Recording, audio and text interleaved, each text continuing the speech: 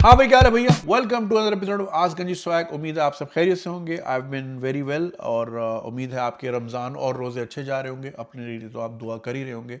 मेरे और मेरी फैमिली के लिए भी ज़रूर दुआ कीजिएगा।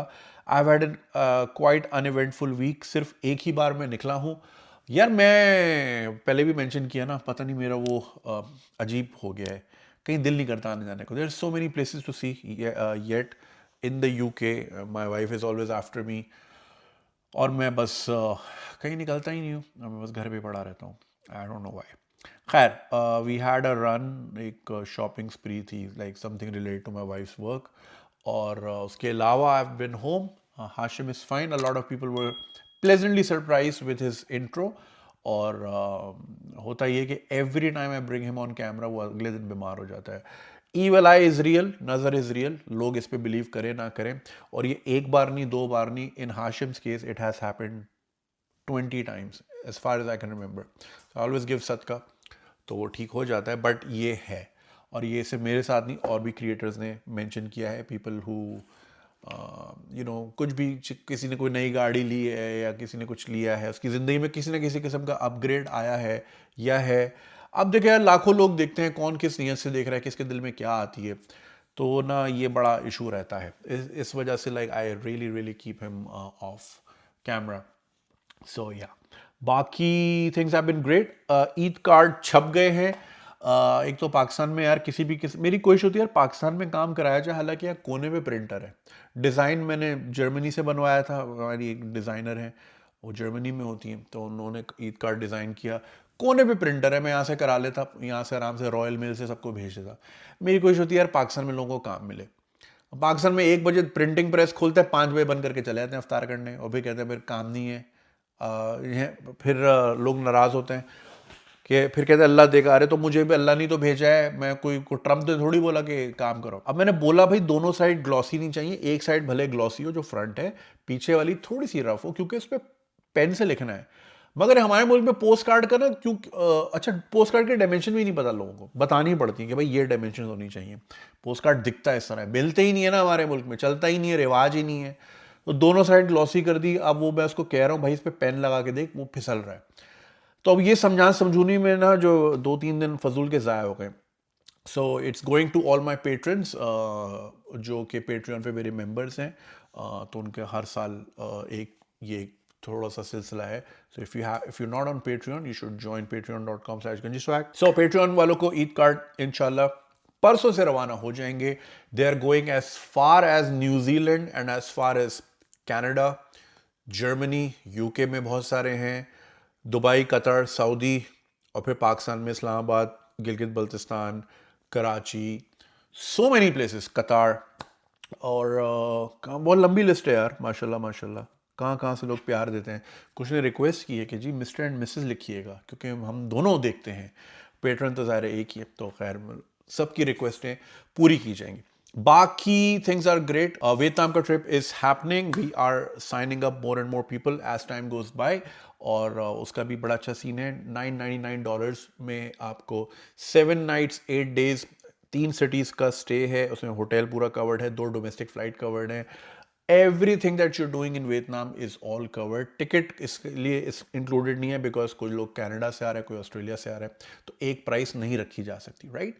सो टिकट के अलावा the price is $999। We are doing it on April 12 से लेके April 19 तक। It's gonna be a lot of fun. 4 घंटे का मेरा वॉकिंग टेल्स आने वाला है अगले हफ्ते। सो शायद वो देख के आपका और दिल चाहे वही एक्सपीरियंसेस करने को। And of course I am always there. तो लाइव आज गंजी स्वैग जो है वहाँ पे 7-7 दिन चलता है। अ लॉट ऑफ पीपल नेटवर्क, और बहुत सारे लोगों के रिश्ते भी हुए वहाँ पे, नेटवर्किंग वाले रिश्ते, दूसरे वाले नहीं। तो it's a great fun activity. Oman में करना चाह रहा था, ओमान ने भी वीज़ा बैन किया हुआ है पाकिस्तानियों का, और अमेरिका ने भी धमकी लगाई हुई है ट्रैवल बैन का। तो भैया अब ये थोड़े से मुल्क रह गए हैं, इससे पहले कि हर जगह ताला लग जाए और हम घर बैठ जाएं, तो थोड़ा बहुत देख लेते हैं। तो आइए हमारे साथ अप्रैल में। बाकी मई में I was thinking Oman, but Oman के वीज़ा बंद हो गए हैं। Maybe I can look in to Baku. Europe मुझे बेसिकली करना है लोगों के साथ, लेकिन यूरोप लोगों के वीज़े नहीं लगेंगे। तो जो यूरोप में ऑलरेडी रहते हैं मैं उन्हीं के साथ कर लूँगा, बिकॉज मुझे वीज़े के पंगे नहीं करने।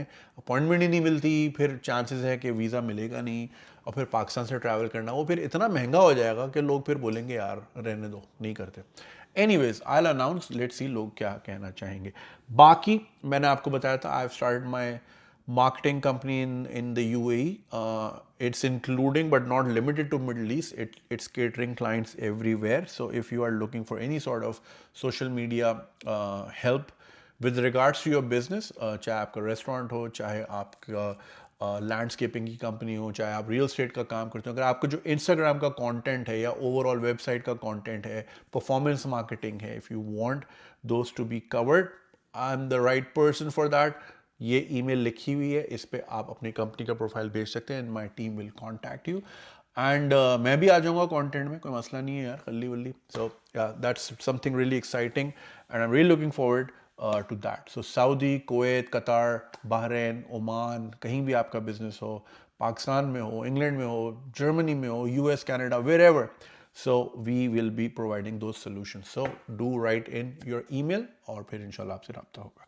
So without further ado चलते हैं आज के कमेंट्स की तरफ। बहुत मंजन भेज दिया और चलते हैं कमेंट्स में क्या है। अरिहांत कुमार कहते हैं जुनैद अकरम जी की नई वीडियो आ गई, वीकेंड अच्छा हो जाएगा, थैंक यू, बहुत शुक्रिया। रमन भल्ला कहते हैं अरे यार cricket questions are my favourite, please take more, answer them while sitting on red plastic chair with नीम का पेड़ इन द बैकग्राउंड। अरे भाई इफ़ी भाई की आज एक रील देखी, इफ़ी भाई खुद बोल्ड हो गए बच्चों ने बॉल कराई, बोल्ड हो गए, तो इफ़ी भाई का ही क्लिप चला दिया किसी ने नीचे से कि जरा सी बॉल इधर उधर स्विंग हुई और you get it. So Aditya Shubham कहते हैं कि B school is business school, also regarding बेवड़ा बाप, उतना सहो जितना सह सकते हो, अगर दारू पी के किसी अननोन को लाएं तो गेट मत खोलो, इनफैक्ट पहले से क्लियर, ये वो जो नहीं है अंकल जो दारू में लग गए और रिक्शे वालों को पकड़ के ले आते हैं, इनफैक्ट पहले से क्लियर कर दो ये किसी कीमत पर नहीं चलेगा और इनको दारू के लिए पैसे ना दे, आदमी कंट्रीब्यूट ना करे चलेगा लेकिन घड़े का छेद ना बने। अच्छा हाँ, जहां से आपका हार्ड अर्न पैसा लीक कर जाए, बिल्कुल सही बात है, ठीक है, कंट्रीब्यूट ना करो, नुकसान ना करो, ऐड नहीं कर रहे तो सब्ट्रैक्ट ना करो, ये कहने का मकसद है। सीकर कहते हैं सचिन का बेटा अर्जुन तेंदुलकर अभी तक सेलेक्ट नहीं हुआ आईपीएल में भी, राहुल द्रविड़ के बेटे के लिए भी यही हाल है। सही। नोमान आरिफ कहते हैं desi Muslims have an annoying habit of snooping around and जज them if they find any religious differences.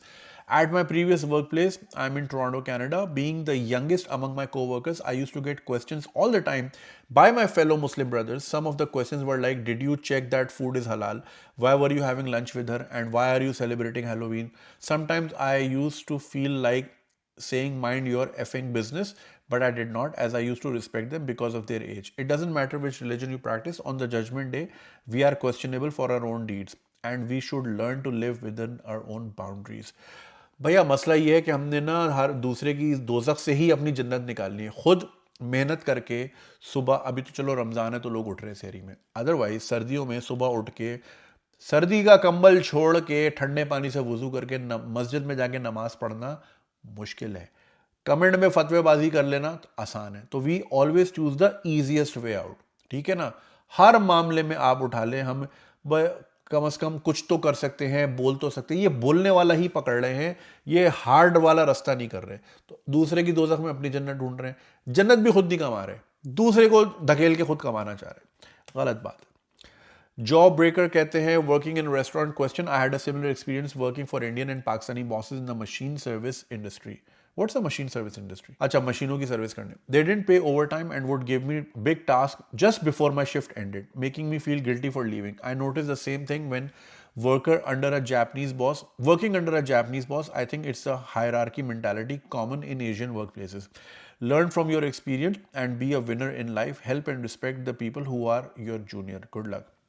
ये बड़ा होता है, बिल्कुल छुट्टी के टाइम से पहले जो है काम पकड़ा देते हैं। इनफैक्ट ऑफिस स्पेस का भी पहला सीन जो है वो यही है कि वो 4:45 बजते हैं, वो निकलने की कर रहा होता है ऑन अ फ्राइडे इवनिंग और बॉस उसको ढूंढ रहा होता है कि किसी तरह इसको मैं सैटरडे को बुला लूँ। सो ये बड़ा पुराना तरीक़ाकार है। आमना उरूज हमारी गुड फ्रेंड कहती हैं this is by far the best intro of ask series, माशाल्लाह Hashim is much love. Thank you Amna, and so are you. Mohammad Hamza Rao कहते हैं Shami isn't obligated to fast as he is a traveler in UAE. Secondly, Hashim Amla's fact about 300 not out during fasting was true, but it was a test match and the 300th inning was not played in a single day. That makes a lot of sense कि अगर वो 2 दिन inning चली है, so for example Hashim Amla की batting 2 बजे आई है, right, तो 3 घंटे उसने बैटिंग की है रोजे में, 6 बजे अफ्तार कर लिए, अब वो पूरा रोज़ा गुजर गया, अगले दिन उसने रोज़े में अगर बैटिंग की है तो that makes a lot of sense. एक दिन में तो ज़ाहिर है 300 विद फास्टिंग। अच्छा, ये आपने लिखा ना शामी इज़ अ ट्रैवलर। अच्छा, ट्रैवलर में मुझे ज़रा लोग ये क्लैरिटी देते हैं। ट्रैवलिंग देखें, जो वो कहते हैं ना कि सफ़र में रोज़ा माफ़ है, यार वो सफ़र भी तो ऊँटों वाला था, वो सफ़र ऊँटों वाला था। आपने under the scorching sun Arabia के डेजर्ट में गुजरना है, तो वहाँ ये बात समझ आती है कि you can not rest under the shade, या आपको आराम की गुंजाइश नहीं है। अब तो सफ़र यार आपने आराम से प्लेन में बैठना है, 1.5 घंटे में दुबई पहुंच जाना है, या 2.5 घंटे में रियाद जद्दा पहुंच जाना है। और ये तो वो सफ़र कठिन है भी नहीं यार। एसी से, एसी वाले घर से निकलते हो, एसी वाली गाड़ी में बैठते हो, एसी वाली गाड़ी से निकलते ही एसी वाले एयरपोर्ट, फिर एसी वाला जहाज, और फिर वहां सऊदी या यूएई उतर के एसी वाली गाड़ी में बैठ के एसी वाले होटल में। तो इसमें कठिन लम्हा कहाँ आ रहा है? अंडरस्टूड, अगर किसी को डायबिटीज है, या किसी को किसी किस्म की बीमारी है, या किसी किस्म का कोई इस तरह का है कि वो नहीं कंटिन्यू कर सकते ये इतनी स्ट्रेन्यूअस एक्टिविटी में, या एज फैक्टर है, वहां है बात समझ आती। यार हट्टा कट्टा हम जवान आदमी हो यार, तो मुझे तो ये समझ ही नहीं आता कि दुबई वाली फ्लाइट में ये रोजे वाली, ये सफर वाली क्यों अप्लाई करते हैं लोग। नहीं करनी चाहिए। 1.5 घंटा आप थोड़ा और प्लस नहीं कर सकते? और अगर उल्टा जा रहे हो तो उल्टा माइनस हो रहा है 1.5 घंटा। अगर आप सऊदी से या यूएई से रोजा रख के कराची जा रहे हो तो उल्टा टाइम कम हो रहा है। नहीं, कम नहीं हो रहा। 1.5 घंटा जो वहां माइनस हो रहा है, 1.5 घंटा फ्लाइट में जा रहा है। सो या यू गेट माई पॉइंट। तो ये सफर वाला तो हाँ, अगर आपकी लॉन्ग हॉल फ्लाइट है तो समझ आता है कि भैया कब सूरज निकला, कब डूबेगा, कहाँ खोलना है, कहाँ बंद करना है, वो समझ आता है। मगर यार ये छोटी मोटी फ्लाइट में, अच्छा, और जो आप लिखा जी शामी सफर कर रहा है, अरे भाई वो सफर करके आ चुका था, वो सफर करके नहीं मैच में आया था, सफर करके आ चुका ना। मतलब फॉर एग्जाम्पल, मैं दुबई गया 10 दिनों के लिए, पहले रोजे को गया, तो अब मैं क्या 10वें रोजे तक क्या सफर में काउंट होऊंगा? नहीं ना, सफर वाला दिन तो गुजर चुका ना। आप समझ रहे हैं मेरी बात? इस पर थोड़ी क्लैरिटी दे दें कि सफर तो हो चुका ना। सो या, तो सफर वाला इस पे अप्लाई नहीं होता। बात सारी ये है कि वो जिस चीज के लिए, अब वो वनडे खेल रहा है, वनडे में उसको 10 ओवर कराने हैं, हालत बुरी हो जाती है, तो इंसान को अपना पता होता है। अगर वो रोजे में कर लेता, सांसें उखड़ती, ब्लड प्रेशर लो होता, ग्लूकोज लो होता, गिर जाता, परफॉर्म नहीं कर पाता, तो उसकी जो ऑब्लिगेशन टुवर्ड्स हिज टीम या टुवर्ड्स हिज कंट्री है, उसने उसको मद्देनजर रखा। रोजे वो आगे भी रख सकता है, कजा भी कर सकता है, वगैरह वगैरह। या फिर आप इजीली ऑप्ट आउट कर लो कि भाई इन महीनों में मैं नहीं खेल सकता क्योंकि रमजान है, वगैरह वगैरह। हम वर्ल्ड कप भी 92 का रमजानों में जीते थे मेरे भाई, तो वो उस वक्त कौन रोजे रख रहा था? जरा खान साहब रख रहे थे, नहीं रख रहे थे, निकालने फुटेज सारी ESPN पे और वो यूट्यूब पे रखी हुई है, ठीक है। तो वो काम को, और अब यार फिर इसमें फतवेबाजी लोग करते हैं यार, वैसे ही आजकल ब्लास्फेमी सीन बड़ा ऑन है पाकिस्तान में। और साथ कहते हैं to the guy who give his son to his brother, that child is your blood and flesh. How as a father you can see your child getting abused by your brother, yet you are worried about brother's feelings and joint family? I bet your wife will be seeing this and crying her heart out, maybe silently. Be a man, a father, and take your son out of this environment. बिल्कुल सही कह रहे हैं भैया, इसकी violence की तो कोई दो राय नहीं है। अम्मार अली चौहान कहते हैं, same thing happened to me. I worked at a takeaway and where the owner hired me, promised me more hours and good pay, but just made me clean his entire restaurant and then fired me without giving me what he promised. Recently, I got a job at a butcher shop where another Pakistani hired me right before New Year's and Christmas. ये ज़रा high time होता है, hiring बढ़ जाती है पाकिस्तानी, क्योंकि इन season में जो लोकल होता है वो तो भाई डबल चार्ज करता है, ट्रिपल चार्ज करता है, बच्चे मिल जाते हैं आराम से। Told me I'll get more hours and proper pay, and then made me clean boxes of fish for days and fired me right after. Both times they just used me for free labor and never intended to keep me on. देख रहे हैं आप हालत, देखिए इन लोगों की। Insane J9X कहते हैं, once at the airport I saw a father hit his daughter over a tiny mistake. It was awful. If hitting solved problems, we wouldn't need prisons. Maybe I will not understand as I am not married, but it just doesn't make sense. यार मुझे समझ नहीं आता लोग कैसे करते हैं। हाँ, एयरपोर्ट पे हिटिंग से मुझे याद आया, I was flying out of Karachi, I don't know where to, पिछले साल की बात है। तो मैंने वो ये जो प्रीमियर क्लब क्या होता है, अरे भाई वो होता है ना यार, लाउंज, हाँ लाउंज ले लिया मैंने, ठीक है ना, कराची वाला लाउंज, क्या ही होता है वो। अब मैं वहाँ बैठा हूँ, मुझे ना, मेरे सामने किचन था और मुझे ना आवाज़ आ रही है, एक आदमी एक औरत से लड़ रहा है और बहुत बदतमीजी से और गलीज तरीके से उससे बात करे। व्हाट हैपेंड वाज कि वो किचन छोटे होते हैं तो लड़की से उसकी टक्कर हो गई क्योंकि लड़की ने उसको सुनाई कि देख के चलो, तो वो अपनी फुल मिसोजिनी लेके उसके ऊपर हावी हो रहा था एंड ही ऑलमोस्ट हिट हर। पहले जब तक वो जबानी कलामी चल रहा था ना, मैं वहां बैठा बस सुन रहा था। मैंने ये देखते हैं बात कहां तक जाती है, अंदर स्टाफ है वो भी छुड़वा सकता है, तो देखते हैं क्या होता है। लेकिन अंदर कोई आ ही नहीं रहा था, और जहां मुझे लगा ना बंदे ने आवाज रेस की है, और अंदाजा होता है ना आपको एक पाकिस्तानी गुस्सा का पैरामीटर जो है अभी इसके बाद थप्पड़ ही आता है, तो जहां मुझे वो लगा ना, मैं दरवाजा खोल के अंदर घुस गया। मैंने क्या हो रहा है यहाँ पे। अब वो बच्ची मुझे ऐसे शिकायत करी जैसे मैं कोई मैनेजर हूँ, हालांकि मैं तो एक पैसेंजर था। तो मैंने बंदे को बोला कि थोड़ा आराम से कर लो, क्या हो गया यार, तमीज़ से करो, हाथ नहीं उठाते, इस तरह गालम गलोच कर रहे हो तुम उसके और लड़की को। और लड़की को भी मैंने बोला कि देखभाल के काम करें, मिल बांट के काम करना है वगैरह वगैरह। तो मैंने बस थोड़ा सा इंटरवीन किया तो वो झाग की तरह बैठ गया। तो कभी भी आप इस तरह का मामला देखें ना जहां आपको लगे कि आपके लिए थ्रेटनिंग ना हो जाए, ये नहीं कि दो टीटी निकाल के खड़े हैं, आप घुस जाए, आप पे ही दोनों फायर मार दें, ये ना करना। लेकिन जहां आपको लगता है ना कि आपकी इंटरवेंशन से आपको भी नुकसान नहीं होगा, लेकिन जहां पॉसिबल है नुकसान वो ढल सकता है, तो ज़रूर इंटरवीन किया कीजिए। अभी मुझे पड़ोस से आवाज़ आ रही थी, यहाँ पे हमारे तीसरे घर पे स्लोवाकियन फैमिली रहती है, वो अपनी बच्ची को मार रही थी, like she was hitting her daughter. यहाँ पे ये चीज़ें नहीं चलती हैं। तो मैं बेगम को बोला, मतलब चल के ना बेल बजा देते हैं। वो इंडियन ऐड भी था ना अगेंस्ट डोमेस्टिक वायलेंस के, वो बस बेल बजा दें, वो फिर कहते हैं जी चीनी दे दें। तो इतने में वो थोड़ा सा मामला ठंडा हो जाता है। तो हमने जाके बेल बजा दी और बोला कि वो बॉल आई है बच्चे की, हालांकि कुछ भी नहीं थी। तो उसने थोड़ी देर देखा, नहीं मिली, बोला अच्छा शायद फिर इस वाले घर में आई होगी। तो बस वो उसको ठंडा वहीं कर दिया। तो कोशिश करें इंटरवीन कर लिया करें। डॉक सिंह कहते हैं desis are estimating if they should punch up और punch down when we are asking about how much you are earning और कार और हाउस। बिल्कुल वो गेज कर रहे होते हैं कि इनको जताना है या इनसे कुछ मांगना है, समझ रहे हैं आप। हीरा भट्ट कहते हैं I always get asked about very personal details about my life by Pakistanis even when I met them 5 minutes ago. Once a lady, Hira Bhatt, अच्छा ये साहिबा है। Once a lady passenger in her 40s next to me on a flight asked about my 5-year-old daughter whether she was born with a C-section or normal delivery. It's weird to learn that it's the same on the other side of the border. यार एक ही लोग हैं, एक ही जमीन है, एक ही खाक है। सादिया कहती है as a divorce childless Indian living in Toronto I run away from desi aunties the intrusive questions are off the charts, no surprise. Chill chilly 714 कहते हैं कि in 80, 60 and 61 11 southern states seceded from the United States to protect the institution of slavery, forming the Confederate States of America and sparkling the US Civil War. After the war, their flag was adopted as a symbol of southern heritage at the same time as it represented slavery and white supremacy. I stand corrected, मैंने civil war को war, वो जो Boston T party, मैंने वो उसको mix कर दिया था।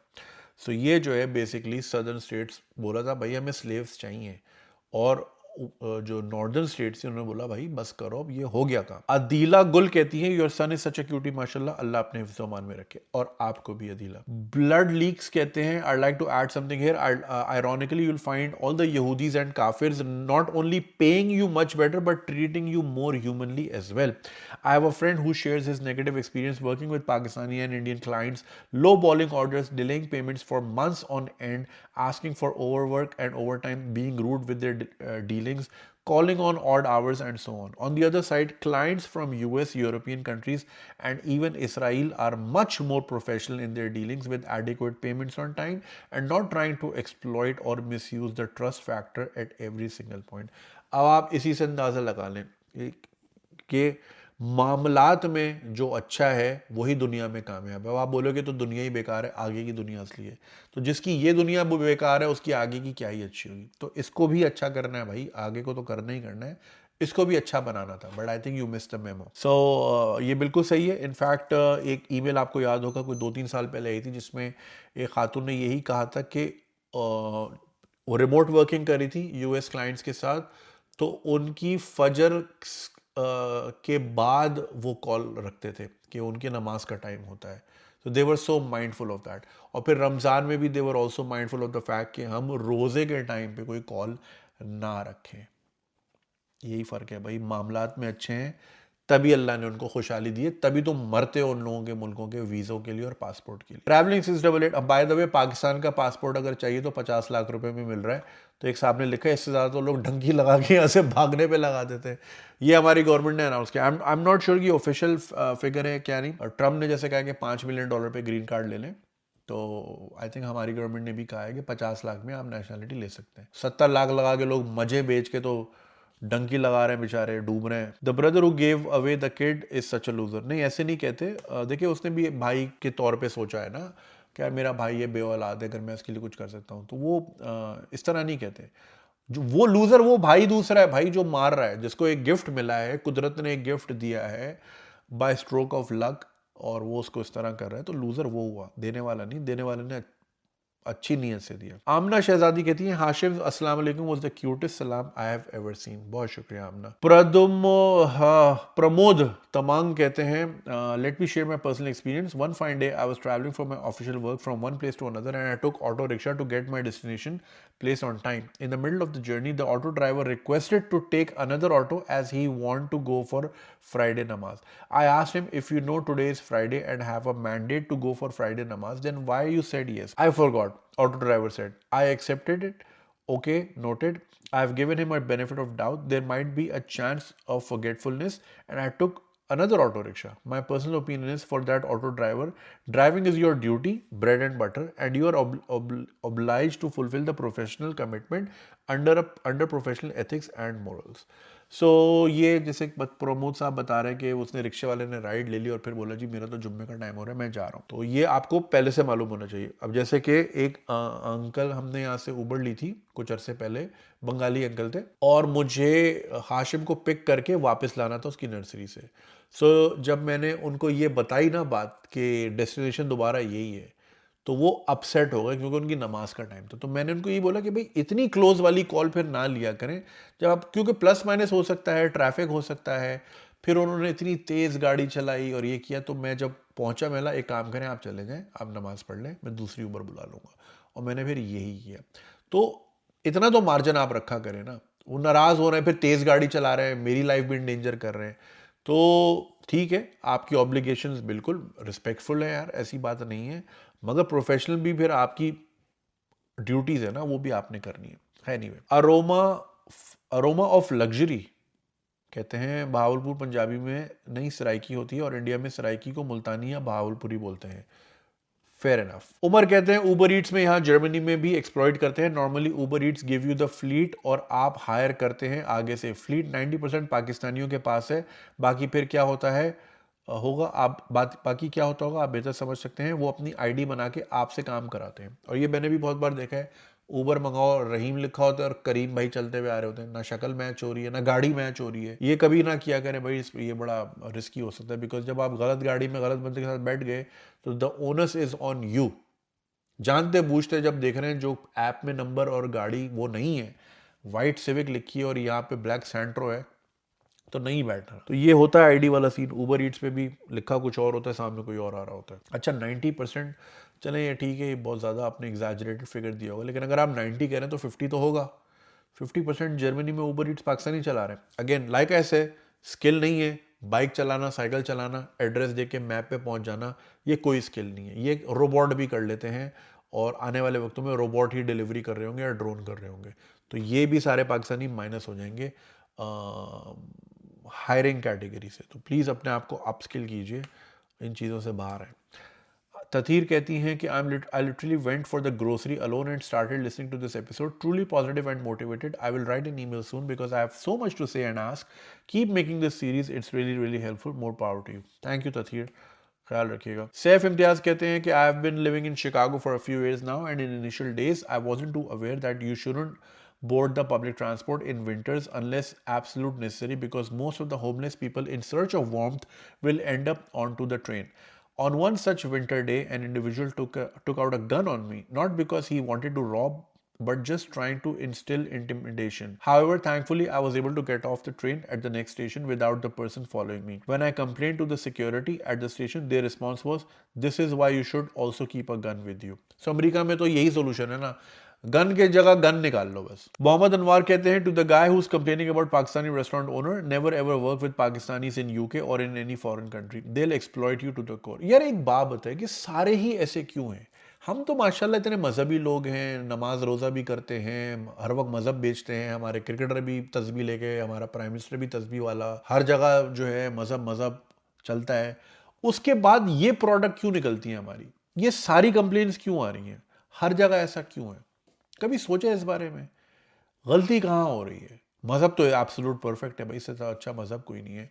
कोर वैल्यूज इतनी स्ट्रांग है मजहब की, पिलर्स इतने स्ट्रांग हैं, बेहतरीन है। गलती कहाँ हो रही है? कभी इसको सोचा है? ये हमारे खमीर में मसला है, हमारे डीएनए का मसला है, ये हम क्यों हैं ऐसे? मतलब नॉर्थ से लेके साउथ तक, ईस्ट से लेके वेस्ट तक आ गई है सारे रेस्टोरेंट ओनर की। और ये वो होंगे जो कि छोड़ें, अब बंदा क्या बोले। But you my friend were breaking the law despite being well aware the minimum wage is 1144, but that is for people who are working with NI यानी national ID and paying the right amount of tax as well. I don't condone what the owner did, but you presented yourself to be exploited to work illegally. If you're lucky enough to come to the UK to study, respect the conditions of your visa and the laws of this country. Otherwise, you'll turn this country into a shithole like many new immigrants are doing so already. Not too long ago, not too long to go until UK stops issuing student visas for Pakistanis and Asians in general if this trend continues. बात इनकी भी बिल्कुल सही है। आप भी तो law तोड़ रहे हैं ना, वो आपको एक्सप्लॉइट ही इसलिए। अबे दोनों लाइटें बंद हो गई यार, क्या मुसीबत है। ये सही चार्ज करके मैं नहीं बैठा यार, ये एमसी लाइट होती हैं, एमसी वो वाली एमसी नहीं भाई, ये इसको हम यहाँ चुपका देते फॉर सम इफेक्ट। हाँ अब आ रहा है ना इफेक्ट। तो भाई वो आपको एक्सप्लॉइट इसलिए कर रहा है क्योंकि आप जाओगे ही नहीं थाने में, आप जाओगे ही नहीं। आप क्या बोलने जाओगे कि मैं और इलीगल काम कर रहा हूँ, सही पैसे नहीं दे रहा? बोलेगा पहले तू इधर आ, तू इलीगल कर क्यों रहा है? It's like you no a lot of prostitution जो स्कैम्स होते हैं दुबई वगैरह में, जहाँ पे आप एक्टिविटी में मशगूल होते हैं और आपकी पैंट से कोई और पैसे निकाल लेता है। ये बहुत वाकया वहाँ बहुत कॉमन है। वॉलेट खाली हो जाता है, तो वो उनको पता है कि मतलब ये थाने थोड़ी जाएगा। थाने जाओगे आप क्या, नाइफ पुलिस स्टेशन जाओगे कि जी मैं एक ईरानी दोशीज़ा के साथ था जो मुझे 50 दिरहम की अवज़ ले गई और उनकी दोस्त ने मेरा वॉलेट चुरा लिया। बोलेगा बेटा तू ये काम क्यों कर रहा था? तो दे काउंट ऑन दैट कि आप जाओगे ही नहीं। तो आप जब इलीगल काम करने जा रहे हो तो अगले के, मैं जस्टिफाई नहीं कर रहा उसको बिल्कुल भी, अगला आपको एक्सप्लॉइट ही इसलिए कर रहा है because he knows you are not gonna go anywhere. कहाँ जाओगे? So ये बात है सारी। उमर खान कहते हैं, so glad to be born in the same era as you, Junaid bhai. It's a privilege witnessing you as you are my driving companion for years. I had similar experience at a Pakistani restaurant in Sydney, actually worse. Luckily, Waqar Yunus bhai visited that restaurant and motivated me to quit that job. Alhamdulillah, now I have my own business in Sydney and created 12 jobs. Sadly, same work ethic by Pakistani workers. I ended up hiring locals. ना मसला ही खमीर में, क्या employ क्या employer, दोनों एक जैसे हैं। सिडनी से लेके अमेरिका तक की कंप्लेंट्स आ गई हैं। अच्छा ये इंटरेस्टिंग है, सॉरी आज कमेंट बहुत ज़्यादा होगा लेकिन अच्छे कमेंट्स हैं। अंकुश पूनिया कहते हैं, man why didn't the world cry when India played at New York, Saint Lucia, Barbados, Dallas, Florida, Antigua, played their 3 knockout matches in 6 days at 3 different venues without any earlier practice. Did they cry? Playing matches in the morning to make money for all the other failed cricketing nations, while other teams like Australia, England played on literally 3 grounds at most. Not mention your team, as you know they were thrashed by part-time cricketers. Where were all the experts at that time? Now the 2023 World Cup, India travelled the most. They played 11 matches out of which they played 10 different venues. अच्छा जो world cup वाली बात है ना, इसमें वो एक मुझे खातून है, वो अक्सर आई थिंक वर्षा, नहीं not Varsha, someone else on Instagram, उन्होंने मुझे यही चीज़ बोली थी कि जी इंडिया में जो वर्ल्ड कप हुआ था इंडिया ने 10 वेन्यूज़ में किया था। देखिए इंडिया एक तो उसमें होस्ट था, दूसरा India is a country of 1 billion people ना। इस तरह के मुल्क को कोशिश होती है कि भैया कंटेन रहे अवाम जहाँ पे है, रायता पूरे मुल्क में ना फैल जाए। तो इसलिए 10 वेन्यूज में गए कि सबको बोला हाँ आपके शहर में आएंगे, आपको बॉम्बे या आपको अहमदाबाद या आपको विशाखापट्टनम इधर उधर आने की जरूरत नहीं है, हम उधर आएंगे। So as a host nation India had to travel to all those cities to keep, I mean this could be the strategic move, क्योंकि यार पूरे इंडिया को जरा दिखाना है ना। खैर, so that out of the way, while teams like Pakistan played in 3 venues, advantage, England and Pakistan are the teams that are destroying ODI cricket by playing the worst cricket possible and then crying about other teams. Firstly, both of them should focus on their team. Pakistan, home of cricket, was Dubai for many years. England played on two venues, yet both were the first to eliminate. And if India had to come to Pakistan in the Champions Trophy, then also PCB proposed Lahore as their only venue. Then no advantage. बात तो बिल्कुल सही है. PCB ने कहा था कि भाई इंडिया आएगी तो सिर्फ लाहौर में सारे मैच खेल ले, तो वो भी तो सेम ग्राउंड हो जाता. तो अभी जो दुबई वाली बात हो रही है कि यार एक ही ग्राउंड में बैठे, ट्रैवल भी कहीं नहीं किया, सब कुछ हो गया वगैरह वगैरह. सो yeah that's a fair point. And या कंग्रेचुलेशंस टू टीम इंडिया. भाई I was upset about the champions trophy because cricket का एसेंस जो है ना वो ख़राब हो रहा है कि यार होस्ट कंट्री है और होस्ट कंट्री फाइनल कहीं और हो रहा है. वैसे इट वॉज वेरी शेमफुल कि पाकिस्तान की साइड से कोई भी नहीं था. प्लेयर्स को होना, चलो प्लेयर नहीं, कम से कम कैप्टन को होना चाहिए था as a like you know क्या बोलते हैं उसको, goodwill, as a goodwill ambassador and sportsman spirit. Captain को वहाँ होना चाहिए था या फिर बोर्ड के लोगों को होना चाहिए था. मोहसिन नकवी साहब बीमार हो गए और किसी को भेजा, उनको आईसीसी ने आने नहीं दिया. मतलब होस्ट नेशन की कोई रिप्रेजेंटेशन वहां पे थी नहीं जो कि match prize distribution ceremony. Anyways, और बहुत सारे कमेंट्स हैं, लेकिन यार कमेंट बहुत ज्यादा हो गए. चलते हैं सवालात की तरफ और देखते हैं लोगों ने क्या सवाल भेजे हैं. Alright ji, the first email says the most embarrassing Pakistani restaurant abroad. You won't believe this. Dear Junaid bhai, I recently traveled to South Korea, a place where I honestly didn't expect to run into a lot of Pakistanis, but to my surprise, I stumbled upon a Pakistani restaurant. By the way, ये लोगों की गलत फहमी है कि south Korea में या Japan में पाकिस्तानी शायद आपको ठीक है उतने ना नजर आए जितने सऊदी दुबई में नजर आ जाते हैं, लेकिन एक बहुत बड़ी कम्युनिटी वहाँ भी एग्जिस्ट करती है. ख़ास तौर पे मिक्स कम्युनिटी बहुत एग्जिस्ट करती है. I know a few Japanese couples like Pakistani husbands and Japanese wives. यार वैसे पाकिस्तानी डीएनए जहां मिक्स होता है ना, they make the best babies ever man. मतलब लाइक ब्यूटिफुल लुकिंग बेबीज. तो ये तो सीन है पाकिस्तान का. तो yes, there exist a lot of a huge community in South Korea. I have had a lot of invites from them कि आए आपको निहारी खिलाएंगे. ना भाई यार, कोरिया जाके निहारी कौन खाएगा भाई. I want kimchi. By the way, kimchi is the most popular food in space. और स्पेस के लिए ख़ास अलग किस्म का किमची बनाया गया जो कि ख़राब ना हो और उसकी वाइटैलिटी भी रहे, और क्योंकि कोरियन एस्ट्रोनॉट्स को वो खाना था. सो या, random fact. Curious to see what kind of Pakistani cultural footprint we're leaving in Korea, I decided to step into a Pakistani restaurant. Big mistake. The restaurant was called Hoor. And Junaid bhai, it was the most embarrassing thing ever. It wasn't just a place serving Pakistani food, it was a full-fledged PTI shrine. Imran Khan's photos everywhere, PTI flags being used as table mats, and to top it all off, AI generated pictures of Imran Khan as Captain America. I mean, the irony. Kindly look at the pictures I am attaching. ये जरा pictures और ये video जरा अपने screen पे देख लीजिए. Later I looked up some videos online and it turns out that a random guest even mentioned that the owner doesn't allow PMLN supporters to dine in. मतलब ये कोई ढाबा है या membership based secret society. Just imagine this. Koreans walk in, try Pakistani food, actually like it, and then get curious about all the posters and slogans. They ask, who is this guy or what country does this flag belong to? And instead of talking about Pakistan's rich food culture, they get a lecture on container के ऊपर की speeches and हकीकी आज़ादी. Honestly, the only thing missing was Khan Saab's voice in the bathroom saying आपने घबराना नहीं है while you take a leak. ये है हमारी export quality. Instead of cultural exchange, we're turning restaurants into political headquarters. Junaid भाई, इससे बेहतर था ये लोग निहारी का तंदूर ही एक्सपोर्ट कर दें. Would love to hear your thoughts on this tragedy with respect. भाई, this is something beyond me. लोग मुल्क छोड़ देते हैं और सियासत साथ ले जाते हैं. This is like दो ग्रुप्स ये करते हैं. एक तो पाकिस्तान में जो पाकिस्तानी अपनी पॉलिटिक्स दुनिया भर में लेके जाते हैं, और ये आज से नहीं है. आप 92 के वर्ल्ड कप का फाइनल की फुटेज निकाल लें, you will find more MQM flags then Pakistani flags. ये हरकतें हम तब से कर रहे हैं, और वो शारजा स्टेडियम वाली बात मैं कई बार मेंशन कर चुका हूँ. No need to mention that again.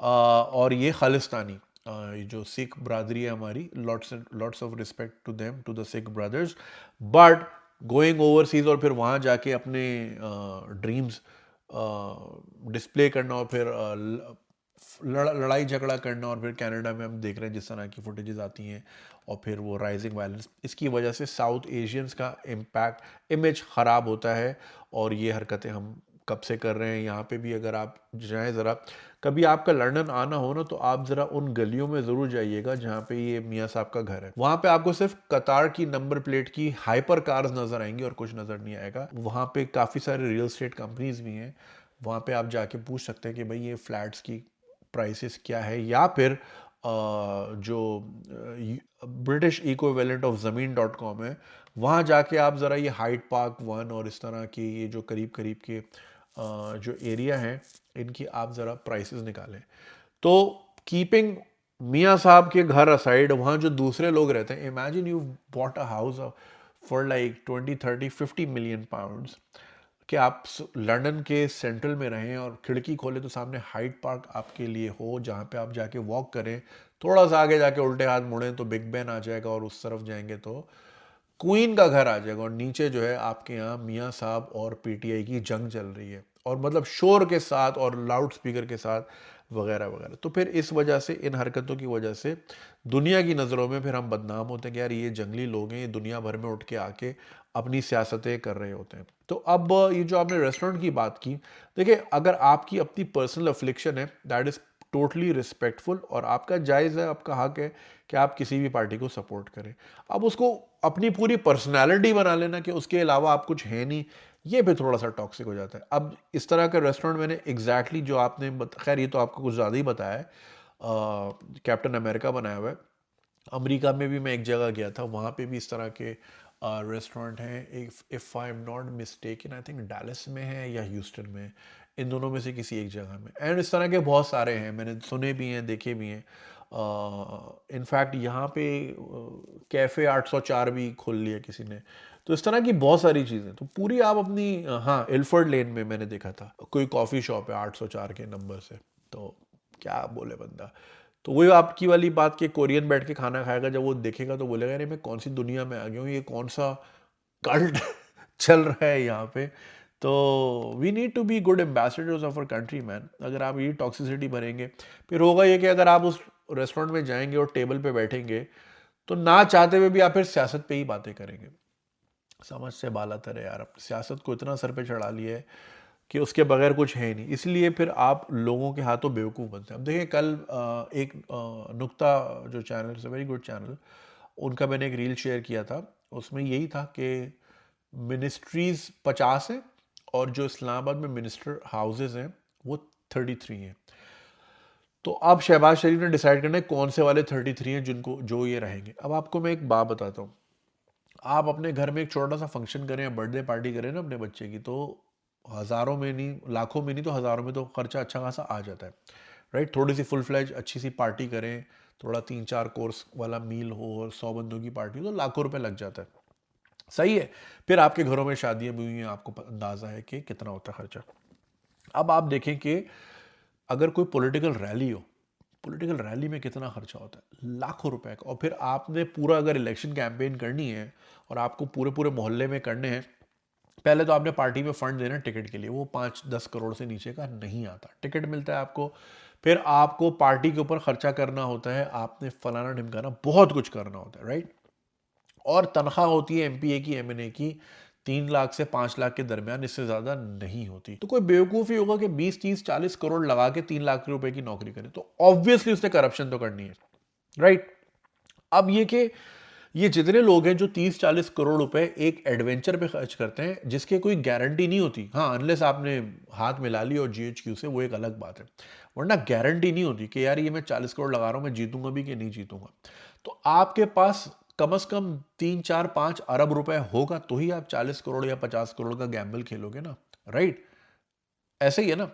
तो आपके पास यानी इतना पैसा है, जब आपके पास इतना पैसा है तो आप इस्लामाबाद में एक अच्छा सा फ्लैट ले सकते हैं, आप किराए का घर भी ले सकते हैं जहाँ पे आप 2 नौकर रख लें, तो इतना मसला नहीं है, राइट। गाड़ी आपके पास है, ड्राइवर भी होगा आपके, तो अगर आप चलो मैरियट के आसपास या ये जो असेंबलीज के आसपास आप नहीं रहना, क्योंकि वो तो ज़ाहिर है वहाँ पे करोड़ों रुपए रेंट है बंगलों का, और कुछ ऐसे बंगले हैं जो कि 1 अरब से ऊपर के हैं। इस्लामाबाद इट्स सुपर एक्सपेंसिव, तो आप थोड़ा दूर रह लें, राइट, लेकिन अपने पैसों से।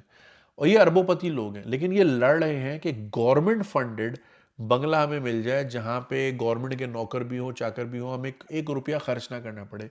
ये इस किस्म के खसीस लोग होते हैं, ये अरबोपति होते हैं, मगर ये छोटी से डंडी जहाँ मार सके ये मारते हैं। तो ये इतने, और ये आपके और मेरे हकूक के लिए लड़ाई करेंगे। ये तो अपने बंगले के लिए लड़ रहे हैं फिलहाल, कि शहबाज शरीफ साहब ने जो 33 बंगले डिस्ट्रीब्यूट करने हैं 50 लोगों में, वो किसी तरह मेरे पास आ जाए। ये अरबोपति लोगों का हाल है।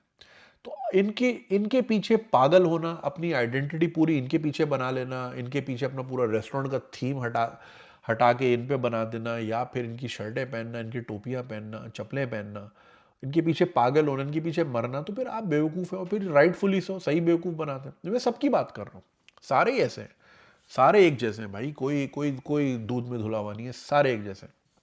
तो इनके पीछे भागना तो अपनी ज़िंदगी बर्बाद करने वाली बात है, अपना अपना टाइम ज़ाया करने वाली बात है। लेकिन फिर वो ये हरकतें वही करते हैं जिनकी ज़िंदगी में कोई और अचीवमेंट नहीं होती। देखो, जो एक गरीब भी हो इंसान, गरीब इंसान दिमाग से होता है, राइट?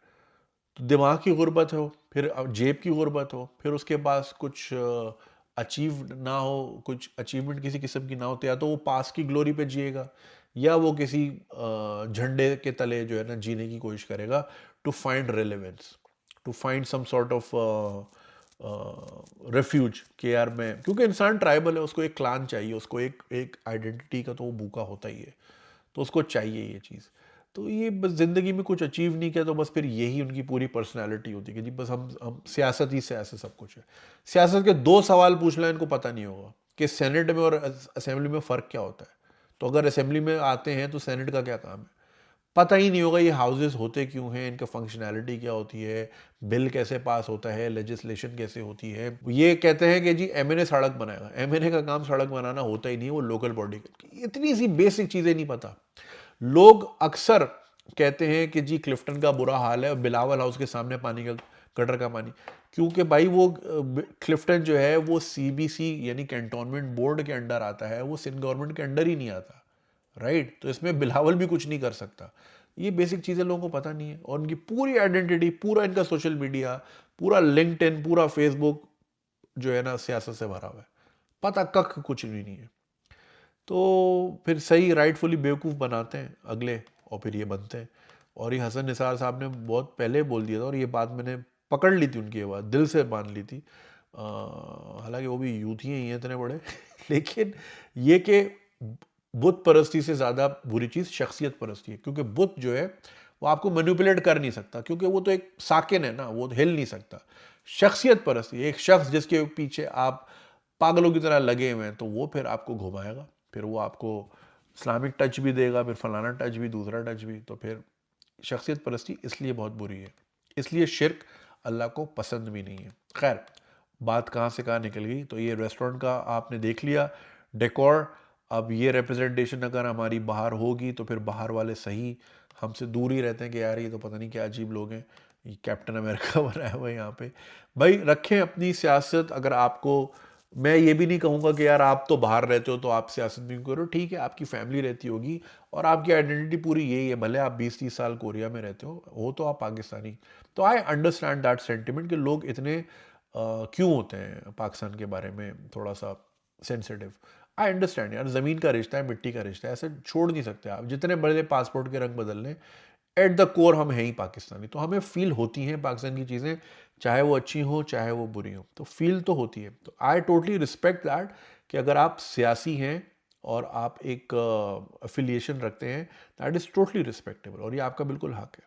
भले आपका पासपोर्ट चेंज हो गया हो, भले आप 20 साल से वहाँ ना आए हो, लेकिन एक ज़मीन का रिश्ता है वो ख़त्म नहीं हो सकता। मगर उसको आइडेंटिटी ना बना लें और फिर उसको दूसरे के ऊपर सवार ना करें। और आप एम्बेसडर हैं हमारे मुल्क के, तो आप कोशिश ये करें कि जब लोग आपकी इस्टेब्लिशमेंट में आए, तो वो इस्टेब्लिशमेंट में नहीं भाई, आपकी बिजनेस इस्टेब्लिशमेंट की बात कर रहा हूँ, उसमें आए तो पाकिस्तान की खुशबू है, पार्टी की खुशबू ना है, पाकिस्तानियत देखिए उनको कि यार ये है पाकिस्तान। जैसे मैंने आपको बताया था और खान साहब के साथ जो मैंने पॉडकास्ट भी की थी, उसमें मैंने सॉफ्ट पावर की जो मिसाल दी थी वो यही थी ना कि थाई गवर्नमेंट ने दुनिया भर में 3 किस्म के शेफ्स की भरमार कर दी। एक बिल्कुल ही टॉप टियर रेस्टोरेंट वाले, एक मिड रेंज वाले और एक स्ट्रीट फूड वाले। थाई फूड दुनिया भर में फैला, दुनिया भर में लोगों ने थाई फूड खाया और दुनिया भर में लोगों ने बोला यार ये यहाँ इतना अच्छा है तो थाईलैंड में कैसा होगा। और फिर थाईलैंड में रेल पेल लग गई टूरिज्म की। अब ज़ाहिर है उसके और भी रीजंस हैं टूरिज्म के। इसी तरह जापानीज़ गवर्नमेंट ने, जापानीज़ किंगडम ने जो है चेरी ब्लॉसम्स गिफ्ट किए थे अमेरिका को कि आप ये वॉशिंगटन में लगाइएगा और दुनिया मतलब जहाँ जहाँ आपके यहाँ। तो जब वहाँ लगे चेरी ब्लॉसम और वो ब्लॉसम हुए मार्च के महीने में, तो लोगों ने बोला अच्छा ये जापानीज ब्लॉसम्स हैं तो ये यहाँ इतने खूबसूरत है, जापान में क्या होंगे। तो फिर लोग जापान फ्लॉक करके जाने लगे। सो आपने अपनी जो भी आपकी इस्टेब्लिशमेंट है उसको आपने इस तरह दिखाना है कि वहाँ पाकिस्तान और पाकिस्तानियत की ऐसी खुशबू है कि लोग जोक दर जोक आपके मुल्क भर भर के आए और बोले यार जो सोल में कढ़ाई खाई थी वो पेशावर में खाएंगे तो क्या ही बात होगी। सो इस तरह रखें। कभी भी आप देखें दुनिया भर में आपको ना चाइनीज़ जो है ये कम्युनिस्ट पार्टी का झंडा ले रहा था वो नज़र आएगा, बीजेपी का झंडा भी इतना आपको नज़र नहीं आएगा दुनिया भर में। ये ब्राज़ीलियन, कोलंबियन, अमरीकी, कोई ट्रम्प के मागा के झंडे आपको दुनिया भर में कहीं नज़र नहीं आएंगे। ये बीमारी एक हमें है या थोड़ी बहुत इधर खालिस्तान वाले बॉयज़ को है जो कि दुनिया भर में जाके जो है अपने झंडे ले लेके सड़कों पे आए हुए होते हैं। खैर ख्याल रखें और इंशाल्लाह मिलते हैं आपसे कोरिया में बहुत जल्द। और जी नेक्स्ट ईमेल है lesbian wife Ramzan, bro. Hello, my name is ABC. I'm 30-year old. I was born in Lahore. I am a data scientist, graduate from one of the biggest universities of Pakistan. Purpose of this email, I would like to ask you for advice on a problem which is constantly bothering me. Background, my wife is also 30. We've been married for 4 years. We met in high school, fell in love and always knew we wanted to be together. We got married after finishing universities and settling into stable jobs. She's a teacher. Our relationship was strong and our sex life was great. I've always found her just as beautiful as the day we met. After marriage, about a year ago, she suggested we try a threesome with another woman. I had fantasized about it, but I never brought it up because I didn't want her to think I was unhappy in our marriage. Since she was the one who suggested it, I was excited and we found a woman through a dating site. The experience was amazing, and after that, it became a regular thing once or twice a month. Problem: lately, things have changed. My wife keeps asking for more threesomes and even suggested bringing in 2 women at once, which I turned down. मतलब कि अब Imtiaz store से लाते हैं कि आप ये लड़कियां। Last year, the most we had in a month was 4. But this year, 1 month, we did it 7 times with 4 different. भाई क्या हो गया यार? कहाँ ट्रांसिल्वेनिया में रह रहे हो, कहाँ रह रहे हो? The problem is we hardly have sex, just the two of us anymore, and when we do it, it feels like she's not into it, like she's only doing it for me. A few days ago, a couple of nights ago, we invited another girl. Everything seemed normal at first. We got the house ready, set the mood, and when she arrived, we went to the bedroom. But this time, I noticed something different. My wife was way more focused on the other woman. She kissed her a lot, paid her all the attention, and even told me to move aside so she could have the woman to herself. It caught me off guard, but I didn't say anything. Even after I finished, they kept going, and not just for a little while, long enough for me to recover and go for a second round. मतलब इनका second round के लिए ready हो गए, वो इनका पहला ही चल रहा था। क्या बात है। By the time we were done, we all fell asleep together, which is something we usually do out of politeness. क्या बात है भाई।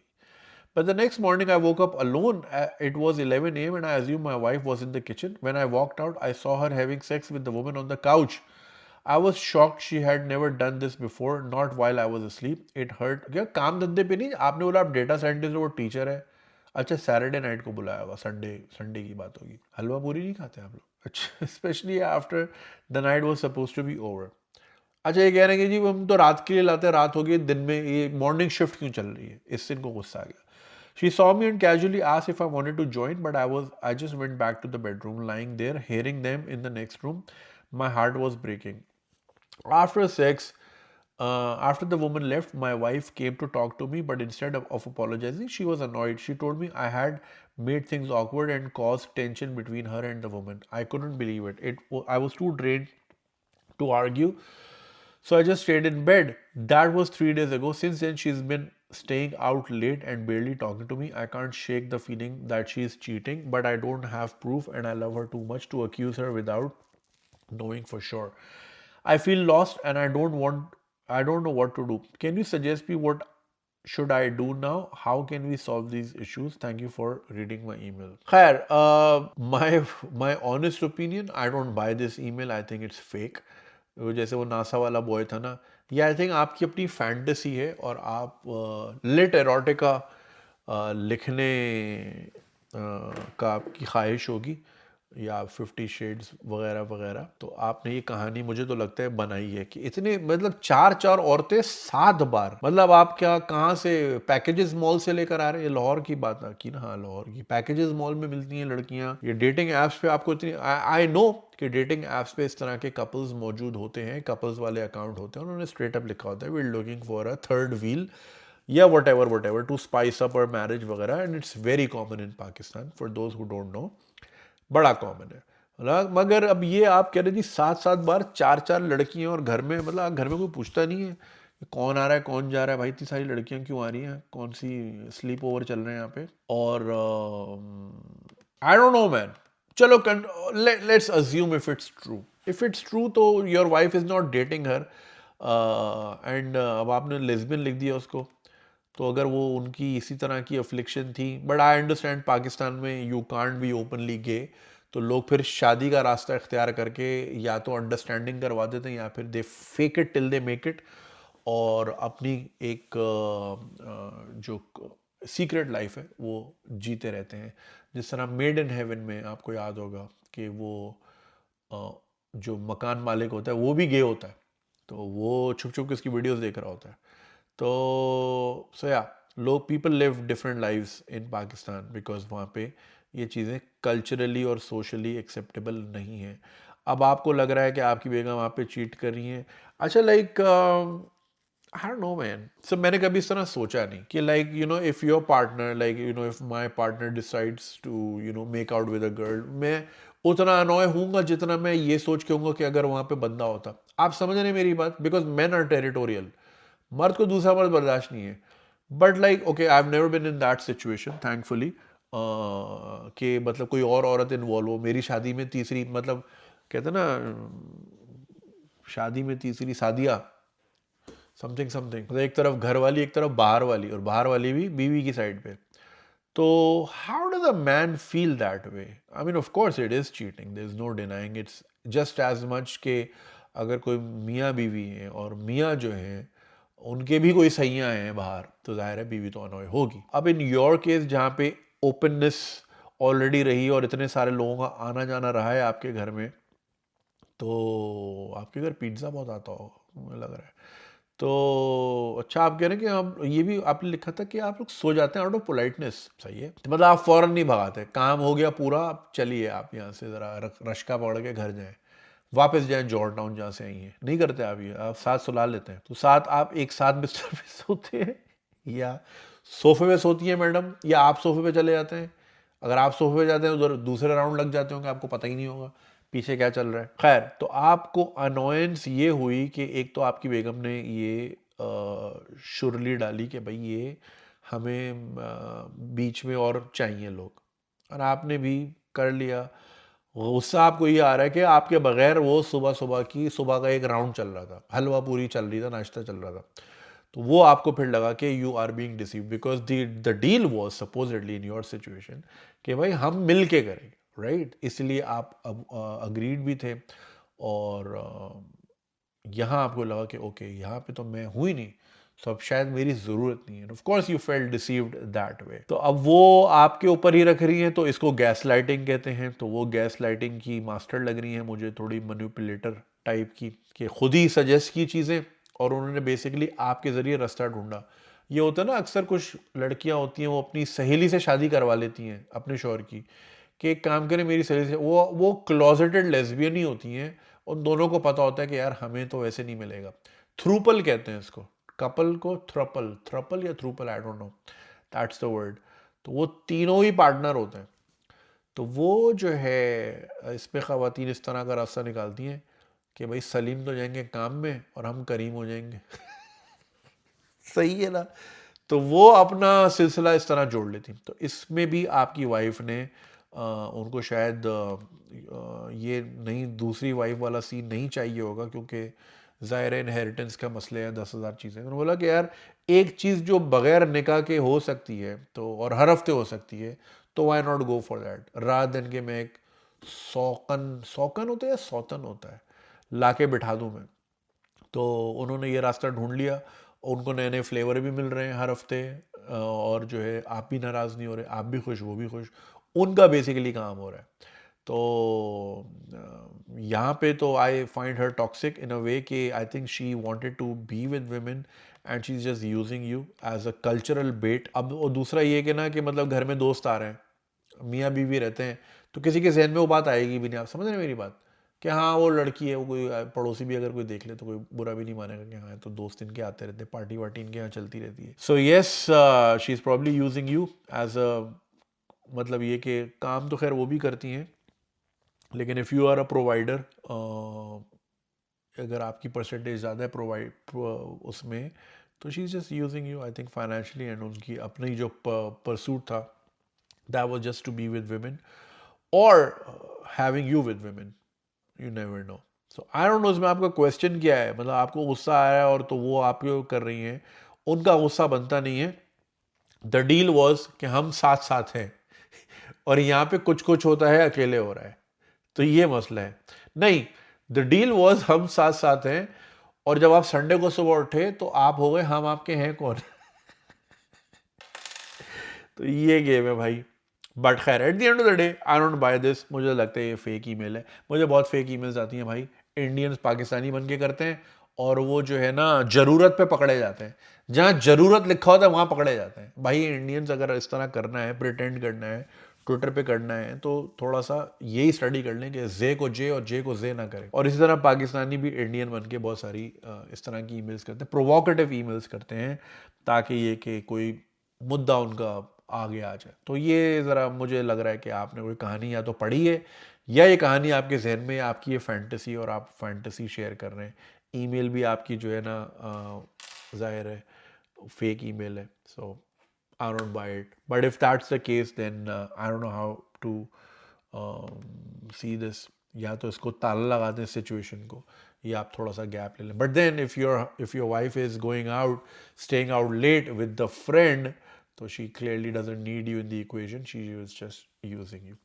Good luck, man. RG next email says, friend sends me double meaning reels. Dear Junaid bhai, hope you're doing well. Before I start, I just want to mention that there are certain parts of this email in brackets that are for your eyes only. I am 20s female, a graduate from a well-known medical university. Back in college, I had a decent group of friends, girls and guys alike, and we all still keep in touch to this day. One of them, the typical class clown, was always that guy who shared ghaliz jokes and viral YouTube videos in our WhatsApp group. I never really took him seriously, even when he casually confessed a soft corner for me back then. Fast forward 6 years, I'm married now. The problem, this guy still sends me ridiculous number of reels daily, at least 50 to 60. Most of them are double meaning jokes or humor that relies on objectification, sometimes of women, sometimes of men. While my husband isn't nosy about my phone, I can't shake the ick I feel. It's not about being unable to laugh at the content. It's more about the guilt of being a married woman engaging in this kind of one-way conversation via reels. So do you think there's a deeper context here? Like, is he still hanging on to something, or am I just overanalyzing a grown-up class clown who never outgrew his antics? Would love to hear your take. So ये खातून हैं जो कि married हैं, बच्चे हैं, उनकी class में एक ग्रुप था और उसमें भी एक साहब थे जो कि गंदी यूट्यूब की वीडियोस भेजते थे ग्रुप में, और अब उनको डेली 50 से 60 डबल मीनिंग वाली रील्स भेजते हैं, और ये कह रही हैं कि क्या मैं ओवर एनालाइज कर रही हूँ क्योंकि मुझे बड़ा बुरा लगता है, वगैरह वगैरह। खैर, ये जो क्लास क्लाउन होते हैं, ये भाई ये क्लास क्लाउन कभी मत बनना, ना रमेश काका बनना किसी ग्रुप का, लड़कों को मैं कह रहा हूँ, जो पेप्सी और रोल लेकर आते हैं लड़कियों के लिए, ये मत बनना कभी, because women will never respect you. और ये क्लास क्लाउन वाला सीन जो है ना, ये रोम कॉम्स में ही चलता है, रियल लाइफ में ये काम नहीं आता, ठीक है। तो प्लीज़ इस चीज़ से बचें। रही बात गंदी रील्स की, clearly he is trying to initiate a sexual conversation, और सॉफ्ट कॉर्नर उन्होंने आपको दिखाया होगा, उनका हार्ड कॉर्नर भी है, वो दिखाना चाह रहे हैं बेसिक। तो ये जो गंदी रील्स होती हैं, इसका मकसद ये होता है कि आप आगे से कोई आप गंदी रील भेजें और फिर वहाँ से कोई कॉन्वर्सेशन स्टार्ट हो, या फिर आप उस रील के बारे में कोई डिस्कशन करें और फिर then the rest is history. So that is what he is trying to do. और 50-60 रील्स भेजना, clearly he is out of job, या फिर ये कि कोई हॉबी नहीं है और घंटों रील्स वाली एडिक्शन है। वैसे बाय द वे 50-60 रील भेजने वाले are the equivalent of WhatsApp uncles, जो कि पिछली जनरेशन में व्हाट्सएप अंकल्स से बड़े फॉन्ट में गुड मॉर्निंग, हेलो, सुबह के सारे परिंदे उठ गए हैं, क्या नहीं, रात के सारे तारे छुप गए हैं, परिंदे अपनी नींद से उठ गए हैं, सूरज आते ही सारे तारे छुप गए हैं, क्या आप अपनी मीठी नींद से उठ गए हैं, गुड मॉर्निंग, उठ जाइए, सुबह हो गई है, चाय पी लीजिए। तो ये ही इक्विवेलेंस है आजकल के लोगों की, जो कि 50-60 रील्स भेज रहे हैं। मैं भी भेजता हूँ, मगर मैं उतनी ही भेजता हूँ जितनी सामने से आती हैं, तो वो बराबर बराबर चलते हैं। और मैं कभी भी मीम का उधार नहीं रखता। अगर किसी ने मुझे मीम भेजा तो ठक से मैं भी उसको एक मीम भेजता हूँ, मैं कहता हूँ बस वी आर इक्वल हेयर। और फिर कुछ लोग आपको मीम्स भेजते हैं 3 महीने में एक बार, to keep things warm, look warm, कि भाई हमारा रिश्ता अभी टूटा नहीं है, हम अभी भी चिलिंग्स हैं। तो वो आपको 3 महीने में एक भेजता हूँ, मैं ठक से वहीं भेज के उस कॉन्वर्जेशन को वहीं इवन कर देता हूँ। सो यस, जो रही बात डबल मीनिंग वाली, तो डबल मीनिंग का एक ही मकसद है। गंदे लतीफ़े हो गए, गंदी रील्स हो गई, गंदी वीडियोस हो गई, उनका मकसद एक ही होता है, अनलेस कि देखिए अगर आपका टू वे मजाक है किसी से, for example I have some friend जिनके साथ मैं बहुत गंदी रील्स शेयर करता हूँ, क्योंकि वो भी गंदी ही भेजते हैं और हमारा यही मजाक है, right.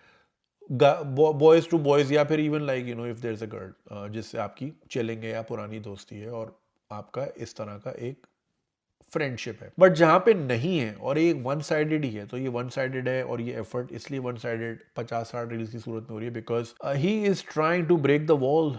Every guy who is your friend is looking for that crack in the door. A lot of people find this thought misogynist, but like you know, in most cases, if not all, men are just hiding being your friend. आप अपने जो आपका friend है ना, उनको आप किसी दिन टेक्स्ट कर देंगे आई am a little horny right now, देखो ठक से आएगा, ठक से आएगा, वो अपना शेल से बाहर आएगा।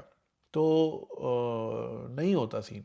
तो यहाँ पे he is just looking for that crack in the door, he is just looking for that one sine of unhappiness. This is what main also do, they go through Instagram and they see signs of unhappiness. When was the last time she mentioned her husband? When was the last time she posted a picture of her husband? या कुछ बहुत ज़्यादा lovey dovey couples होते हैं, वो भी fake होते हैं। तो ये भी एक साइंस होती है कि अच्छा, जो बहुत उठ उठ के दिखा रहे हैं कि हमें बहुत प्यार है, बहुत ही प्यार है हमें, तो उतना ही नहीं होता। एक आपने वीडियो देखी होगी, कोई डेली व्लॉगर थी, किसी शादी में यूं यूं करके करी थी और जैसी कैमरा बंद हो उनके एक्सप्रेशन चेंज हो गए, शी बिकम लाइक नॉर्मल। तो लोगों ने ये कहा था यार कितनी डबल लाइफ होती है। तो ये जो बहुत भर भर के प्यार भी दिखा रहे होते हैं ना, I can assure you 99% of the times वो सिर्फ एंटिक्स होते हैं and it's only for the camera. The real life situation is very very different. So he's just looking for a crack in the door. He's looking for that one opportunity where you are upset with your husband, or where you are angry with your husband, or where you are rebellious with your life, or where you are kind of in a naughty mood. और वो इसलिए 50-60 भेज रहा है कि वो किसी एक टाइम पे तो लगेगी जाके, जहाँ पे ये सारे स्टार्स अलाइन होंगे और सारी चीज़ें होंगी, आपकी लड़ाई हुई होगी या लॉन्ग डिस्टेंस होगा, या फिर ये कि आपने मेंशन नहीं किया बड़े अरसे से शोर को, रिफ्ट चल रही है, नाराज़गी चल रही है, वगैरह वगैरह, सारे प्लैनेट्स अलाइन होंगे तो इनका रास्ता बनेगा। So you just looking for that. I would suggest, या तो आप दो टोक मुंह पे बोलें कि I do not condone this behaviour and I think you need to stop doing this. Straight up आके बोल, there is nothing to lose. वो आगे से क्या करेगा, he doesn't have shit on you, he is not gonna say oh यार just बोलेगा ओ मैं तो मजाक कर रहा था, बोलो नहीं, लाइक वो मजाक कॉलेज तक ठीक था। आई am a married woman now, I have kids, I have a family and I like you no my phone is always around, open, in the open with my kids, or even with my husband. At times he's checking something, one thing or the other. So it would be very uncomfortable if he comes across this particular window with this kind of content. So I would you know, I don't want to block you, you have been a good friend, but you're just pushing me towards that. सीधा सीधा बोल दें। और ये इस तरह का ना रखें। देखिए वही वाली बात है ना, आपके दिल में तो कोई चोर नहीं है and clearly you do not condone this behaviour, but आपका फ़ोन इधर उधर हो, आपके शौहर की नज़र पड़ जाए, टिंग टिंग टिंग टिंग पूरी रात बजे जाए, और फिर एक, या आपने ही कोई साथ बिस्तर में है, ठीक है, आपको नोटिफिकेशन आई, आपने खोल दी, ठीक है, और वो एकदम ही कोई गंदी सी सिसकियों वाली आवाज़ आ जाए या कोई मोर्निंग आ जाए, तो वो शौहर पूछेगा नहीं क्या है, एंड देन ये आया कहाँ से है, यू गेट इट, तो then it puts you in a bad situation. तो इसको वहीं रोकें, इसको वहीं गेट कीप करें, इसको ज़्यादा हावी ऊपर ना आने दें, उनको बोलें भाई सॉरी ऐसा कोई सीन नहीं है, I would appreciate if you don't send me reels. मेरे पास भी रील चलती है, मैं भी सारा दिन अंगूठा चलाती हूँ, मेरे पास सब रीलें आती हैं, you are not showing me anything that I haven't seen before, so thank you very much, and दूर रहें और इस तरह के लोगों से ज़रा एहतियात करें। बहुत शुक्रिया। और जी next email says cheater husband having affair with cousin. सलाम जुनैद भाई, मशवरा चाहिए, मुझे बहुत अजीब सी बात शेयर करनी है, मेरे शौहर मुझे धोखा दे रहे हैं। ये कोई अजीब सी बात तो नहीं है मैडम, बड़ी कॉमन बात है, हम दोनों सेकंड कजन, अच्छा खुद भी कजन है और कजन से ही अफेयर है। अभी कजन पे वजन ही कर रहे हैं और कुछ नहीं कर रहे दुनिया में। 2 साल पहले शादी हुई थी और 1 साल का बेटा है, हर चीज़ नॉर्मल लग रही थी, लेकिन अचानक एक दिन जब हम बेडरूम में थे तो उन्होंने कहा वो रेड वाली ड्रेस पहनो, पर मेरे पास तो कोई रेड ड्रेस है ही नहीं। मैंने जब उनसे पूछा कौन सी रेड ड्रेस की बात कर रहे हैं तो एकदम परेशान हो गए, जैसे पकड़े गए हों। मैंने फ़ौरन रिएक्ट नहीं किया, लेकिन कुछ दिन बाद मैंने उनका फ़ोन चेक किया, पता चला कि वो हमारी एक और कज़न से बात कर रहे हैं, उसके डांस की तारीफ कर रहे थे, और जो किसी रिश्तेदार की शादी पे किया था, और कह रहे थे कि वो प्राइवेट डांस देखना चाहते हैं। वाह, फुल नवाबी शौक है आपके हस्बैंड के हैं। मुगल सल्तनत बर्बाद हो गई इस पे। उनका अक्सर आना जाना था कज़न के घर, लेकिन मुझे लग रहा था वो सिर्फ क्लोज हैं, इसलिए शक नहीं किया। जुनैद भाई, मैं एक ऐसे शौहर के साथ नहीं रह सकती जो सिर्फ जिस्म का भूखा हो। ऐसे रिश्ते का क्या फ़ायदा जिसमें लॉयल्टी ना हो। आप मशवरा दें, मेरा अगला स्टेप क्या होना चाहिए। रेड ड्रेस से मुझे शुगर बेब्स का गाना याद है, cooler with the red dress, वो मेरे जहन में तब से बज रहा है। Cot red handed with red dress, क्या बात है। अच्छा, कजन्स का हमारे यहाँ ना इसलिए भी होता है कि कजन एक तो एक्सेस ही कजन तक होता है, कोई हमारे यहाँ इस तरह का तो कल्चर है नहीं कि आप आउटडोर्स हों और फिर ऐसी जगह हो जहाँ पे खवातीन भी हों, आप उनसे बात करें, आपकी दोस्ती हो, रिश्ता हो वगैरह वगैरह, तो रह जाके कजन ही बचती हैं। तो कजन तक एक्सेस भी होता है और कजन तक कोई शक भी नहीं करता कि अरे हाँ ये तो नजीब भाई हैं, ये तो सबके भाई हैं तो इनके भी भाई हैं। तो आपको नहीं पता होता नजीब और नजमा अंदर पान मसाला बन रहा होता है उनका। तो ये इतनी एक अजीब गंदी हरकत है यार, मतलब बहन भाई होते हैं यार कजन्स तो, और ये एक ही जगह पे इतनी खिचड़ी पका रहे हैं, इतनी खिचड़ी पका रहे हैं, फिर यही तौबा तौबा तौबा। और मुझे समझ नहीं आता, ये तो मतलब आप जिस तरह की घर का माहौल बता रही हैं, ये कोई शराब वराब तो उन्होंने नहीं पी होगी, तो उन्होंने ये इतना बहके हुए थे कि आपको कमरे में बोल दिया रेड ड्रेस पहन के आओ। और ये कौन सा रेड ड्रेस है, उन्होंने वो पहनती है रेड ड्रेस, उनको कहीं देखा है, और ये किस किस्म का रेड ड्रेस था ये नहीं लिखा आपने। ड्रेस लिखा है तो फिर मतलब ये को क्या नाइटी कह रहे हैं या क्या कह रहे हैं, मतलब ख़वातीन तो शलवार कमीज पहनती हैं, ड्रेस का क्या सीन है, कोई कॉर्सेट है क्या है, पूरी बात नहीं बताते यार आप, आधी चीज़ें भेज देते हैं। अब आधी चीज़ों का मैं क्या करूं। तो आपने बोला जी मैं ऐसे शौहर के साथ नहीं रह सकती जो सिर्फ जिस्म का भूखा हो, तो इसका मतलब आप किसी मर्द के साथ रह ही नहीं सकती क्योंकि सारे मर्द भूखे हैं, वैशी हैं, दरिंदे हैं, क्या करें। तो इसमें मैं आपको बहन यही कहूंगा, क्योंकि आप सारे कजन्स हैं, सारे रिश्तेदार हैं, और एक ही घर में खिचड़ी बन रही है, तो आप हंगामा डाल दें खानदान में और उनकी बदनामी करा दें कि जी ये देखिए ये हरकतें कर रही है मेरे साथ, मैं शादीशुदा हूं, मेरे शौहर पे ये डोरे डाल रही है। बस आपने इतनी सी तीली लगानी है, अब आपके खानदान में आग लगे, लड़ाइयाँ हो, झगड़े हो, खल्ली वल्ली, आप तो अपना शौहर बचा के छोड़ें, वरना ये तो नहीं छोड़ेंगे, क्योंकि एक कज़न जब यहाँ है तो दूसरी कज़न भी आ जाएगी, मसला नहीं है।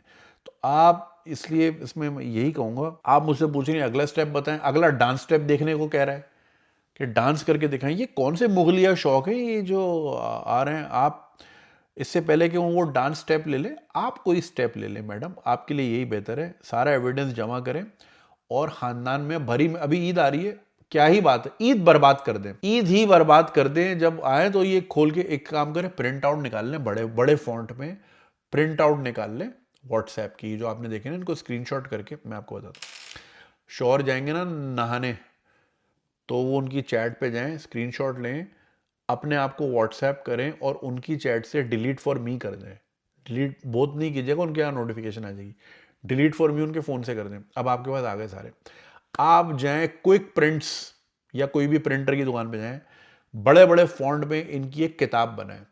जब ईद के दिन सब एक दूसरे को शीर खुरमा और ईदी दे रहे होंगे तो आप वो बड़े लिफाफे में ईदी उनकी अम्मी अब्बू को दे दें कि ये आपकी बेटी के लिए ईदी में लाई थी, और जब वो खोलेंगे हंगामा प्रो मैक्स, ओ हो, ये इनका रेड ड्रेस खोल के कर दे, इनका ना रेड नंगा ही कर दे इनको। और इनको बड़ा डांस देखने का शौक है, तिगनी का नाच नचा दें आप ईद वाले दिन। मैं आपको कह रहा हूं, होंगे हंगामे, होंगे झगड़े, होंगे मसले मसाइल, लेकिन इससे पहले कि वो आपके सर पे आके नाचें, आप इनका डांस करा दें और आप बोले भाई देखिए ये चल रहा है नाक के नीचे।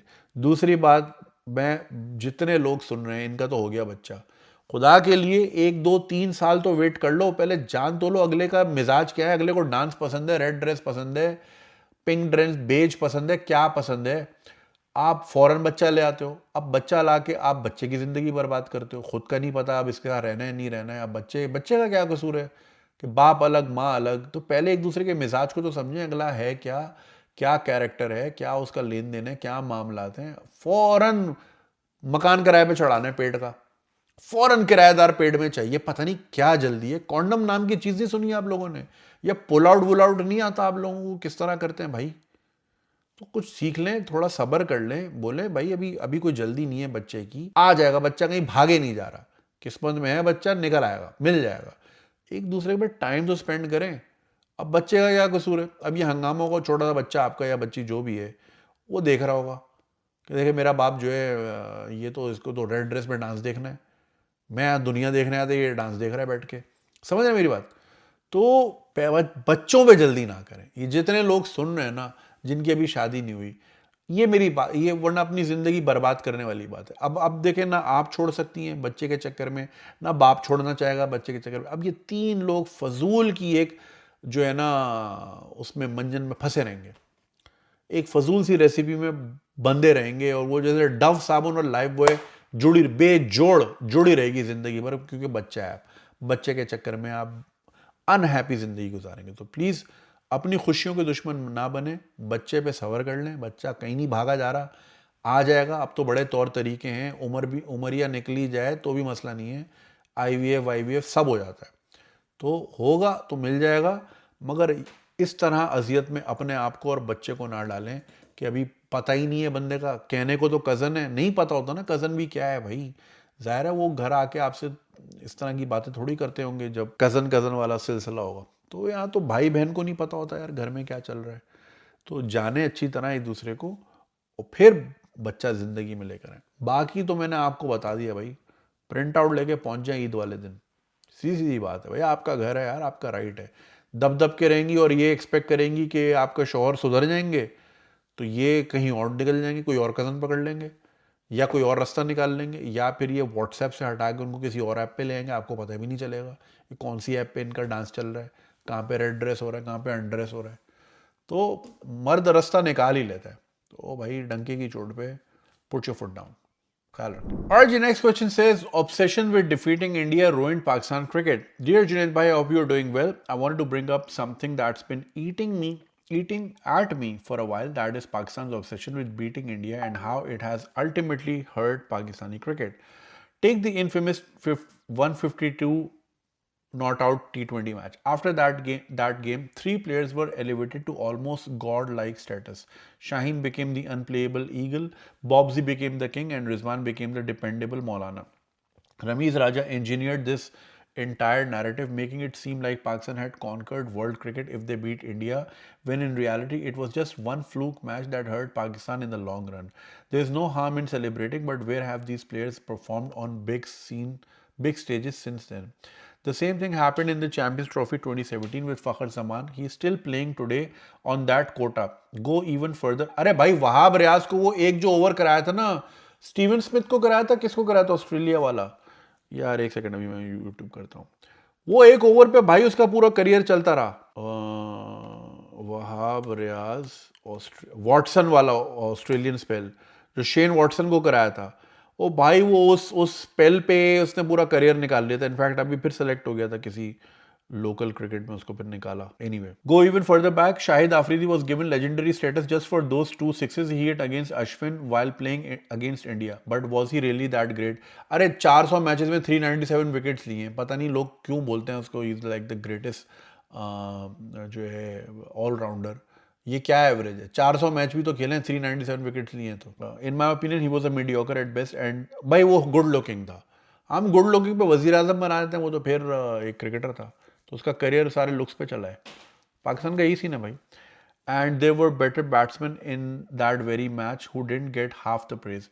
It's cartoonish to stick with the notion that if a particular player performed against India, they must remain in the team regardless of what they perform in the future. अरे भाई ये तो आपने एक प्लेयर की बात की ना, एक ज़माने में शाहिद आफरीदी के हर क्लिप के नीचे कमेंट होता था, या अल्लाह शाहिद आफरीदी को बेटा आता फरमा, क्योंकि बेटा भी फिर छक्के मारेगा। मतलब एक ही जनरेशन पे सारा वजन डाल दो। ये हाँ, ये बड़ा चक्कर है। Contrast this with India, players like Chahal, Rishabh Pant, Arshdeep etcetera, they perform well against Pakistan, but if they dip in the form they are bench for better players. Meanwhile, Pakistan keeps playing out of form players hoping for a miracle. I say this as someone who loves India-Pakistan rivalry. No one wants Pakistan to lose its spark, but 7 one-sided matches in a row should have been a wake-up call. Why are Bobsy, Fakhar, Rizwan and the 3 frontline pacers still undroppable despite repeated failures? If you give anyone 100 matches, they'll perform once or twice, but how has that become the standard for Pakistan today? Would love to hear your take. भाई देखो, एक तो हमारे यहाँ mediocrity का राज है, दूसरा Islamic touch आप दे दें उसका राज है, तीसरा आप देखें एक साल में 25 सेलेक्टर्स चेंज हुए हैं और 6 कैप्टन चेंज हुए हैं, शान मसूद, बाबर, शाहीन, रिजवान, सलमान आगा, सलमान आगा T20 टेस्ट में अच्छा परफॉर्म किया, उसको T20 का कैप्टन बना दिया।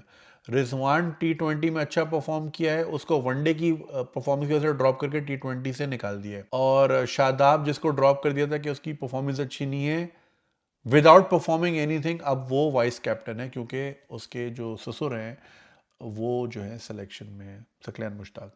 तो ये तो हाल है हमारा भाई। और India Pakistan matches are emotional matches. दूसरा भाई हम फौरन सर पे बिठा लेते हैं, फौरन बाप बना लेते हैं, किसी की एक चल गई, वही वाली बात है, 100 मैचेस में एक बार तो चलेगा ही ना बंदा, तो किसी किस्म की वो नहीं है। और हाँ, हमारे कोचेस भी पिछले 3 सालों में 12 कोचेस बदले हैं, 1 दर्जन कोचेस 3 सालों में, तो एवरेज बनती है 3 से 4 महीने। तो जब आपकी जॉब सिक्योरिटी इतनी बुरी होगी और अभी आपने चीज़ें इंप्लीमेंट करना शुरू ही की होंगी और आपको निकाल दिया और किसी और को ले आए, तो फिर यही होगा। तो too many cooks spoil the broth. तो जहाँ आप ए से बी चीज़ों को लेके जाते हैं, तो वो बी से सी जाने का टाइम होता है, तो कोई आता कहता नहीं ABC तो सारा ख़राब है, XYZ चलेगा। तो फिर वो इसी रिपीटेड में, और फिर आप वही सेम इंग्रेडिएंट्स के साथ डिफरेंट कुक्स आके अपने तजुर्बात कर रहे हैं, तो बाकी रिजल्ट आपके सामने।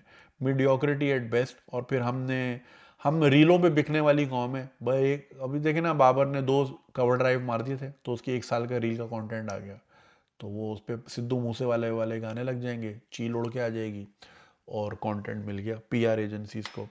कल भी फुटेज आई कि वो उम्रा कर रहे हैं, ठीक है, अल्लाह उम्रे की सादात सबको दे, मगर यार हमने भी उम्रा किया, हमारी तो वीडियो कभी इस तरह नहीं आई, एज इन के किसी ने यूँ बनाई हो और हम खजूरें खा रहे हो और अफ्तार कर रहे हो, राइट। तस्वीर ज़रूर डाली है, तो वो किसी ने खींची है या हमारे ही दोस्त ने खींची है, तो वो डाल दी एज अ मेमोरी कि हाँ हम उम्रे पे आए थे। मगर ये जो नमाज पढ़, कल सैफ़ी भाई नमाज करा रहे थे घर में, तो वो किसी ने यूँ वीडियो बनाई, तो जो वीडियो बना रहा है वो क्यों नहीं पढ़ रहा नमाज, वो तरावी क्यों नहीं पढ़ रहा, वो कैसे अवेलेबल है? या जब रिजवान भाई जो है न्यूयॉर्क में सजदा मार रहे थे, तो जिसके साथ थे, तो रिजवान भाई बोल सकते थे ना, आ जाओ मेरे पीछे खड़े हो जाओ, जमात करा लेता हूँ, चलो अगला नॉन मुस्लिम है या उसका वजू नहीं है वगैरह वगैरह। मगर ये कि कैमरे से वीडियो बनाना और फिर उस वीडियो का आ जाना, how can you not control that? क्या मेरी वीडियो कहाँ आ रही है, कहाँ नहीं जा रही? तो क्लियरली आपकी PR टीम्स ये काम कर रही हैं, इस्लामिक टच दे रही हैं लोगों को। तो जब तक आप इन चीज़ों पे बिकते रहोगे, तो मीडियोक्रिटी आप पे राज करती रहेगी, और यही हाल आप हर चीज़ में देख लें पाकिस्तान में, इट्स नॉट जस्ट क्रिकेट। और हाँ, अब तो 1 साइड मैचेस होने लगे। अब पाकिस्तान इंडिया के लिए वो बन गई है जिस तरह श्रीलंका एक ज़माने में पाकिस्तान के लिए होती थी, literally a walk in the park. वो मैच देखने को दिल भी नहीं करता था। श्रीलंका आती थी 93-94 में, nobody would even bother to watch, क्या हाँ भाई ठीक है, गली की टीम आई हुई है, इंटरनेशनल टीम के साथ गली की टीम का मैच हो रहा है, वी वोंट इवन वॉच। अभी भी हम देखते हैं, इमोशंस की वजह से देखते हैं, अदरवाइज 90। अरे सैयद मुजम्मिल ने दोनों बार वीडियोस उसकी रेडी थी, मैच खत्म हुआ वीडियो आ गई, एक तो मेरी वीडियो थी ना यूं करके बना के मैंने अपलोड कर दी, उसकी प्रॉपर्ली एडिटेड 20-20 मिनट की वीडियो, यानी वो इतना श्योर था पाकिस्तान इंडिया के मैच में कि इंडिया जीतेगा, उसकी वीडियो रेडी थी, and he was so sure कि इंडिया फाइनल जीतेगा, उसकी फाइनल पे वीडियो रेडी थी, मैच खत्म होते ही एडिटेड 22-24 मिनट की वीडियो उसकी आई है, that mean he was so sure. तो अब हमारा भी यही हो गया, इमोशंस पे जाते हैं हम, खैर कि चलो ठीक है थोड़ा राइवलरी है, तो वरना डीप डाउन पता होता है ये हारेंगे। अमेरिका में भी पता था, ऑस्ट्रेलिया में भी पता था, और अभी भी गया तो ज़ीरो उम्मीदें थी। तो लोग ऐसे ही कहते हैं कि जी साइड लेते हैं, ये लेते हैं, अरे भाई नज़र आ रहा है यार कोई सीन ही नहीं है इन लोगों का यार, इनमें वो पैशन ही नहीं है भाई। वो आपने शायद वो एक क्लिप देखा होगा ऑस्ट्रेलियन टीम का, वो जो किसी टेस्ट मैच का वो बिहाइंड द सीन्स है, वो जो भी आउट होके आ रहा है बल्ला तोड़ रहा है और मतलब गालियां दे रहे हैं, like there like so passionate about it. तो हाँ ये फायर होती है, ये फायर ही आपको फिर आपको एक विनिंग स्ट्रीक की तरफ ले जाती है।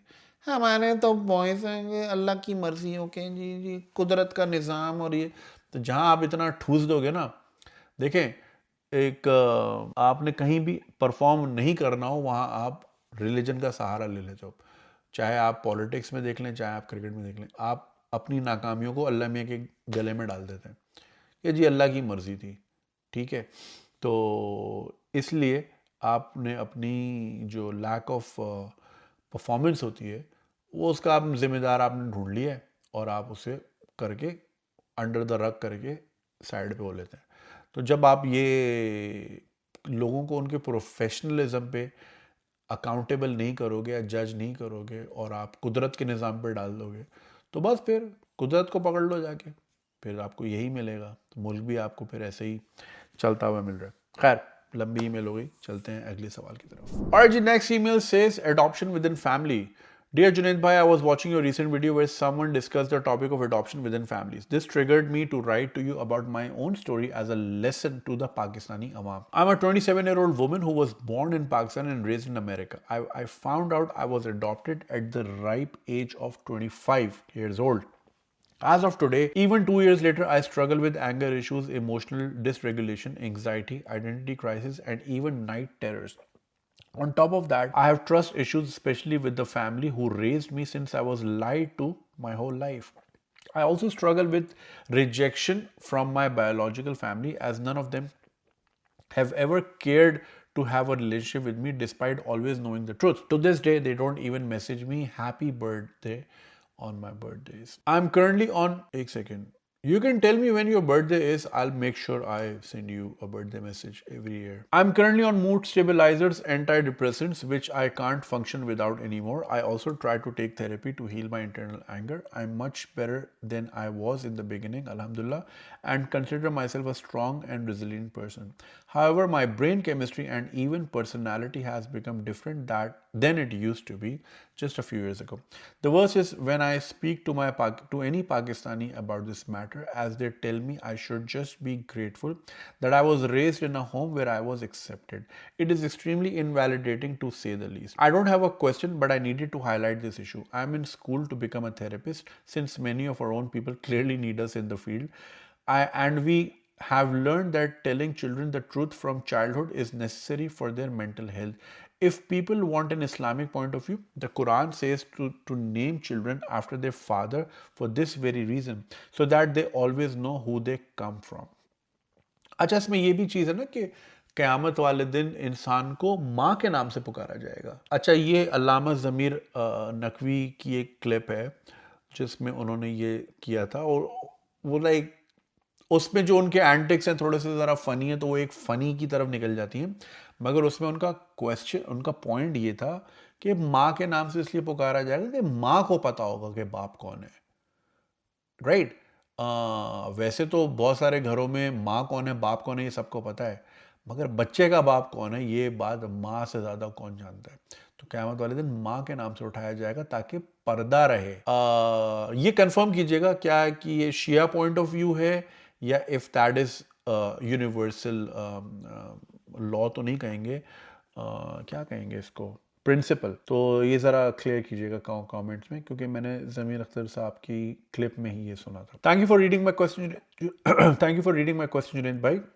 This is my second time ever writing to you. The first email was right before my life changed with this news. My fiance and I are big fans of your series, and you even met my hone wale susur recently in Karachi when he was visiting. I will attach the selfie of you both to this email, but when I saw it, I was so jealous that I wasn't there to meet you as well. I hope you're well, and my duas are always with you. Your Amrikistani behan. Let me just look into the attachment. एक second. Okay, yes yes yes yes, I met him. और ये हम जो हैं एक model apartment के अंदर खड़े हुए हैं, मुझे याद आ गया। मैं एक शूट पे था, इसी प्रोजेक्ट की शूटिंग कर रहा था, और आपके होने वाले ससुर और उनके एक दोस्त पाकिस्तान आए हुए थे investment point. Okay, I should be telling you all that. खैर, तो मुझे याद है ये अंकल मिले थे, बड़े अच्छे से मिले थे, वेरी नाइस गाय, को मेरा सलाम कहिएगा। और इन्होंने दूसरा मुल्क बताया था, गालिबन इन्होंने कनाडा बताया था, मुझे याद है। तो गालिबन आप लोग ऊपर नीचे रहते होंगे। And as I am recording this, Austin से, अब मैं नाम नहीं लूंगा, listening to the exact part on this episode where baji is listening doing chores including my wife here, and I'm listening on the way to an appointment. Hope you're well. So this is a very lovely couple and their sister who I met in Austin. नहीं, हम Austin में नहीं, ये Austin से हैं, हम Houston में मिले थे। और बहुत अच्छे लोग हैं। ही टुक मी फॉर आई थिंक एक वो उस तरह के कॉफ़ी हाउसेस होते हैं थोड़े से यो किस्म के, बड़ी मज़े की कॉफ़ी थी यार, मुझे याद आ रहा है। So yes, I hope you're well. I hope your wife is well, and I hope your sister is also very well. मेरा सलाम कहिएगा सबको। तो ये बहुत अच्छे साहब हैं, ऑस्टिन में होते हैं यार। Austin was such a beautiful place. Sadly, I was only there for a day and a half, और मैं वो साउथ बाय साउथ वेस्ट वाले टाइम पे नहीं था, but I saw a lot of musical action there. And I think मैं बड़ी जल्दी में था, तो मैं वहाँ 1.5 दिन ही रहा। But was such a lovely place यार। बड़ा टाइम हो गया अमेरिका नहीं आया हूँ मैं, एंड और अब अमेरिका वाले बैन कर रहे हैं, पता नहीं एंट्री देंगे या दरवाजे से ही बाहर निकाल देंगे। But I haven't been to America since the world cup. World cup was in July, जून में था। Yeah man, it's been a while. अच्छा, ये जो आपने अडॉप्शन वाली बात की, सो इसमें ऑब्वियसली कोई सवाल नहीं है, गुस्सा बहुत है। और हमारे जो पिछली जनरेशन है ना, उनमें एक्सेप्टेंस और इमोशनल इंटेलिजेंस नाम की कोई चीज़ नहीं है। वो बड़े आराम से आपको एक लाइफ लॉन्ग ट्रॉमा दे देंगे, और उसके बाद कहेंगे चलो खैर है, कोई इतनी बड़ी बात थोड़ी है, हम सामने ही तो हैं तुम्हारे। जैसा कि आपने कहा कि Islam supports transparency and Quran emphasises naming after the biological father. अच्छा, इसमें मुझे क्लैरिटी नहीं है कि कुरान इसको किस तरह एम्फसाइज करता है, but situation wise if that could make sense, in the sense के लाइक जैसे अडॉप्शन है। अच्छा, अडॉप्शन जो है इस्लामिक, जब when Islam came into being, तब उसके क्या is it a reason phenomena, क्योंकि अडॉप्शन अब ज़्यादा होती हैं, या ये पहले से होता आ रहा है? कुछ चीज़ें होती है ना, इज्तिहाद एक चीज़ है, इस्लाम में कॉन्सेप्ट है इज्तिहाद। It's a beautiful concept. That means कि आपने वक्त के साथ साथ अपडेट होना है, राइट? अब जैसे फॉर एग्जाम्पल सफ़र में रोज़ा आप नहीं रख सकते, बट आज के जो उलमा होंगे वो बैठेंगे एंड दे विल डिस्कस कि यार वो सफ़र, जैसे मैंने शुरू में कहा कि ऊँटों का सफ़र था और अब जहाज़ का कंफर्टेबल सफ़र है, तो 1 घंटे वाले को तो सफ़र आप नहीं कह सकते, you can like still keep a रोज़ा, राइट? इसको इज्तिहाद कहते हैं। सो एडॉप्शन जो है, क्या ये पहले से होती हुई आ रही है, या it's like a recent thing post democracy, या मतलब कुछ लॉज होते हैं बाद में बनते हैं, और so I have no clarity on this. So Quran इसको किस तरह एम्फेसाइज करता है, and in cases of adoption जहाँ पे एक अनोनिमिटी रखी जाती है, तो क्या अनोनिमिटी एम्फेसाइज की जाती है इस्लामिक पॉइंट ऑफ व्यू से? क्योंकि ज़ाहिर है बच्चे की दिल आज़ारी भी हो सकती है नोइंग कि यार माई फादर और my parents gave me away, या फिर ये कि वो दुनिया में नहीं है, या ये मेरे असली माँ बाप नहीं हैं। मुझे इसकी इतनी क्लैरिटी नहीं है कि इसका हुक्म क्या है। एक तो देखें, एक सोशल फैब्रिक में रह के आप कुछ चीज़ें शायद आप ना बताएं। मैं आपसे एक बहुत ही पर्सनल चीज़ शेयर करता हूँ यहाँ पे। So when I was 15, Um, when I was growing up, so my eldest brother and sister, uh, they are far more prettier than the rest of us. Okay, and we were always questioned कि ये दोनों इतने अलग क्यों दिखते हैं? And I was like, I don't know, you know.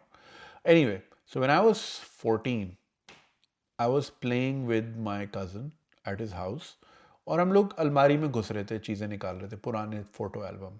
So I came across a photo album जिसमें एक तस्वीर थी जिसमें माई पेरेंट्स वर लाइक दुल्हा दुल्हन and my eldest brother, by the way I have an eldest brother, he was standing behind them and I was like ये क्या हो रहा है. अच्छा, देन आई थॉट कि अच्छा शायद अब्बू हज करके आए थे तो इसलिए हार पहने हुए. But then I also remembered my father did 2 हज माशाल्लाह, एक 9 साल की उम्र में और एक 50 साल की उम्र में. एंड क्लियरली इस तस्वीर में ये दोनों नहीं है, 9 भी नहीं है 50 भी नहीं है, क्योंकि 50 वाला तो मेरे सामने हुआ था. आई रिमेंबर उन्होंने बोला था मैं सेगा लेकर आऊँगा सऊदीया से और वो नहीं लेकर आए. Right, so I remember that. तो वो 80s की तस्वीर थी. 80s में he was in his late 30s, right. And चलो ठीक है, हज भी करके आए या चलो बाहर से आए, घूम फिर के आए, तो उन्होंने हार पहना है. मेरी माँ क्यों दुल्हन बनी हुई है? You get what I'm saying? So all these questions were like going around my head. यार ये क्या है? And then I asked my cousin to ask my nani. मैंने दादो से, उसकी दादो मेरी नानो, मैंने उनसे पूछो कि ये क्या है. And then she started crying. She started crying and then she called me and then she hugged me. And then she spilled some facts. She said I had another daughter. उनका नाम ये था and she was actually married to your father. And from that union, we have your eldest brother and your eldest sister. And then she had cancer. She sadly passed away. She couldn't live when they were very, very young, under 5, both of them, right? 2 years apart. So 5 and 3. And then, your father's family kept asking for the hand of your mother, my second daughter, यही कह के कि भाई देखो शादी तो करानी है और बच्चे छोटे हैं, कोई बाहर की औरत आएगी वो उनको सही तरह ट्रीट नहीं करेगी, तो बेहतर है यही कर ले. My nani's family resisted for good 5 years. They tried not to. बोला कि बस ठीक है एक दे दी. एंड देन, और ज़ाहिर उस ज़माने में इतनी वो नॉलेज नहीं थी, वो यही समझ, मतलब वो होगा ना जहन में कि मतलब टेंशन दे दे के कैंसर दे दिया मेरी बच्ची को, इस तरह के लोग सोचते हैं. ज़ाहिर है कैंसर वो एक फेमिलियल चीज़ है, वो एक चलती हुई आ रही है. And then we later found out my nani died of cancer, so it runs in the family. तो वो उस ज़माने में लोग इस तरह नहीं सोचते, वो टेंशन दे दे के बच्ची मार दी, राइट. तो they resisted and then they eventually gave up thinking about the kids कि यार बच्चों का तो कसूर नहीं है ना, बच्चे बेचारे अकेले रह रहे हैं. So then my father ended up marrying my mother. So they're technically my half siblings. अब ये बात मुझे पता चली when I was 14. So turns out, जो मेरे eldest हैं उनको तो पता थी because they were old enough, they knew. They never spoke of it. And like my parents never spoke of it, my nani never spoke of it.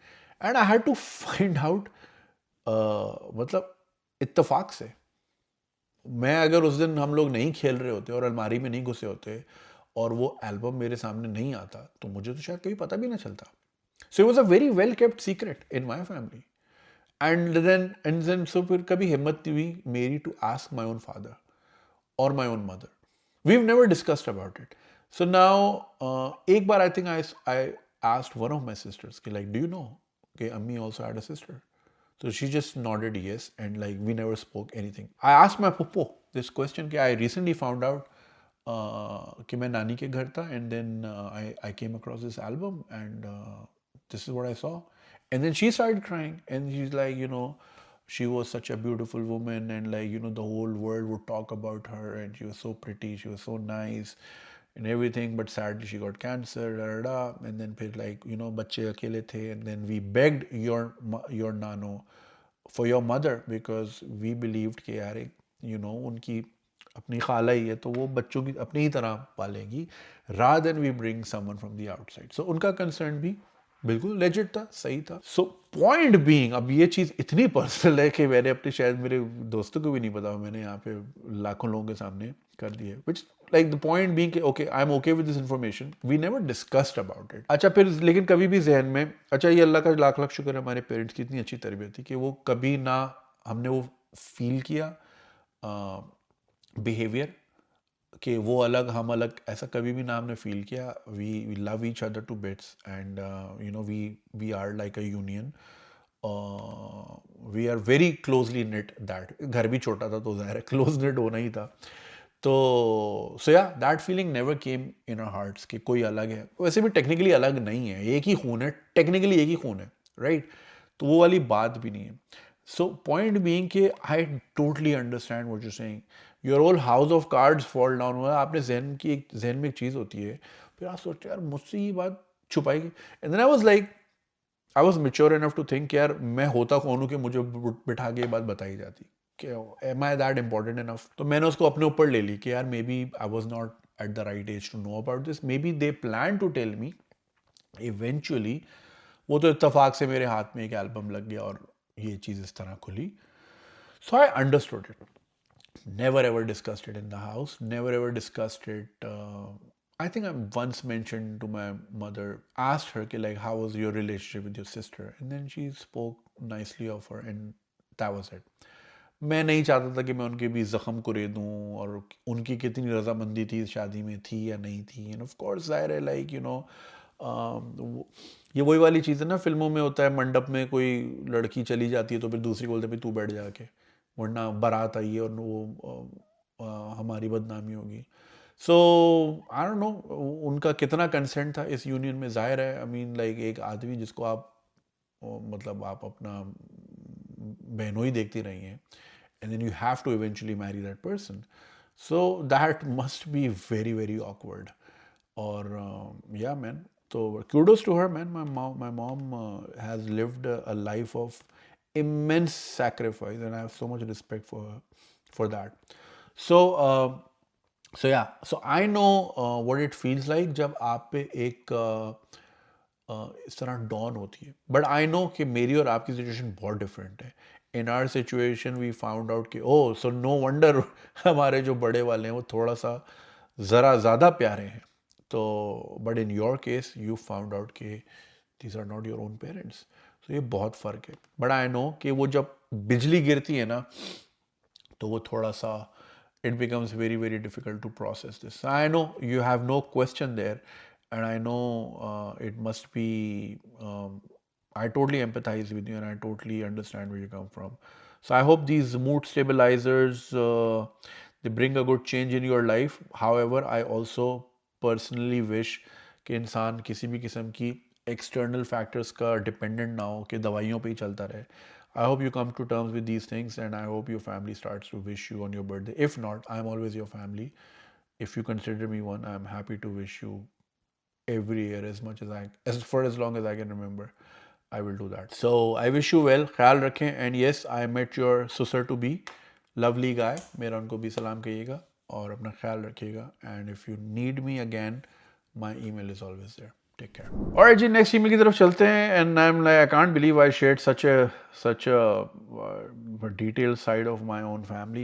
But then खैर, I also consider you all as my family and I know कि इस information में कोई ऐसी चीज़ है नहीं कि like that would be held against me. It's perfectly normal. Things happen in people's lives, man. क्या कर सकते हैं? But like the point was कि you know to some extent I understood that lady had.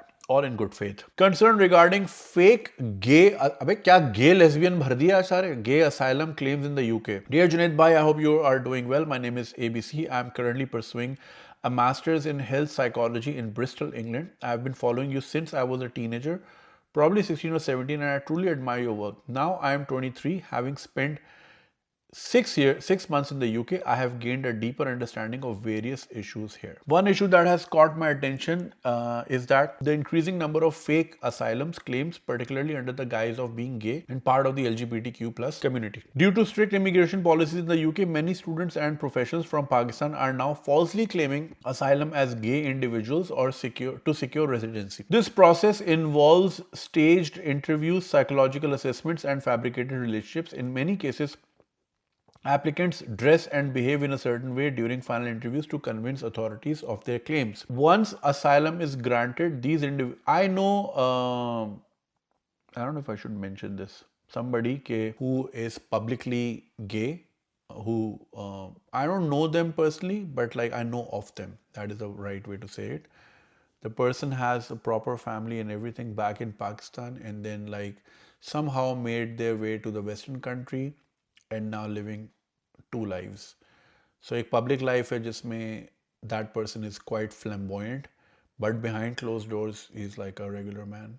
आवाज़ ही change हो जाती है. It's like वो है ना Django Unchained में Samuel L. Jackson. So he's like a very frail old man whose master is DiCaprio, the candy man.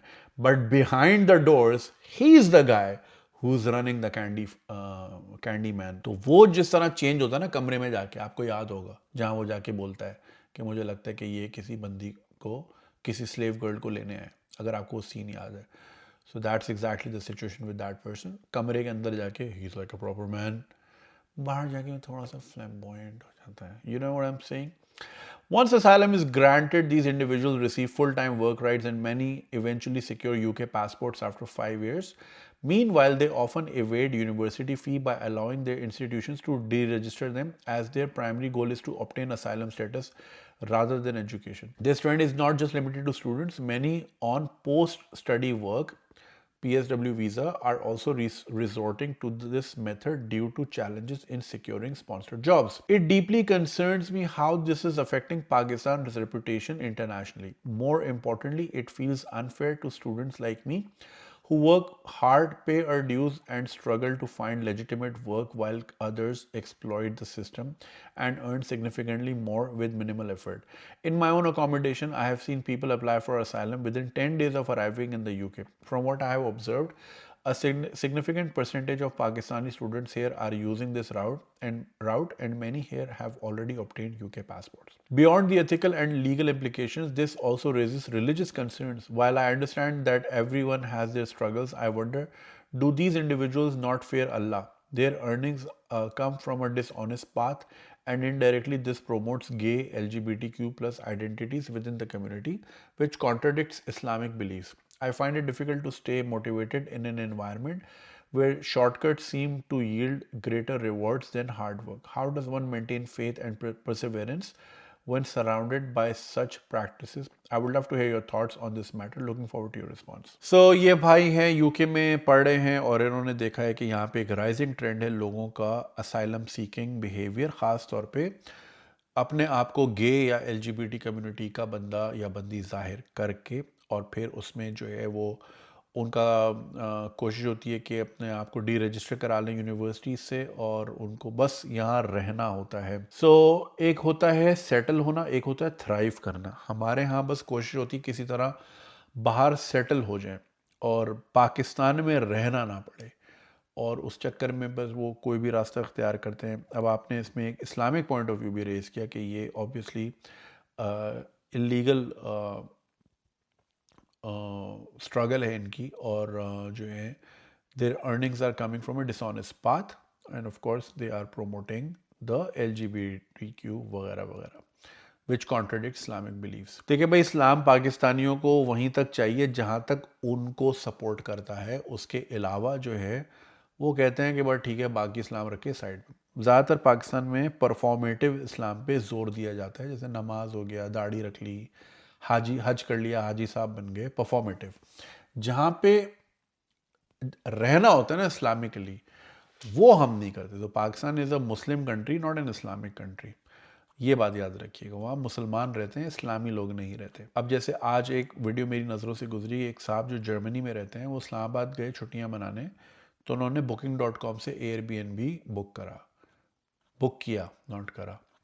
तो जब वो वहाँ गए तो उन्होंने कहा कि जी हाजी साहब आपसे मिलना चाहते हैं। उन्होंने हाजी साहब कौन? बोला जिनका एयरबीएनबी है। तो मेरा ठीक है, मैं 10 मिनट में शावर लेके नीचे आता हूँ। तो जब हाजी साहब से मिले तो उन्होंने उनका जो नक्शा खींचा वो ये कि माशाल्लाह सफ़ेद दाढ़ी, नौरानी चेहरा वगैरह वगैरह। और जब बातचीत हुई तो उन्होंने कहा कि आपने Booking.com से कराया है तो आपको भी थोड़ा उधर देना होगा, मुझे भी देना होगा, तो बेहतर है आप कैंसिल कर लें और हम यहीं पे मामलात कर लेते हैं। तो उन साहब ने यही बोला कि अगर मैं यहीं का होता तो मैं यही हरकत करता, लेकिन चूंकि मैं अब जर्मनी में रहता हूँ तो मेरी ट्रेनिंग ऐसी हुई है कि वहाँ किसी को धोखा नहीं देना। तो अल्लाह के बंदे, आप भी शराफत से जिस प्लेटफॉर्म को यूज़ कर रहे हो उसको ही पैसे दो, ना कि आप ये 2 नंबरी करो। आप लाहौर या इस्लामाबाद में, खैर मैंने अभी कराची में, मुझे ज़रूरत नहीं पड़ती करीम या इन ड्राइव करने की, आप वहाँ करें तो आपको 5 आउट ऑफ 10 टाइम यानी 50% ऑफ द टाइम ड्राइवर यही बोलेगा कि आप राइड कैंसिल कर लें। और ये जो पैसे बन रहे हैं ना, ऐप में 1500 दिखा रहा है, आप मुझे 1500 वैसे ही दे दें। तो मतलब जो सर्विस आपको दे रही है ये प्लेटफॉर्म, जो जिसकी वजह से आपका काम चल रहा है, उसी के साथ धोखा कर रहे हो। और ऐसे भी लोगों ने बोला है जो कि जब वो आते हैं सुबह तो वो तिलावत चल रही होती है उनके सिस्टम में, यूट्यूब पे तिलावत चल रही होती है और आगे से इस तरह की बात सजेस्ट कर रहे होते हैं, समझ से बाहर। तो वही हमें इस्लाम बस उतना ही चाहिए जितना परफॉर्मेटिव हो सके, जितना हम दूसरे को दिखा सकें, जितना मेजरेबल हो। इस्लामी तरीके से रहना जो है ना, वो आसान काम नहीं है, क्योंकि उसमें आपको सच बोलना होता है, उसमें आपको धोखा नहीं देना होता, उसमें आपने लोगों का हक अदा करना होता है, उसमें आपने लोगों को एक्सप्लॉइट नहीं करना होता। तो इस्लामी बन के रहना आसान काम नहीं है भैया, बड़ा तवक्कल चाहिए, नफ्स पे काबू चाहिए, लालच से दूर भागना है, गुनाहों से बचना है। यहाँ पे तो बस सजदे मारते रहो और 2 नंबरी करते रहो जितनी करनी है, खल्ली वल्ली। सो यस, ये हमारा अलमिया है और यही वजह है कि हम दुनिया में, देखिए ना, हमें हमें आप सोचें, एज अ कंट्री हमें खुशियाँ ही नहीं मिलती, हमें कोई खुशी नहीं मिलती। आज देखें ट्रेन अगवा हो गई, पूरी ट्रेन ही उठा के ले गए अगले, 400 450 बंदा अगवा हो गया। ये यार मतलब, अंडर सीज मैंने एक फिल्म देखी थी स्टीवन सेगाल की, 90s में, उसमें था ये सीन। ये आज हमारे मुल्क में हो रहा है और कोई खुशी नहीं मिलती। हमारी क्रिकेट भी नल्ली, एक हमने सारी खुशियाँ एक ही चीज़ में डाल दी, वो भी नल्ली। फिर हमने सारी खुशियाँ शादी में डाल दी, शादियाँ भी हमारी नल्ली। रेड ड्रेस मांग रहे होते हैं साल के अंदर। तो हमें खुशियाँ नहीं मिलती यार इंडिविजुअल हमारी। आपने नोटिस किया है कि हमारी ईदें जो हैं वो बड़ी ब्लैंड हो गई हैं, या फिर वजह यह है कि जब हम बच्चे थे तो ईद बच्चों की होती है और हम भागते थे, नए कपड़े और गुब्बारे ले रहे हैं और वो रैम्बो की पिस्तौल ले रहे हैं, पानी वाली गन ले रहे हैं, कोल्ड ड्रिंक पी रहे हैं पागलों की तरह, राइट। तो वो शायद आज के बच्चों की भी ईद उतनी ही अच्छी हो जितनी हमारी होती थी, बट मुझे ईद बड़ी ब्लैंड लगती है यार। मतलब लाइक एक सोफे से दूसरे सोफे तक माइग्रेशन। बस दुनिया भर में जो त्यौहार होते हैं उसमें सेलिब्रेशंस होती हैं, हम जो है ना रात को पूरा सोते नहीं है, सुबह उठ के जाते हैं, आधी नींद में नमाज़ पढ़ते हैं, जिनसे गले मिलना भी नहीं होता उनसे भी मिलना पड़ता है, और फिर घर आके उन्हीं कपड़ों में सो जाते हैं और फिर शाम को उठते हैं। ये कैसी सेलिब्रेशन है यार? ईद तो अल्लाह का तोहफा होता है यार, ये कैसा तोहफा है यार? इसमें हम सो रहे हैं सारे और बस वो रस्मी सी मुलाकातें और फिर ठूसो दबा के खाना, सियासत पे बातें करो। लाइक क्या है ये? इसमें सेलिब्रेशन कहाँ है? It's like any other Sunday, बस कपड़े नए पहने हुए हमने, बाकी चीज़ें तो वही हैं। समझ रहे हैं मेरी बात? तो हमें ना खुशियाँ नहीं मिलती, उसकी वजह ये है कि हमारे मुल्क में धोखाधड़ी बहुत है। तो बरकतें नहीं होंगी भाई, जहाँ पे इस तरह की होंगी वहाँ बरकतें नहीं होंगी ना। एनीवे, सवाल क्या था, हम कहाँ से कहाँ निकल गए? तो अब यही वो लोग हैं जो जॉयलैंड रिलीज नहीं होने देंगे, लेकिन वो खुद गे बन के दुनिया भर में घूमेंगे और वैसे जो है आपको ये सारे फतवाबाजी करेंगे औरत मार्च पे, फलाने मार्च पे, लेकिन ये खुद गे बन के पासपोर्ट इकट्ठा करेंगे उन काफिर मुल्कों का जिनको बैठ के ये पाकिस्तान में बैठ के गालियाँ देते हैं। तो जहाँ का खाते हैं वहीं छेद भी करते हैं। तो ये हमारा वतीरा है पुराना। हिपोक्रेसी ऐसे ही नहीं, हमें हिपोक्रेट कहते, रची हुई बसी हुई है हमारे खून के अंदर। जिस मुल्क में खाते हैं उसी से धोखा भी करते हैं। कल एक साहब मिले मुझे यहाँ टेस्को में, कह रहे वो आपने वो जो जिक्र किया था, कह रहे कल ही मैं वीडियो देख रहा था आपकी जिसमें आपने जिक्र किया था कि वो जो रेस्टोरेंट है यहाँ पे करीब में, जिसकी मशीन ही ख़राब है 4 साल से, मतलब अभी जाके देख लो, अभी चले जाओ सामने, ये वहाँ जहाँ हम थे वहाँ से थोड़ा सा वॉकिंग डिस्टेंस पे, मतलब अभी जाके देख लो, गारंटीड होगी। बल्कि मैं सोच रहा हूँ एक आध दिन में चक्कर लगाता हूँ और उसकी वीडियो बनाता हूँ और अगले एपिसोड में आपको लगा के दिखाता हूँ कि ये देखें आज भी इसकी मशीन, मैं गारंटी से कह रहा हूँ उसकी मशीन आज भी ख़राब होगी। तो इस मुल्क में बैठते हैं, इसी मुल्क को गालियाँ देते हैं, इस मुल्क का टैक्स चोरी करते हैं, बेनिफिट पूरा खाते हैं इस मुल्क का, बच्चे पैदा कर करके। सो या एनीवे, सो ये जो आप ये कह रहे हैं ना कि ये आके असाइलम ले रहे हैं, देखें इसमें पाकिस्तानी तो हैं ही हैं, इसमें बहुत सारे अफगानी लोग भी हैं जिन्होंने सम हाउ पैसा खर्च करके पाकिस्तानी पासपोर्ट एक्वायर कर लिया। अब वो यहाँ आके पहली फुर्सत में पाकिस्तानी पासपोर्ट पे असाइलम लेते हैं और इसके बड़े केसेस यहाँ पे मौजूद हैं। मैं ये कोई रेसिस्ट क्लेम नहीं कर रहा, I know so many lawyers यहाँ पे जो कि इनके केसेस देखते हैं और इनके केसेस हैंडल कर रहे हैं। सो ये भी एक बहुत बड़ा सिचुएशन है। अब देखिए इन्हीं हरकतों की वजह से आपके मुल्क की पासपोर्ट की रैंकिंग जाती है नीचे। जब पासपोर्ट की रैंकिंग नीचे जाती है तो फिर आपको वीज़ा नहीं मिलते। अब आप जो लोग ये हरकतें कर रहे हैं इनकी वजह से जो सही मानों में पढ़ने वाले लोग हैं, जिन्होंने पढ़ने आना है, जिन्होंने लेजिट तरीके से आके रहना है या काम करना है, उनकी अपॉर्चुनिटीज़ मारी जाती हैं। अब ये ना सिर्फ असाइलम लेके, अब वो देखते हैं ना data eight the end of the year, border control देखता होगा कि भाई इस मुल्क से इतने लाख लोग आए, उसमें से इतनी बड़ी परसेंटेज यहाँ असाइलम लेके बैठ गई, विच मीन्स कि they are more likely to seek asylum, तो they are more likely to be rejected. और यही वजह है कि हमारे वीज़ा इसलिए इतने रिजेक्ट होते हैं बिकॉज हमारे लोग यहाँ आके सबसे पहला काम यहाँ आके पासपोर्ट फाड़ते हैं और यहाँ आके बैठ जाते हैं। बाय द वे अब इन्होंने इस पर भी, असाइलम पे भी काफ़ी स्ट्रिक्ट मेजर्स कर लिए हैं। पहले तो ये होता था कि असाइलम सीकर्स को यहाँ पे हॉलीडे इन और इस तरह के होटल्स में रखते थे, 4-4 साल 5-5 साल आपको वीकली स्टाइपेंड भी मिल रहा है, पैसे भी खा रहे हो, तो इससे लोग परेशान हो गए और इसी वजह से यहाँ पे राइट विंग सेंटिमेंट बढ़ गया कि यार ये मतलब क्या दुनिया भर का गंद उठा के आप यहाँ पे आपने बर्मिंघम को जो बुरे वाला बना दिया है, दे डोंट इंटीग्रेट, और फिर ये क्या लोग लाके भर दिए और फिर ये आके कहते हैं जी क्लब्स बंद करें, यहाँ पे हमने तबलीग करनी है, हमें शरीयत चाहिए यहाँ पे, तो फिर राइट विंग सेंटिमेंट बढ़ता है। तो अब इन्होंने हाल ये निकाला है कि जिन लोगों को असाइलम लेना है बहुत शौक से लीजिए, जब तक आपका असाइलम का केस चल रहा है आप लंदन में नहीं रहेंगे, आप रहेंगे रवांडा में। तो रवांडा में हम आपको एक अकोमोडेशन देंगे, वो आप आराम से रहें 4 साल 5 साल 6 साल 8 साल, जब तक आपका केस चलता है। केस अप्रूव हो जाएगा तो आप आ जाइएगा इंग्लैंड, नहीं तो खल्ली वल्ली वापस आपने सरगोदा ही जाना है। इसकी वजह से बहुत से लोग डिस्करेज कर रहे हैं और वो यहाँ से अब भाग रहे हैं कि भैया रवांडा रहने के लिए थोड़ी चाहिए था, हमें तो यहाँ रहना था, हमें तो पौंड चाहिए थे, पौंड। तो अब जो है ना यहाँ पे अब ये एक मेजर इन्होंने लिया है। अमेरिका बैन की बातें कर रहा है, ओमान ने बैन किया हुआ है, फिर इसी तरह शेंजन भी अपने रूल्स टाइट कर देगा बिकॉज कल ही स्पेन में 10 टेररिस्ट पकड़े गए हैं एक सियासी जमात के, जो कि यहाँ बैठ के गर्दन उतारने की बातें कर रहे थे। देखिए यही वजह है ना, आप अपना गंद अपने मुल्क में ही रखें तो बेहतर है। जब आप वो सोचें और वो माइंडसेट लेके जब दुनिया भर में आते हैं और यहाँ आके आप बातें करते हैं कि तुझे मैं फतवा दूंगा या कत्ल कर दूंगा, ये कर दूंगा, तो यहाँ वाली गवर्नमेंट्स इन चीज़ों को बहुत सीरियस लेती हैं। अब वो 10 बंदे पकड़े हैं स्पेन में, तो उन्होंने, स्पेन ने सबसे पहले क्या किया होगा कि भाई स्क्रूटनी टाइट कर दो। हालांकि हालिया दिनों में Spain was the easiest route to get Schengen visa, बहुत से ट्रैवल एजेंट्स रेकमेंड करते थे, आपका मुझे नहीं पता, कि स्पेन से ले लो, स्पेन से जल्दी मिल जाता है और ज़्यादातर मिल जाता है। नेदरलैंड्स का थोड़ा सा मुश्किल है, इटली का और मुश्किल है और जर्मनी का और मुश्किल है सारे शेंजन ही, मगर लेना कहाँ से? तो Spain was the easiest of them all. पकड़ ली 10 टेररिस्ट।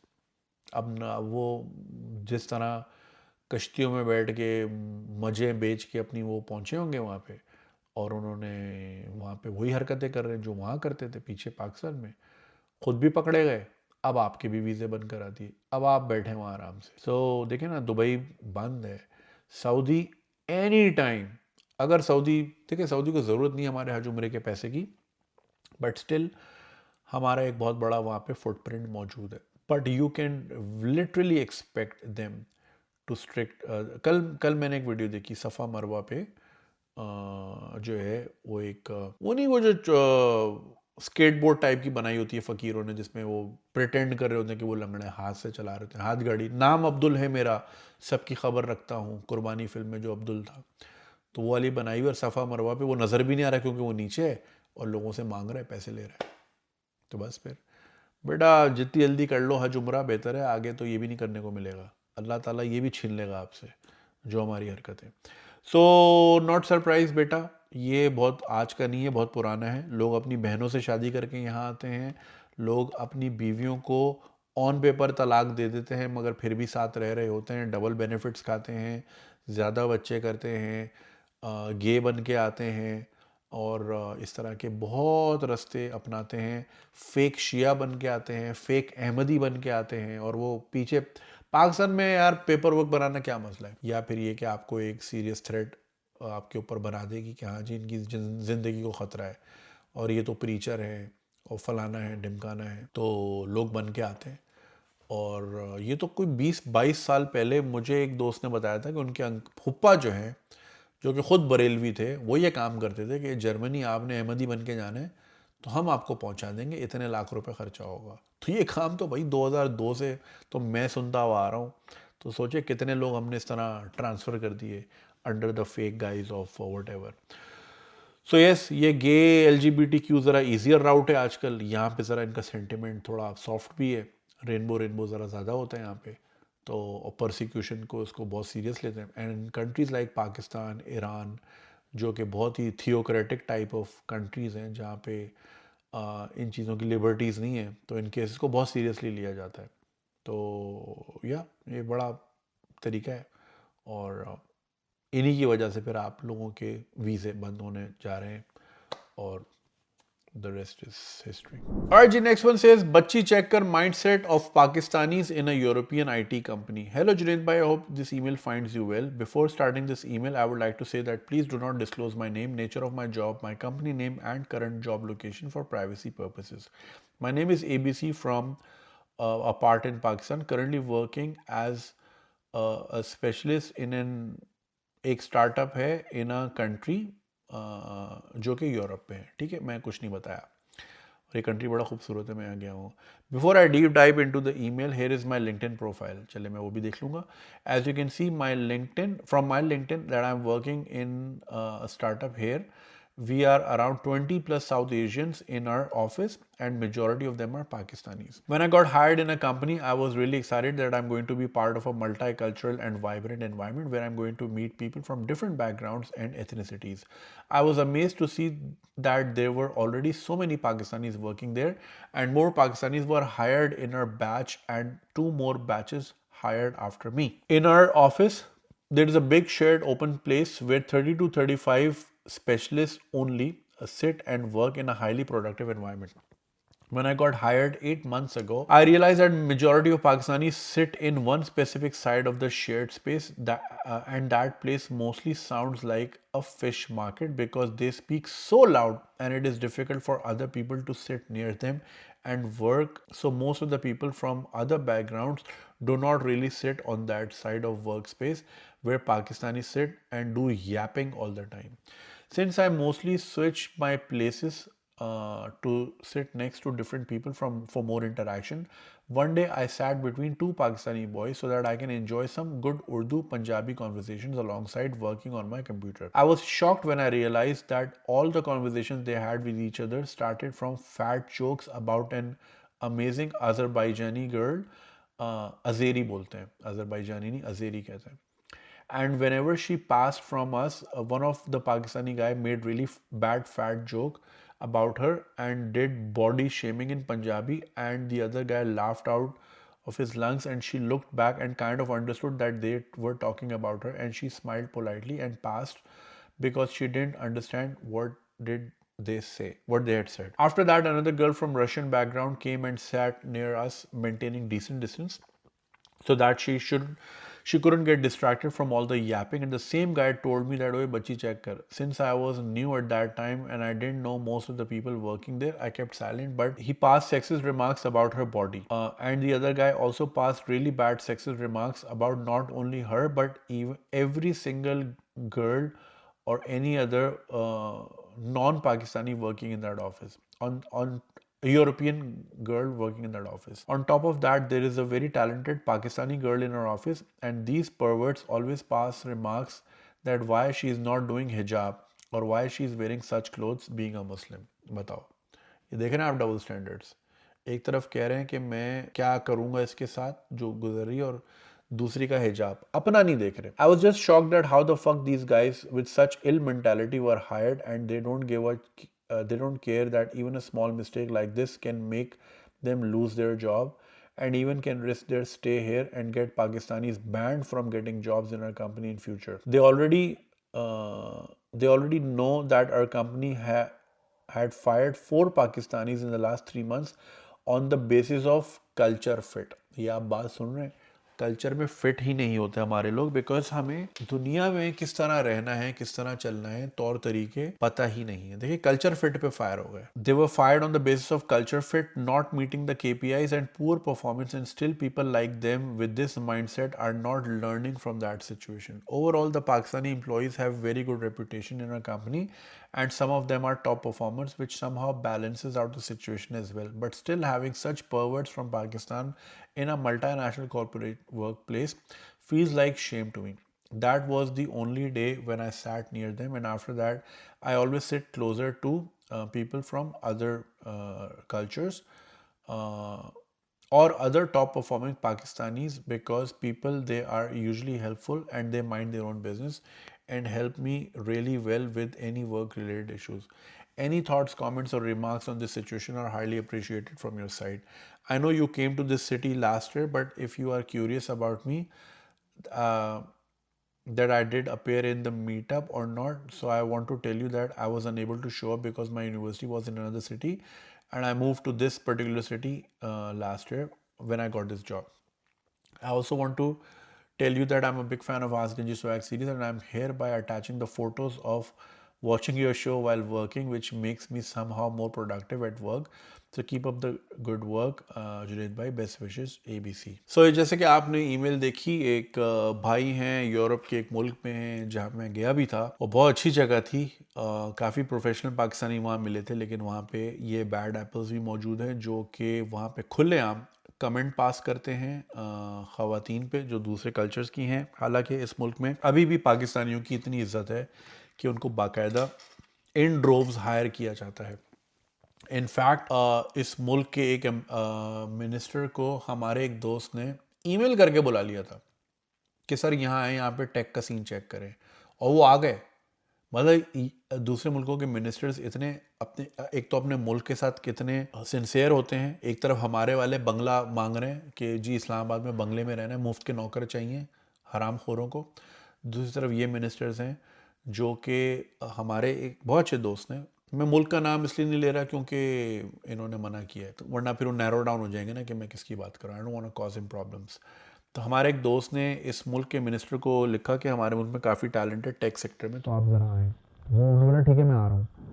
और एक मुल्क का मिनिस्टर आया और हमारे दोस्तों ने जाके एयरपोर्ट से उनको उठाया, घुमाया फिराया, दिखाया सॉफ्टवेयर हाउसेस, और उन्होंने वहाँ जाके बोला भाई बड़ा सीन है पाकिस्तान में. और फिर उनकी वजह से, मेरे दोस्त की उस ईमेल की वजह से, कुछ 100-200 लड़के माइग्रेट हुए इस मुल्क में टेक के सेक्टर में. अगला आके खामोशी से आपके मुल्क से ले गया, पता भी नहीं चला. वही शहबाज शरीफ के लाहौर में आके एक मुल्क का मिनिस्टर आया और वो आपके 200 टैलेंटेड ब्रेन्स ले गया. इसको ब्रेन ड्रेन नहीं कहते, इसको कहते हैं कि ब्रेन ड्रेन में पड़ा हुआ था, वहां से वो ब्रेन निकाल के अच्छी जगह लेके गया.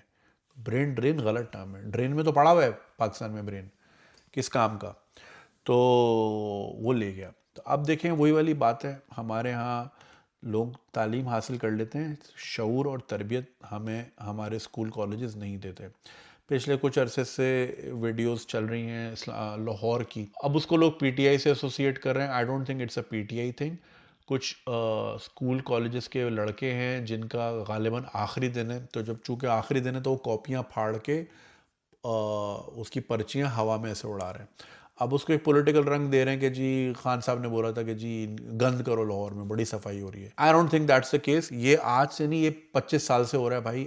आखिरी दिन स्कूल में वो एक दूसरे पे इंक फेंकते हैं, आपकी शर्ट ख़राब होती ही होती है. मतलब वो जो यूनिफॉर्म, खैर उसके बाद यूज़ भी नहीं होना यूनिफॉर्म, मगर वो ख़राब होके ही छोड़ते हैं. लड़के एक दूसरे पे इंक फेंकते हैं, अंडे मारते हैं. और ये लाहौर में मैंने पहली बार देखा कि ये कॉपियाँ फाड़ के उसको हवा में उड़ा रहे हैं और कचरा करते जा रहे हैं. और आपने स्कूल्स में भी देखा होगा पंखे मोड़ देते हैं. तो हम चूँकि तरबियत नहीं करते ना, तो हमारे ये जो हमें लगता है ना बच्चे डिसिप्लिन्ड हैं, बच्चे डिसिप्लिन इसलिए होते हैं क्योंकि आपके कंट्रोल में होते हैं। जिस दिन देखते हैं उनकी पावर आप पे अप्लाई नहीं होती, वो आप ही के स्कूल के पंखे तोड़ के जाते हैं और आप ही के स्कूल में गन करके, और बहुत से लोग तो टीचर को मार के भी जाते हैं कि तू हमें बहुत तंग करता था।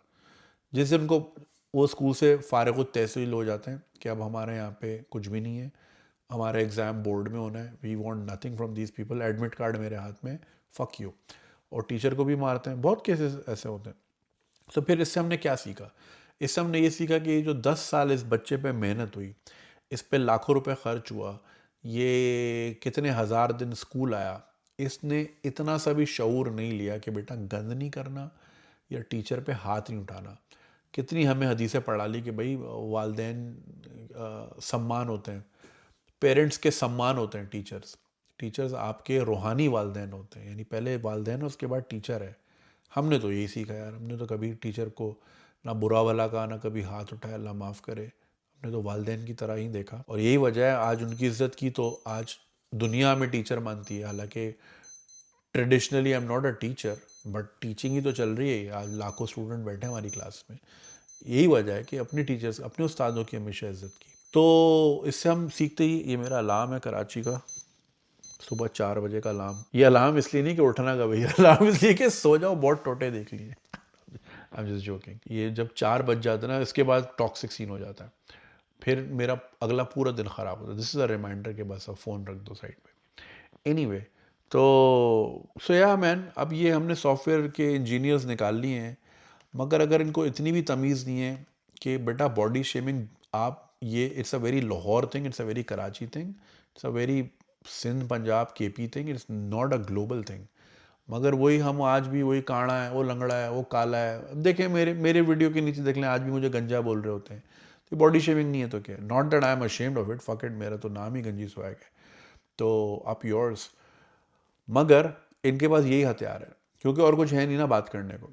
तो इट्स वेरी सैड कि ये बेचारे मुल्क से बाहर जाके भी जो है मुल्क से बाहर नहीं जा पाते जहनी तौर पे, और वही अपनी थर्ड क्लास मेंटालिटी, आवाज़ें कसना, बॉडी शेमिंग करना, उसकी बुण वेख, उसका ये देख, उसका वो देख, ये इसी में रह जाएंगे। तरसे हुए अवाम हैं, तरसे हुए लोग हैं, ना इनको सेक्स मिला, ना इनको ज़िंदगी में पैसा मिला, ना कोई एक्नॉलेजमेंट मिली, तो तरसे हुए लोग हैं, तरसी हुई बातें करते हैं, हसद के मारे, जेलसी के मारे। तो ऐसे थर्ड क्लास लोगों को ना वापस पाकिस्तान भेजना चाहिए। इनकी दुनिया में जगह नहीं है, दुनिया, महज़ब दुनिया में इनकी जगह नहीं है। आप अपनी ये जहालत रखें अपने इस्लामिक रिपब्लिक में, वहीं आपको ये सूट करती है और ये वहीं पे ही वायबल है, दुनिया में नहीं चलती। तो आपको तो बेटा मैं यही बोलूँगा, पहली फुर्सत में एचआर में रिपोर्ट कर दो कि भाई इस तरह की बातें करते हैं।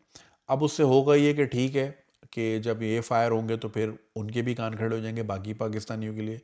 लेकिन इससे पहले कि ये कोई ऐसी हरकत करे कि जहाँ पे फिर आपकी कंपनी में बदमज़गी हो किसी किस्म की, कोई हरासमेंट का सीन हो जाए, कोई और वाक़या हो जाए, इससे पहले कि कोई लड़की कंप्लेन कर ले, वो फिर ज़्यादा बुरा सीन है ना। तो आप एचआर को बता दें कि भाई ये इस तरह की, they must be very talented which is why you hire them, but they are not fit to work in this environment. तो इनको या तो आप समझाएं, एजुकेट करें, या आप इनको कुछ करें। I don't feel comfortable around them. तो बेटा जितने लोग सुन रहे हैं ना जो इस तरह की हरकतें करते हैं, ये बेटा ये कराची के थड़ों वाली हरकतें हैं, इसको कराची में ही छोड़ना था। चाय के होटल पे आते हुए जाते हुए लड़कियों पे आवाज़ें कसना, उसकी उसको पूरा एक्सरे करना, उसकी बॉडी के हर कर्व को लेके बात करना, तरसी हुई निगाहों से देखना, it's a very Pakistani thing. Pakistan छोड़ दिया है तो इन चीज़ों को भी छोड़ना था बेटा, और ये चीज़ें लेके नहीं जाते। इन चीज़ों को होगा ये कि आने वाले वक्तों में there would be stricter policies. अब देखिए ना, एक तरफ कोई झूठा असाइलम लेके पाकिस्तानियों के दरवाजे बंद कर रहा है, एक तरफ कोई बाहर मुल्कों में आके ब्लास्फेमी का करके और गर्दन उतार देंगे उससे पाकिस्तान के रास्ते बंद कर रहा है। फिर हमारे ये पढ़े लिखे हैं जो कि पढ़ लिख के जा रहे हैं, सीधे राउट से जा रहे हैं, प्रॉपरली हायर हो रहे हैं, लीगल तरीके से जा रहे हैं, वर्क प्लेस पे जा रहे हैं, और वहाँ पे थर्ड क्लास मेंटालिटी, थर्डेबाज वाली बातें करके फिर रास्ते, मतलब जो पाकिस्तानी बाहर आ रहा है वो पीछे वाले का दरवाज़ा बंद ही कर रहा है, वो इनेबलिंग एनवायरनमेंट नहीं बना रहा कि यार ये एक सेंचुरी मैंने अच्छी सी बनाई है, इसको मैं और ग्रो करूँगा और मैं कोशिश करूँगा और टैलेंटेड लोग यहाँ पे नहीं। जो जा रहा है अपनी तो जिंदगी बर्बाद कर ही रहा है, पीछे वाले का भी दरवाजा बंद कर रहा है। This is a negative propagation of the highest order. कि वही जो शुरू में था ना कि भैया अगर बाप घर में पैसे नहीं ला रहा तो बाप घर का नुकसान करके शराब पे तो ना उड़ाए, नेगेटिव में तो ना लेके जाए। ये नेगेटिव पे लेके जा रहे हैं, खुद भी थर्ड क्लास इंटीग्रेशन कर रहे हैं। और जो अच्छे एम्बेसडर बन सकता है, जो अच्छी वैल्यूज इंटीग्रेट कर सकता है सोसाइटी में, उसका भी दरवाजा बंद करके कह रहे हैं तू पड़ा रहे उधर ही। तो ये जो है ना disservice of the highest order है। तो इन चीज़ों को भाई सीरियस लो। ये हायरिंग पॉलिसीज में ये चीज़ें काउंट होती हैं। ये this can lead to a lot of, you can be like a top performing software engineer of whatever, लेकिन अगर आप में ये बेसिक तमीज़ तहजीब नहीं है। और देखें भाई ये पाकिस्तान का है ना कि औरत को आप ऑन कैमरा ठुंडे मारो, जैसे अभी इस्लामाबाद में एक औरत को बालों से खींच खींच के मारा है, दुनिया ने देखा है और पुलिस ने राजीनामा करा दिया। पुलिस का काम राजीनामा नहीं होता। कंप्लेनेंट ने जी कंप्लेन नहीं की तो हम परसू नहीं करेंगे। अरे भाई उन विजुअल्स की वजह से जो प्रोपगेशन हुई है, जो एक पहले ही इंसेल माइंडसेट आपके मुल्क में जो कि अग्री करता है, अप्रूव करता है और एक्नॉलेज करता है कि हाँ औरत को तो मारना चाहिए, अगर ये पिट रही है तो इसने कुछ कहा होगा। What did she say for him to turn into an animal, you know. तो जब आप इस तरह के विजुअल्स वायरल करेंगे तो जो एक थॉट पहले ही है लोगों की, वो हिम्मत बढ़ेगी कि यार अगले ने भी घसीटा था इस्लामाबाद की सड़क में। एक तो होता ना जी चकवाल में वाक़या हो गया, डेरा गाजी खान में, भाई इस्लामाबाद के पॉश इलाके में एक औरत को बालों से घसीटा सड़क पे एंड ही गॉट अवे, तो मैं भी कर लूंगा। इससे सोशल फैब्रिक खराब होता है आपके मुल्क का।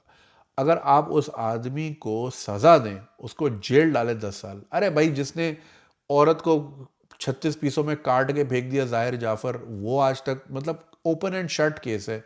वो केस अभी तक पाकिस्तान में किसी को भी ना सजा नहीं होती, किसी भी राइटफुल जिसकी सजा बनती है उसको सजा ही नहीं होती।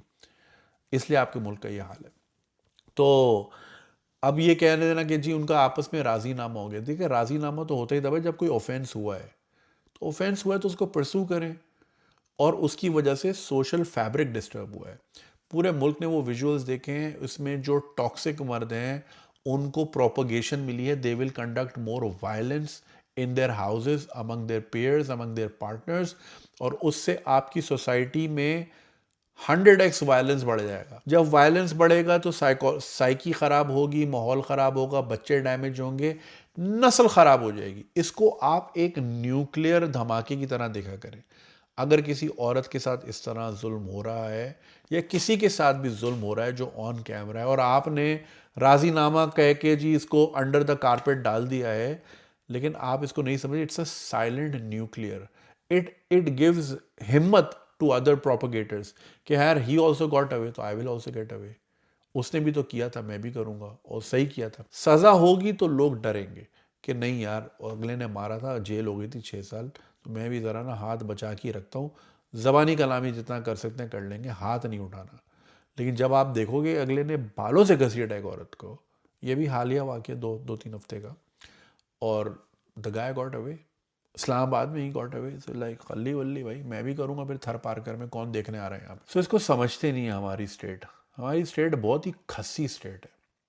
हमारी स्टेट आपने देखा है कि आपने हेलमेट ना पहनो तो पूरा लॉ एंड ऑर्डर आप पे अप्लाई हो जाता है। मगर वो अमेरिका से औरत आई, पूरी स्टेट खड़ी हुई कि करना क्या है इसका।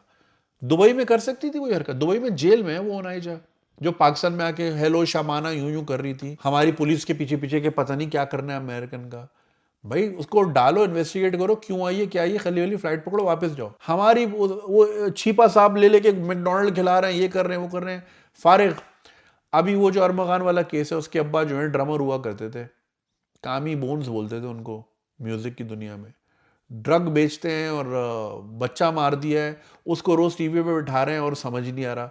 अजीब मंकी तमाशा चल रहा है हमारे मुल्क में ना। हेलमेट ना पहना हो या रिक्शा किसी प्रोटोकॉल में अंदर आ जाए तो ऐसा कानून उस पर अप्लाई होता है कि आप बोलोगे कि यार क्या ही कुवैत और कतर में कानून होगा जो यहाँ पर है। मगर यहाँ पे इतने बड़े बड़े केसेस और स्टेट ऐसी खड़ी होती है, इनको पता ही नहीं करना क्या है, मासूम हो जाते हैं। फक्ड अप कंट्री यार, मतलब कसम खुदा की, जान छोड़ाएं भाई। या तो इतना पैसा कमाएं कि आप ऑपरेसर बन जाए, फिर आपकी लाइफ बेहतरीन है। जब जहां आप बाय आउट कर सकें ये प्रॉब्लम्स, कोई आपको हाथ ना लगाए, आप अनटचेबल बन जाए। या फिर अगर आप शरीफ आदमी हैं और इतना पैसा नहीं है तो किनारा कशी करें और बाहर निकलें। लेकिन बाहर कहाँ निकलें?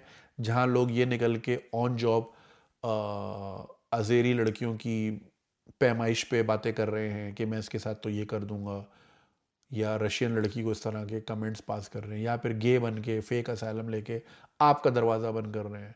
लाइफ तो भैया एज अ पाकिस्तानी ऑफ ही है। भाई ये अब्रॉड आके ये हरकतें ना करें। प्रोफेशनलिज्म नाम की कोई चीज़ हमें ना सिखाई जाती है, ना हमारी यूनिवर्सिटियाँ थर्ड क्लास हैं, हमारे कॉलेजेस थर्ड क्लास हैं। कोई इनकी ट्रेनिंग नहीं होती कि एक महज़ब माशरे में चलना कैसे, उठना बैठना कैसे, कौन सी बातें करने की हैं, कौन सी नहीं करने की हैं। पर्सनल हाइजीन कोई एक चीज़ होती है, नहा के रोज़ अलग कपड़े पहन के जाने, ना कि वही पॉलिएस्टर की कमीज़ दोबारा चढ़ा ली पसीने की भरी हुई और बदबू मारते फिर रहे हैं। ना बेसिक हाइजीन का पता है, ना इनको कोई बेसिक तौर तरीका है, किसी को एक्सप्लॉइट नहीं करना, कमेंटबाजी नहीं करनी। ये हमारी प्रोडक्ट है 80 साल के बाद, और ये हमारे पढ़े लिखे लोग हैं। तब आप इमेजिन करें कि जो जो कभी गया ही नहीं स्कूल कॉलेज, उसका क्या हाल होगा। इन्ना लिल्लाह पढ़ें और आगे बढ़ें। बहुत शुक्रिया। ऑलराइट जी, गुड मॉर्निंग। और अगले दिन की तरफ हम चलते हैं, बाकी क्वेश्चंस लेते हैं। यार मैं पिछले दिनों आई was just going through my memory lane, और मैं कुछ मूवीज़ मेरे जहन में आई और मैं गोगलू से पूछ रहा था, because he is like that thing, he is a movie buff. तो मैंने उससे कुछ मूवीज़ के नाम लिए एंड आई एम सरप्राइज उसने नहीं देखी थी। फॉर एग्जांपल टॉम हैंक्स की एक फिल्म है that thing you do, it's like a very Babli movie. उसमें वो ही डिस्कवर्स अ बैंड और उसका गाना बड़ा अच्छा था। And then Michael Clayton is George Clooney की मूवी, क्वाइट अंडररेटेड मूवी, उसने भी नहीं देखी हुई, बहुत लोगों ने नहीं देखी, ज़रूर देखें। And Don Juan de Marco तो मैंने बहुत बार मेंशन की है। जॉनी डेप की फिल्में बड़ी अच्छी होती हैं यार। लोगों को बस वो पायरेट्स ऑफ द कैरिबियन के बाद वाला जॉनी डेप पता है, उसको ब्लो वाला नहीं पता, फाइंडिंग नेवरलैंड वाला नहीं पता। Finding Neverland was actually a true story about how Peter Pan came into being. So उसमें केट विंसलेट भी है। It's a beautiful movie. उसके मीम्स आपने ज़रूर देखे होंगे। सिमिलरली उसकी एक और फिल्म है जॉनी डेप की, मुझे याद नहीं आ रही, ब्लो तो खैर काफ़ी कॉमन है। The big fish is a beautiful Tim Burton movie. Tim Burton की भी लोगों को ज़्यादातर एडवर्ड सीजर हैंड्स, यहाँ जॉनी डेप की Edward Scissorhands, such a beautiful film. The big fish अच्छी है। It's these are all fantasy movies mostly, तो मुझे फैंटेसी मूवीज की ज़माने में अच्छी लगती थी, but I am not a fan of Lord of the Rings for some reason, never really watched it. However I been to a bar जहाँ पे J.R.R. Tolkien C.S. लुइस के साथ शाम में मिलते थे बियर का पाइंट लेके, और लॉर्ड ऑफ द रिंग्स के नोट्स शेयर करते थे कि आज मैंने ये लिखा है तो इसके बारे में क्या कहते हैं। And that is in Oxford. और ऑक्सफोर्ड में उस बार के सामने there is a like a monument called the burning priests, if I am not wrong. और वो बर्निंग प्रीस वो हैं जो उस जमाने के प्रीस थे, जो फिर चैलेंज करते थे, जो फिर साइंस के बारे में बात करते थे। And of course science was a big blasphemy back in the day, तो उनको जिंदा जला दिया गया था। सो उनकी याद में एक चौक बना हुआ है वहाँ पे जिसको कहते हैं द बर्निंग प्रीस। सो या ऑक्सफोर्ड इतना सा शहर है, but there is so much to see and like इतनी वाइब्रेंस है। और 11वीं सदी में उन्होंने यूनिवर्सिटी बना दी थी, और वो यूनिवर्सिटी इज़ लाइक जिसने आज तक सारे हमारे प्राइम मिनिस्टर दिए हैं, ये सारी हमारी एलिट जो दी है उसी कॉलेज से निकली है। और यू नो वी टुक अ बस टूर, सो उसमें था कि जी MG जो गाड़ी है इस गैराज से स्टार्ट हुई, पेनिसिलिन इस बिल्डिंग में बनी थी, टोनी ब्लेयर यहाँ पढ़ता था, बिल क्लिंटन यहाँ पढ़ता था। और टोनी ब्लेयर से का आपको एक स्कैंडल याद होगा कि उसकी एक तस्वीर आ गई थी कि you know he was smoking up, जवानी की तस्वीर थी। It was a big no no, अब तो खैर बहुत जगहों पे लीगल है। सो वो उसकी तस्वीर सरफेस जिस बार की थी, उस बार वो बार आज भी वहाँ मौजूद है, one of the oldest bars. So या man, I was just down the memory lane and there is a song, आज मैं आई केम अक्रॉस इट और मैं 2011 में बहुत सुनता था। It's called Leader of the Band by Dan Fogelberg. It is such a beautiful song, जरूर सुनिएगा, Leader of the Band. Anyway चलें, ये तो रैंडम सी आपको मैं रिकमेंडेशन दे रहा था। चलते सवालात की तरफ। Eloping and managing family wedding expectations. Sat Sri अकाल जुनेद भाई। सत श्री अकाल जी। First of all, love you, man. You are a fantastic person. Love listening to you, and I really respect your broad mindset. The way you break things down is just next level. Ask Ganji Swag is one of my favorite. So I thought, चलो हम थोड़े चलो हुण तुहाडे कोलों थोड़ी advice ले ली जाए ਲਈ ਜਾਏ ਫਰਸਟਲੀ ਪਲੀਜ਼ ਮੇਰੀ ਗੱਲ ਮਾਨੋ ਤੁਸੀਂ ਕੈਨੇਡਾ ਆਓ ਤੁਸੀਂ ਬਸ Brampton side and Toronto side ਨਹੀਂ ਜਾਣਾ there are plenty of other countries to see beautiful metropolitan cities. If you're coming to Canada, come for the road trips, for the lakes, for the castles, and for the mountains. Yes, I have a lot of invites from not from these of course places. Vancouver से बहुत शिद्दत से बुलाया जाता है, lake बांफ के बारे में बहुत बताया जाता है वगैरह वगैरह. आई थिंक आई शुड यार अमेरिका का पता नहीं क्या सीन है तो इस समर एक काम करते हैं कनाडा का ही चक्कर लगा लेते हैं. येस लेट्स डू इट जून या जुलाई में. I am like loudly speaking बाकी तभी पता चलेगा. ओके जी कैसल्स एंड माउंटेन्स हो गए. Canada is beautiful. I know the stupid reels that surface your Instagram. I won't deny their existence but एना फुद्दू लोका करके तुसी कैनेडा ਨੂੰ ਮਿਸਅੰਡਰਸਟੈਂਡ ਕਰ ਗਏ ਹੋ. My advice is find a local and travel with him, the one who shares similar exploring aspirations as you. You told us in an episode that you know a little bit of Punjabi, so I will write a little bit in Punjabi. मेरा नाम ABC है but सारे मैनू जग्गा कहते हैं. You can call me Jagga. I am originally from Moga, Punjab, but since 2012 I've been living in Calgary, Alberta. 18 ਸਾਲ ਦਾ ਸੀ ਜਦੋਂ Canada ਆਇਆ. Started from the bottom. ਪਹਿਲੇ Walmart ਵਿੱਚ 6 ਸਾਲ ਲਗਾਤੇ and now I work in retail, working as a manager in a store that sells consumer electronics and home appliances. Life has been good and it got even better last year when I met my fiance through a mutual friend. ਉਹ ਚੰਡੀਗੜ੍ਹ ਤੋਂ ਹੈ, registered nurse है and life is good with her. Now शादी ਦਾ scene बन रहा है. I am a practical बंदा and मेरी ड्रीम है कि मैं फास्ट फूड फ्रेंचाइज खोल लवां बिकॉज कैनेडा विच फूड इंडस्ट्री अगे ही वध रही है as more and more people are settling in newer smaller cities.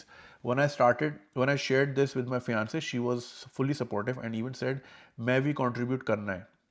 पर साले मम्मी पापा नाल डील फस गई है दोनों तरफों. कुड़ी साइड ਉਹਨਾਂ ਨੇ ਸ਼ਾਦੀ ਦਾ ਫੁੱਲ ਦੇਸੀ ਸੈਟਅਪ ਬਣਾਉਣਾ ਹੈ. 400 ਗੈਸ ਦੀ ਲਿਸਟ ਲੈ ਕੇ ਬੈਠੇ ਨੇ. ਉਦੋਂ ਮੈਂ ਕਿਹਾ ਤੁਸੀਂ ਵੈਡਿੰਗ ਕਰ ਯਾਰ ਮੈਂ ਕੈਨੇਡਾ ਕਰ 1 ਮਹੀਨਾ ਰੁਕਾ ਮੇਰੀ ਪੰਜਾਬੀ ਸਿੱਧੀ ਹੋ ਜਾਏਗੀ. ਤੁਸੀਂ ਵੈਡਿੰਗ ਕਰ ਰਹੇ ਹੋ ਜਾਂ ਲੋਕ ਸਭਾ elections. even if my family keeps it small, which is approximately 100+ ਬੰਦੇ from groom side, bill 1 crore INR ਚਲਾ ਜਾਣਾ. ਇਹ ਕਿਹੜੀ ਅਕਲਮੰਦੀ ਦੀ ਗੱਲ ਹੈ.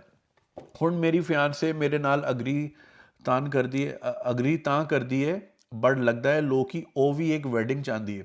ਛੋਟੀ ਸਹੀ ਬਟ ਇੱਕ ਪ੍ਰੋਪਰ ਫੰਕਸ਼ਨ ਤੇ ਉਹਨੂੰ ਵੀ ਪਸੰਦ ਆਉਣਾ.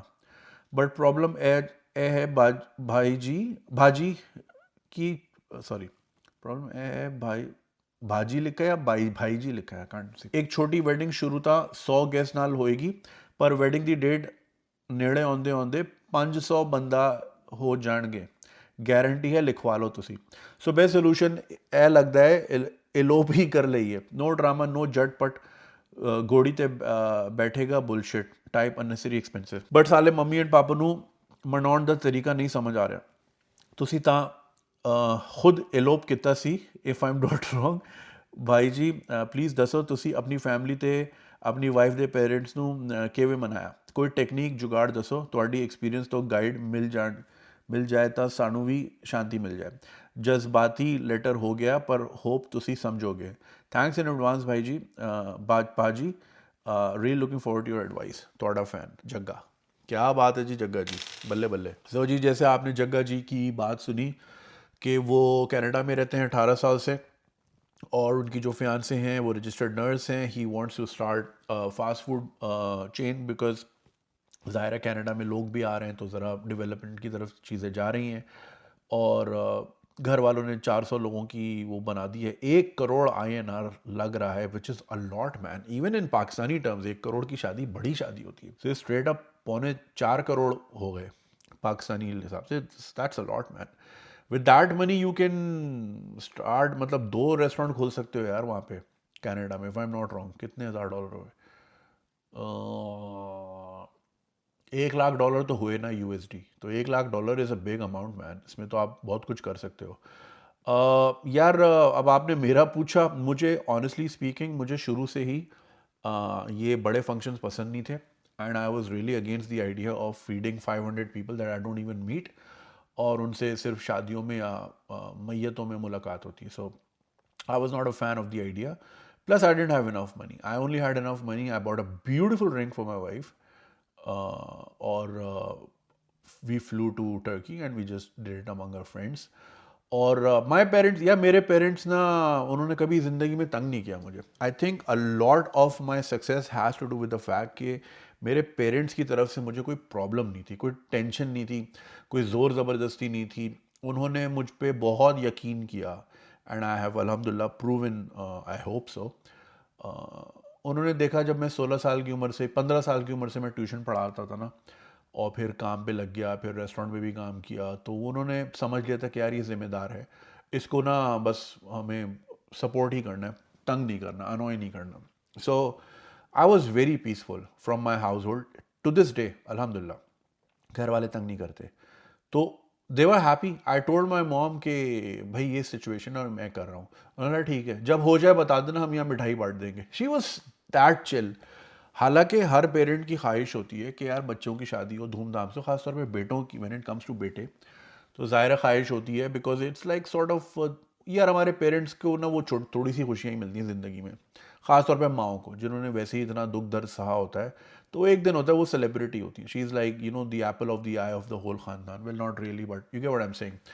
ज़रा सेंटर ऑफ अटेंशन होती हैं, हर कोई आके प्यार से मिलता है वगैरह वगैरह, राइट. तो दैट इज समथिंग. मतलब आप सोचो ना, आपने एक बच्चा पैदा किया, पाल पोस के बड़ा किया, इस काबिल की उसकी शादी हुई, so that sort of like a celebration कि हाँ इसको मैंने एडल्ट बनाया है. तो पेरेंट्स का पॉइंट ऑफ व्यू ये होता है, इसको मैंने एडल्ट बनाया है. एंड देन फिर हमारे देसी सेटअप में एक ये भी होता है कि यार हमें वन अप भी करना है. फलाने की इतनी बड़ी शादी हुई तो हमने उससे और बड़ी करनी है. खाना ज़्यादा हो जाए और ज़ाया हो जाए, कम ना पड़े, तो हमेशा ज़्यादा ऑर्डर करवाया जाता है. आरएसवीपी का लोगों को पता ही नहीं है कि आरएसवीपी का मतलब क्या होता है. वो खाने और ड्रिंक्स की मिकदार को मैनेज करने के लिए होता है कि भाई जब कंफर्मेशन नंबर आ जाए. खैर मेरी ख्वाहिश है 500 लोग आए, पर उन 500 में से 250 कह रहे हैं सिर्फ हम आ सकते हैं, बाकी 250 कह रहे हैं हम नहीं आ सकते. So now I know the figure is 250, तो मैं 270 लोगों का खाना करवा दिया, राइट. +-20 हो जाता है. यहाँ पे पता ही नहीं होता ना कितनों ने आना है. जहाँ पे बोला 2 पीपल, वहाँ से 6 लोग आ रहे हैं, ठीक है, तो पता नहीं होता. तो ज़्यादा मतलब अगर 100 को कार्ड दिया है होपिंग के 300 लोग आएंगे, तो खाना 600 का बनता है. इतना ज़ाया होता है, इतना ज़ाया होता है. खैर, तो वन अप भी होता है और फिर बहुत सारे फैक्टर्स होते हैं. तो फिर पेरेंट्स जो है ना ये ड्रीम गिव अप करना नहीं चाहते. खैर इन आवर केस बच्चे और भी थे, तो उन्होंने बोला चलो ठीक है, ये वाला नहीं आ रहा तो खैर है, कोई मसला नहीं, हम अपने शौक बाकी शादियों में कर लेंगे, विच दे डिड. तो वो भी मुझे एक ज़रा एडवांटेज था, तो मुझे ऐसा कोई प्रॉब्लम नहीं हुआ. एंड हमने बहुत पैसे बचाए यार. उन पैसों से हमने अगले 4 साल खुल के ट्रैवल किया, दबा के किया. लाइक शादी के बाद तो मेरी ट्रैवलिंग बहुत ही खुल गई थी. तो we had a great time, we made wonderful memories. वो शादी का क्या ही मेमोरीज होती, मतलब लाइक शादी वाले दिन दूल्हा और दुल्हन सबसे ज़्यादा एग्जॉस्टेड वो होते हैं. अरे दुल्हन 2 बजे से निकली हुई होती है दोपहर के तैयार होने, 6-7 बजे तैयार होती है, और फिर वो ज़ाहिर है मोम की गुड़िया है, उसको ना ज़्यादा पसीना आ सकता है बिकॉज ऑब्वियसली मेकअप ख़राब होगा. तो वो बेचारी फिर इतने बड़े लहंगे में इधर से उधर, इधर से उधर, they get really really exhausted. And of course दूल्हे के सर पे 100 टेंशनें होती हैं, क्योंकि सारी चीज़ें उसने करनी होती हैं मोर और लेस. तो और ज़ाहिर है उसका फंक्शन होता है, तो वो ज़ाहिर टेंशन में होता है, प्रेशर में होता है, तो थक हार के घर आके सो ही जाते हैं अक्सर औकात. तो मैंने तो यही सुना है कि यार हम सो गए थे घर आके, कि बाद में कर लेंगे जो भी करना होगा. सो या मैन, इट बिकम्स अ चोर. मतलब it should be your day man, it should be where you relax. चलो ना 100% रिलैक्स हो, मगर समझ रहे हैं कि आप पे इतना प्रेशर ना हो कि यार मतलब हर मतलब पग मेरी ज़मीन पे ना आ जाए, मतलब ये वाले प्रेशर ना होना यार. ये क्या बात हुई. शादीज are suppose to be fun, not a pain in the ass. तो यार ये आपका बिल्कुल बिल्कुल सही है कि 1 करोड़ तो खैर बहुत ज़्यादा है. और वही आपकी वाली बात है कि अगर हम इसको लेस डाउन को 100 भी कर देना, तो by the end of the day वो 300 तक ले ही जाएंगे, because everybody is important. I know when my mother was sitting down and making list for my sisters wedding, तो यही था, नहीं उनको भी बुलाना है, उनको भी अरे वो भी आए थे, उन्होंने भी हमें उस पर बुलाया था. फिर ये भी होता उन्होंने दिए कितने थे, या हमने उनको कितने दिए थे, सब समझ रहे हैं. तो वो भी ज़रा एक बैलेंस करना होता है. So I don't know man, 100 के चक्कर में भी जाओगे तो वो 300 हो जाएगा. एलोप करोगे, आई डोंट नो. अब आपने ये नहीं बताया ना आपके और कितने बहन भाई हैं, उनके ये वाले शौक पूरे हो गए कि नहीं हो गए, बड़ी बिग फैट वेडिंग वाले. होता है ना, जैसे like I said in my case, वो मेरे शौक मैंने बोला कहीं और पूरे कर लें, तो उन्होंने बाकी भाई और बहनों की शादी में कर लिए शौक पूरे। तो do you have that leverage? Because यार at the end of the day parents का वो एक ही खुशी का दिन होता है, वो वैसे ही वही उनकी बड़ी मुश्किल लाइफ रही होती है, क्या पैसे वाला, क्या मिडिल क्लास, क्या lower middle class. I think देसी लोगों की ज़िंदगी वैसे ही मुश्किल है, कल्चरली सोशली इतना प्रेशर है कि इट्स नॉट अबाउट हैव्स और हैव नॉट्स, इट्स अबाउट कि the fact that you are a desi, you are surrounded by so much pressure and so many eyes poking into your lives. तो वो एक दिन होता है उनका। सो आई वोंट से कि यार उनसे वो दिन ले लो या वो खुशियाँ ले लो। However at the same time I would also not want you to break your back, go in debt. और आपने एक ज़िंदगी स्टार्ट करनी है यार, देखो वो I think in Sikh culture the culture of सगन सगन सगन कहते हैं ना हम, तो जिसमें वो पैसे देते हैं। तो it's not the repayment of food कि जी हमने 4 लोगों ने बफे खाया है तो ये उसके पैसे हैं। That is for you to start your new life. ये नई जिंदगी शुरू करने के लिए होता है, राइट? हमने इसको उल्टा ही बना दिया है। तो yeah man, I will always choose you to save money, because ऐसी जिंदगी स्टार्ट करने का क्या फायदा जिसके शुरू के 5 साल आप डेट ही भरते रहो। I know somebody who is very very close to me, शादी के अगले 7 साल तक वो क्रेडिट कार्ड ही भर रहा था। तो मैंने बोला भाई तू जिंदगी कब स्टार्ट करेगा, तू पहला घर कब लेगा, तू गाड़ी कब लेगा, तू अपने लोन कब उतारेगा? मतलब मिड 30s तक बंदा डेट में ही चल रहा है। अरे भाई डेट फ्री जिंदगी गुजारनी है, ये बात याद रखना। ये गलती मैंने भी की थी इन माई 20s। I had nowhere else to go man, I had to take credit cards. I got stuck in that loop really really bad. I got out of it, never made one again. आज तो bank पीछे भाग रहे होते हैं, भाई ले लें ये भी ले लें, प्लेटिनम ले लें, ये सर्विस हो गया, भाई चाहिए ही नहीं है, नहीं चाहिए। सो डेट फ्री जिंदगी गुजारनी है भाई। Debt is like the worst thing, it will break your back. और जहाँ इंटरेस्ट, एज अ मुस्लिम मेरा तो ये बिलीफ है भाई, जहाँ सूद इन्वॉल्व हो जाएगा, जहाँ इंटरेस्ट इन्वॉल्व हो जाएगा, आपके पैसों में बरकत ही नहीं रहेगी। यार मैं 2005 में there were months, so my nature of work was जितना काम उतने पैसे, तो मैं 18 घंटे काम करता था। There were months I was making 90,000 rupees, 90,000 रुपये। आई एम टॉकिंग 2005 में, ओके? उस जमाने में हमारे घर की ग्रोसरी मैक्सिमम 6,000 रुपये में आती थी, मैक्सिमम। ठीक है ना, 20 साल पुरानी बात है। वो पैसे कहाँ जाते थे पता ही नहीं चलता था, कहाँ जाते थे पता ही नहीं। बैंकों को दिए जा रहा हूँ, फिर देखा प्रिंसिपल तो वहीं खड़ा है, प्रिंसिपल तो हिल के ही नहीं दे रहा, बिकॉज मैं मिनिमम पेमेंट्स कर रहा था। 3 3 कार्ड थे, फिर उन 3 कार्ड को ख़त्म करने के लिए बड़ा लोन लिया, बड़े लोन से उन तीनों को मार दिया। अब बड़ा लोन है और मैं हूँ, अरे भाई क्या बकवास ज़िंदगी। ये बाल 20s में ही ज़ाया हो गए थे, इतना स्ट्रेस था। तो लोन में तो भाई ज़िंदगी में कभी भी मत जाना, ये तो मैं सबको बोलूँगा कि ऐसी शादियों का क्या फ़ायदा कि अगले 10 साल उस शादी को, वो शादी की कोई गारंटी नहीं है ना भाई। नहीं समझ आया, आपकी नहीं बनी, अब आप अगले 10 साल डेट में हो because you made a wrong choice in your life, then what, right? Choice सही हो गलत हो, देखो सही हो तो चलो ठीक है, आप पेन बढ़ा, एक है कि आपने डेट में भी गए, चॉइस भी खराब, वो भी मतलब स्पाउस भी मज़े का नहीं, मतलब 10,000 मसले हैं, या जिस तरह के आप सुनते हैं मसले आते रहते हैं। कज़न का रेड ड्रेस पसंद आ गया, आप करोड़ लगा के बैठ गए हो, उधर वो कह रहे हैं जी कज़न रेड ड्रेस में आए, कजरारे कजरारे करके दिखाएं, राइट? तो so I will never ever suggest you, save money, find a middle ground, उनको भी उनकी खुशी दे दें और आप भी ज़रा डेट से बच जाएं। मेरा तो यही मशवरा है। एक वक्त था मैं बड़ा रिबेलियस था, तो मेरे मशवरे भी रिबेलियस थे, but as I am growing I am also understanding, because now I am a parent. तो मैं पेरेंट का पॉइंट ऑफ व्यू भी अब समझने लगा हूँ ज़िंदगी में थोड़ा थोड़ा। सो आई अंडरस्टैंड, उनको भी थोड़ी बहुत खुशी चाहिए, वो उनका एक दिन होता है। वो कहते हैं ना, एंडी वॉरहॉल कहता है ना कि you everybody will be famous for 15 minutes in their life time. तो आई थिंक हमारे पेरेंट्स का वो 15 मिनट्स ऑफ फेम जो है ना, वो बच्चों की शादी ही होती है, ठीक है? जिसमें वो सारे बच्चे, शर्मा जी का लड़का और रीतू जी की लड़की, सब वहाँ मौजूद होते हैं।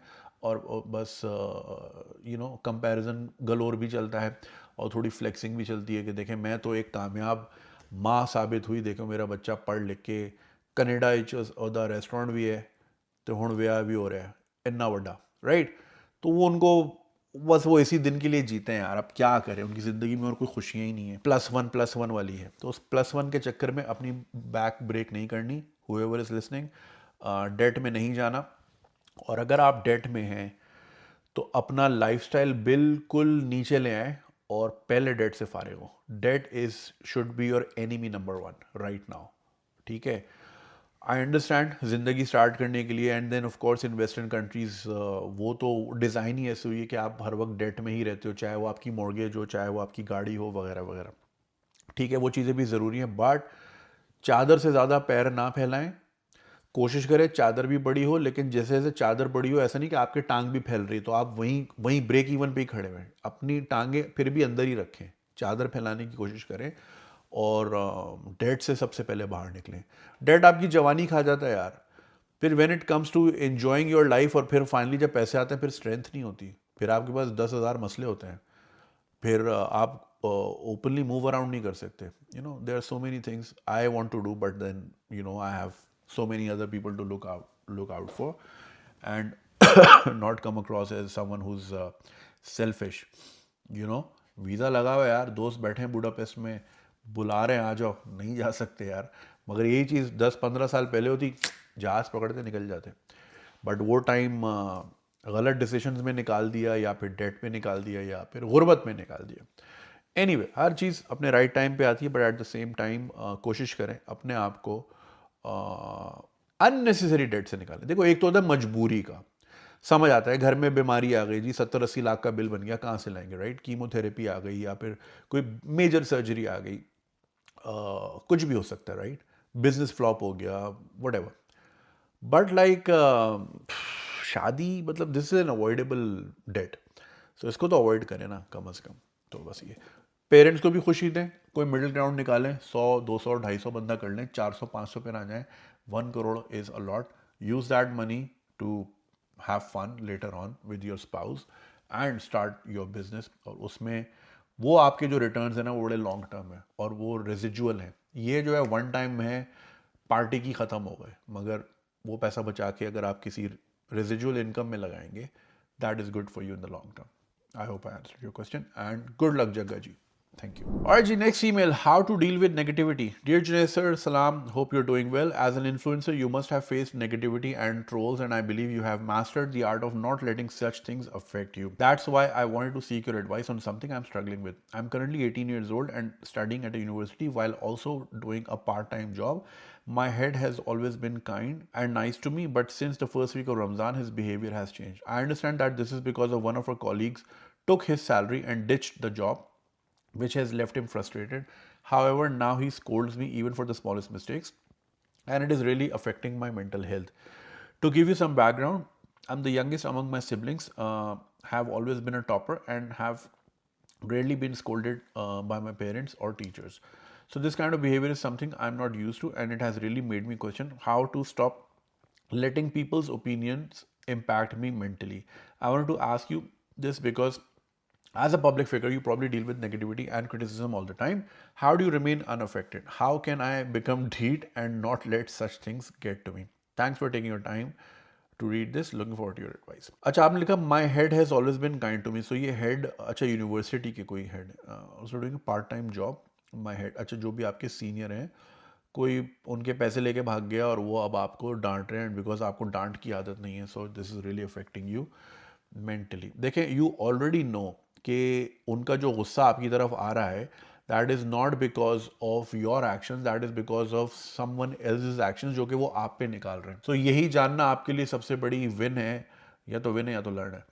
तो आपके लिए सबसे बड़ी विन है कि यू नो कि वो आपकी कोई कोताही नहीं है, आपकी कोई गलत फहमी नहीं है, या आपकी कोई गलती नहीं है, और ये कहीं और से आ रहा है। This is coming from somewhere else. ये किसी और का गुस्सा आप पे उतारा जा रहा है, तो it should not affect you. I know at the tender age of 18 it's easier said than done, और ये जो ढीठपना आप कह रही हैं, इसको आने में बड़ा टाइम लगता है।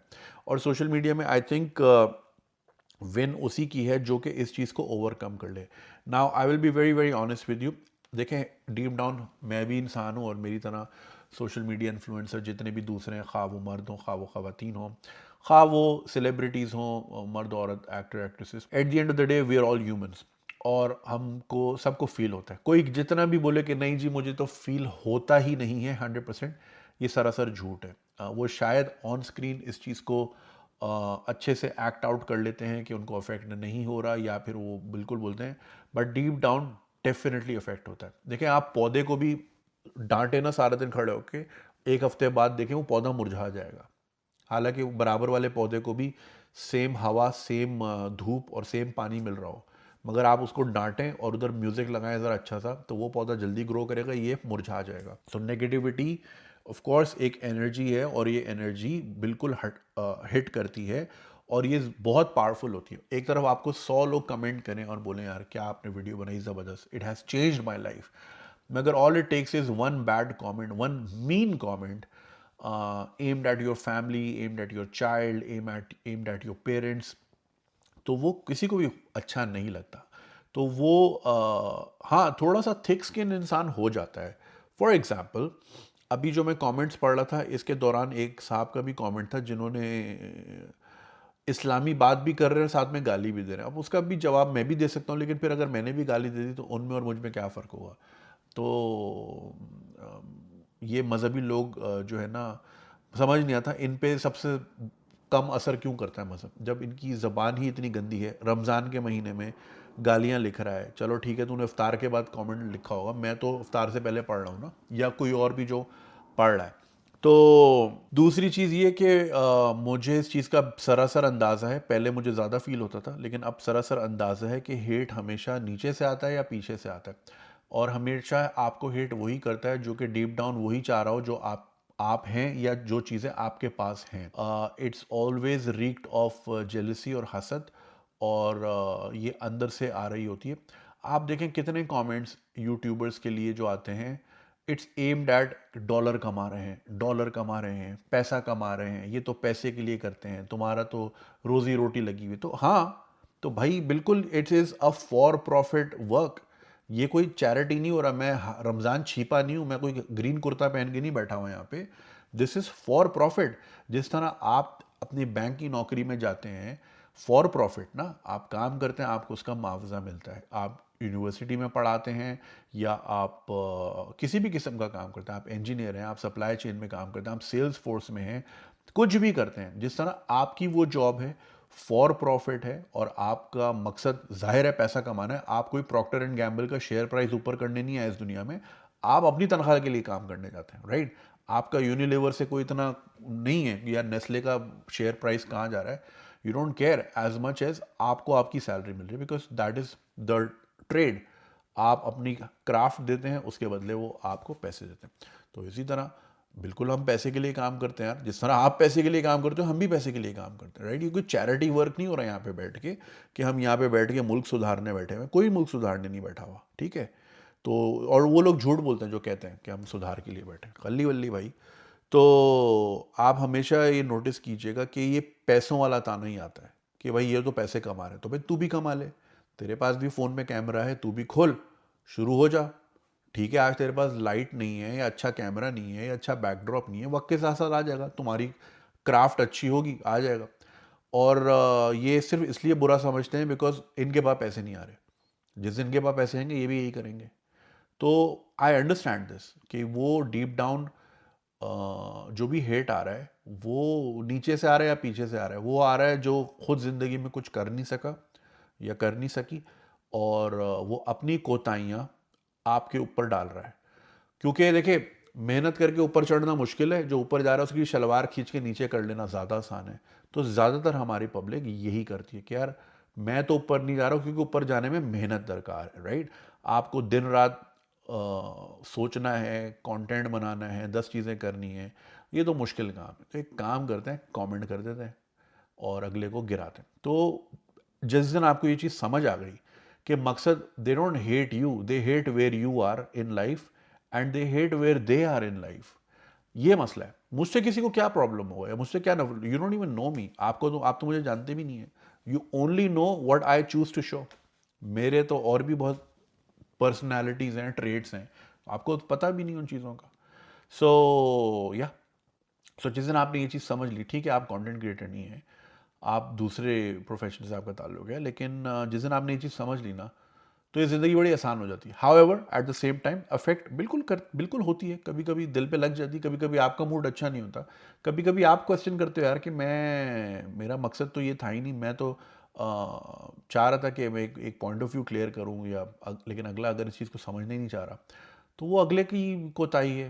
अगर वो अपने इंटरनेट का इस्तेमाल अच्छा नहीं कर सकता, और उसके जहन में जो शक व शुबात उनका जवाब तलाश करना नहीं चाहता, उसके लिए क्योंकि उसमें मेहनत है तो उसके लिए आसान है कि वो आपको दो चार गालियां दे और वो अपनी जहालत की अंधेरे में डूबा रहे जैसा वो खुश है। सो या यू नीड टू अंडरस्टैंड कि ये आ कहाँ से रहा है। So you need to put yourself out of body experience करें और अपने और इस सिचुएशन को एज अ थर्ड पर्सन देखें कि आपका हेड जो आप पे कर रहा है ये क्यों कर रहा है, इसमें आपका क्या कसूर है। अगर कोई और उसके पैसे लेके भाग गया तो जिस दिन आपको ये क्लैरिटी होगी ना कि ये he is only venting to me और इसके पास कोई एवेन्यू नहीं है, ये बेचारा है और इसके पास अपनी फ्रस्ट्रेशन को एक्सहेल करने का कोई एवेन्यू नहीं है, तो सामने मैं हूँ। वो होता है ना, अम्मियाँ अगर नाराज हो, अब्बू से लड़ाई हो रही तो करीब जो बच्चा खड़ा था उसी को चप्पल मार देती हैं, राइट, क्योंकि रेंज में वो है ना।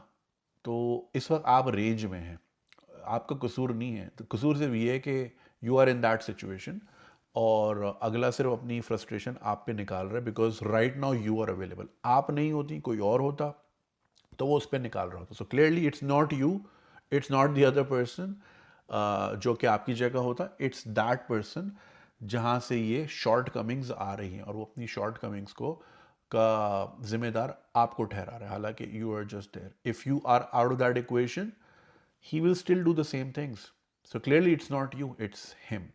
So ये अंडरस्टैंड आप कर लें और अपने और हर सिचुएशन को इस तरह देखें कि ये हेट आ कहाँ से रहा है, ये गुस्सा कहाँ से आ रहा है, ये ओरिजिनेट कहाँ से हो रहा है, ये फ्रस्ट्रेशन कहाँ से डेवलप हो रही है and why am I getting the brunt of it. So ya it's very easy.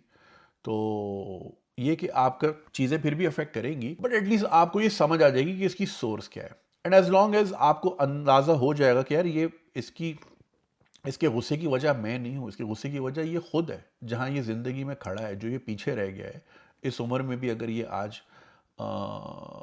इसमें महरूमी है इसकी ज़िंदगी में, तो इसका सारा इसका कसूर है। इसने नहीं मेहनत की, आगे नहीं बढ़ा, अपने आप को अडेप्ट नहीं किया और अपनी चीज़ें सॉर्ट आउट नहीं की, इसने अपने आप को मैनेज अच्छा नहीं किया, तो ये उसका कसूर है। It's not my fault. So perspective लेना सीखे ज़िंदगी में और ओरिजिन की तरफ जाएं कि ये आ कहाँ से रहा है, ये फ्रस्ट्रेशन डेवलप कहाँ से हो रही है।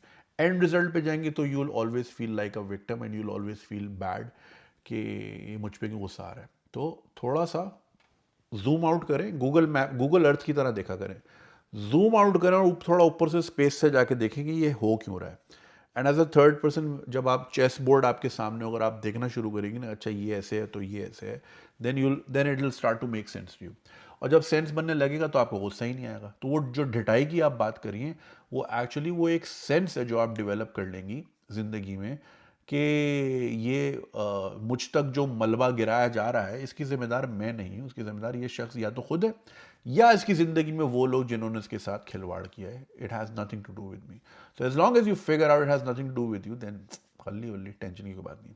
आई hope you learn something from this experience and I hope and I wish you well. Take care. Haji, quite an interesting email. A visit that changed how I see my dad forever. Hello Junaid, I hope this email finds you well. I'm writing this email with a whirlwind of emotions. My dad recently visited me in the US for the first time since I moved here 7 years ago. He's always been my hero, my rock, my role model. But now as an adult, I have started noticing things about him that have left me feeling disturbed. During his stay, I realized my dad has some personal habits that are hard for me to reconcile with. He showers maybe twice a week, doesn't brush his teeth unless he's stepping out, and for a 6 months visit, he brought only 4 pairs of underwear saying, it's fine, I'll manage. Why do you know कि आपके dad के पास कितने underwear कितने लेकर आए? Unless you were unpacking his bags and you were like setting up in the cupboard.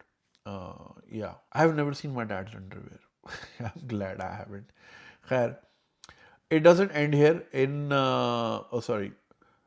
Growing up, I never noticed these things, but now I can't help but wonder: was he like this always, or did I just never see it because I was a child who thought his dad was flawless? It doesn't end here. In public, he has a habit of picking his nose, and sometimes he boasts or exaggerates things in a way that makes me uncomfortable.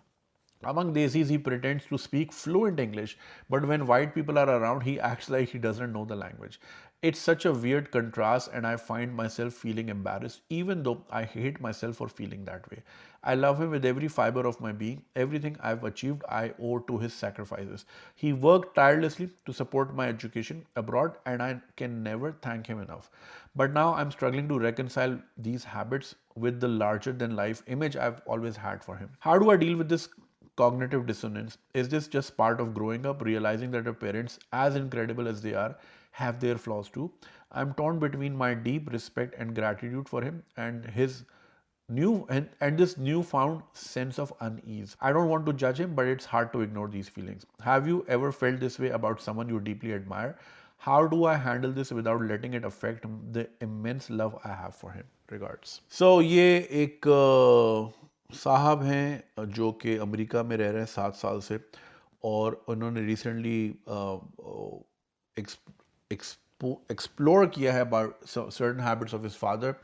हफ्ते में वो 2 बार नहाते हैं और नाक में उंगली डाल, हाँ ये भी लिखा ना आपने, हाँ, picking his nose and it reminds me of some people. वो बॉल बना लेते हैं ना, बॉल बना के फेंकते हैं, like why the fuck man.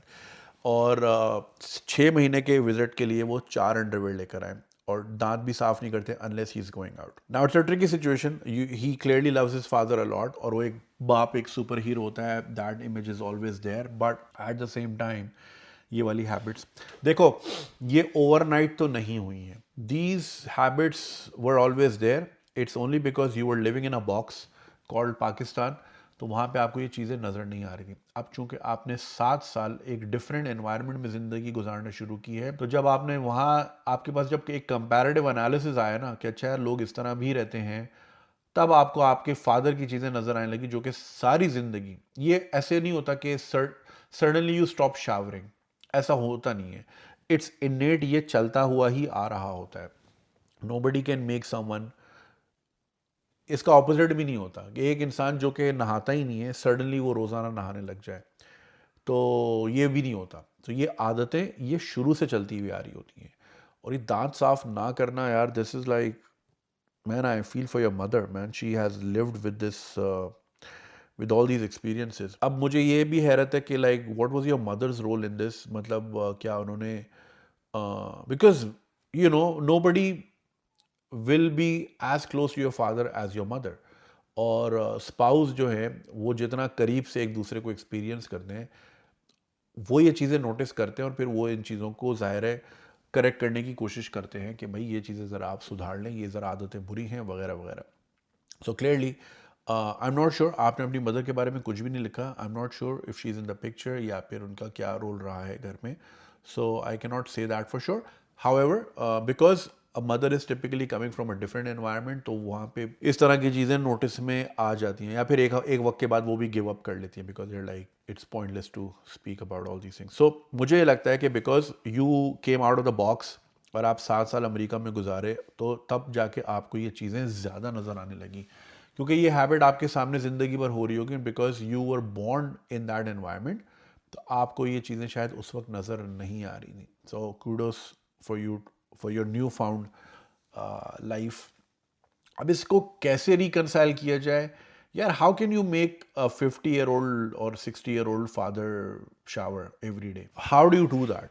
वो 4 अंडरवेयर लाएं, तो फिर एक काम करें, आप मार्केट जाएं, कहाँ वॉलमार्ट शॉलमार्ट जाएं, उनके साइज़ के 10 और ले आएं और उनको दें, और उनसे आप रोज़ाना जो है ना कपड़े जो रात को उतारे हैं सुबह जाके कलेक्ट करें कि भाई ये दें, ये मैंने वॉश में डालना है. ज़बरदस्ती करें, चाहे वो जितना भी. देखें, एक पॉइंट के बाद वालदेन बच्चे बन जाते हैं, फिर आपको उनको बच्चों की तरह ट्रीट करना पड़ता है. I learn this when I took my parents out abroad for the first time. तो मुझे लग रहा था मैं 2 बच्चे लेकर आया हूँ, because they behave like that. एक एज के बाद वालदेन बच्चे हो जाते हैं और बच्चे वालदेन बन जाते हैं. फिर उनका ज़ाहिर है खाना पीना, और फिर जैसे वो ओल्ड होते रहते हैं, डिपेंडेंट होने लग जाते हैं आप पे, फिर आपको ज़ाहिर है उनकी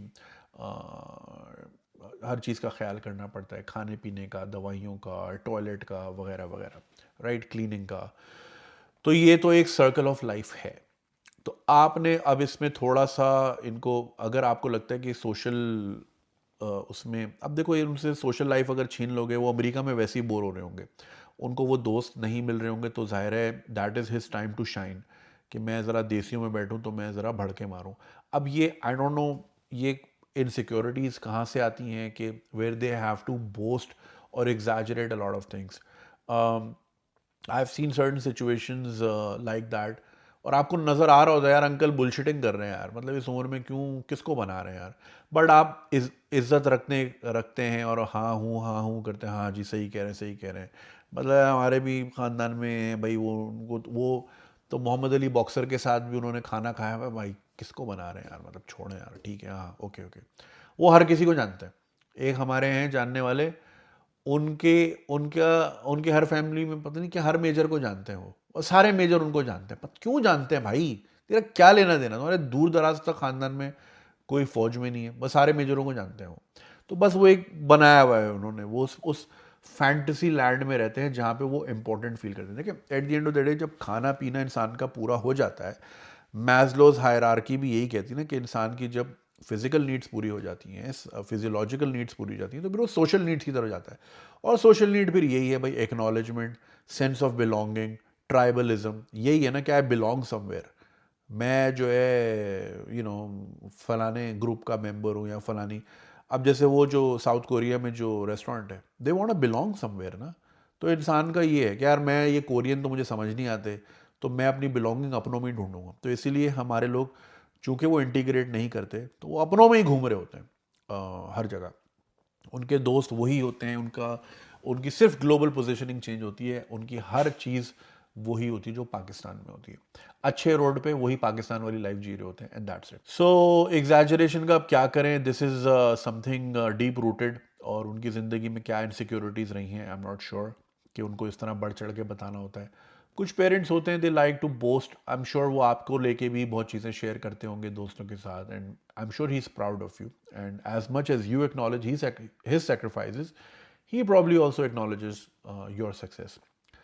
बट उनका तरीकाकार है, अब क्या करें। अब रही बात ये वाली चीज़ें, अब इसमें I think you'll have to act like your father, you have to become his father now.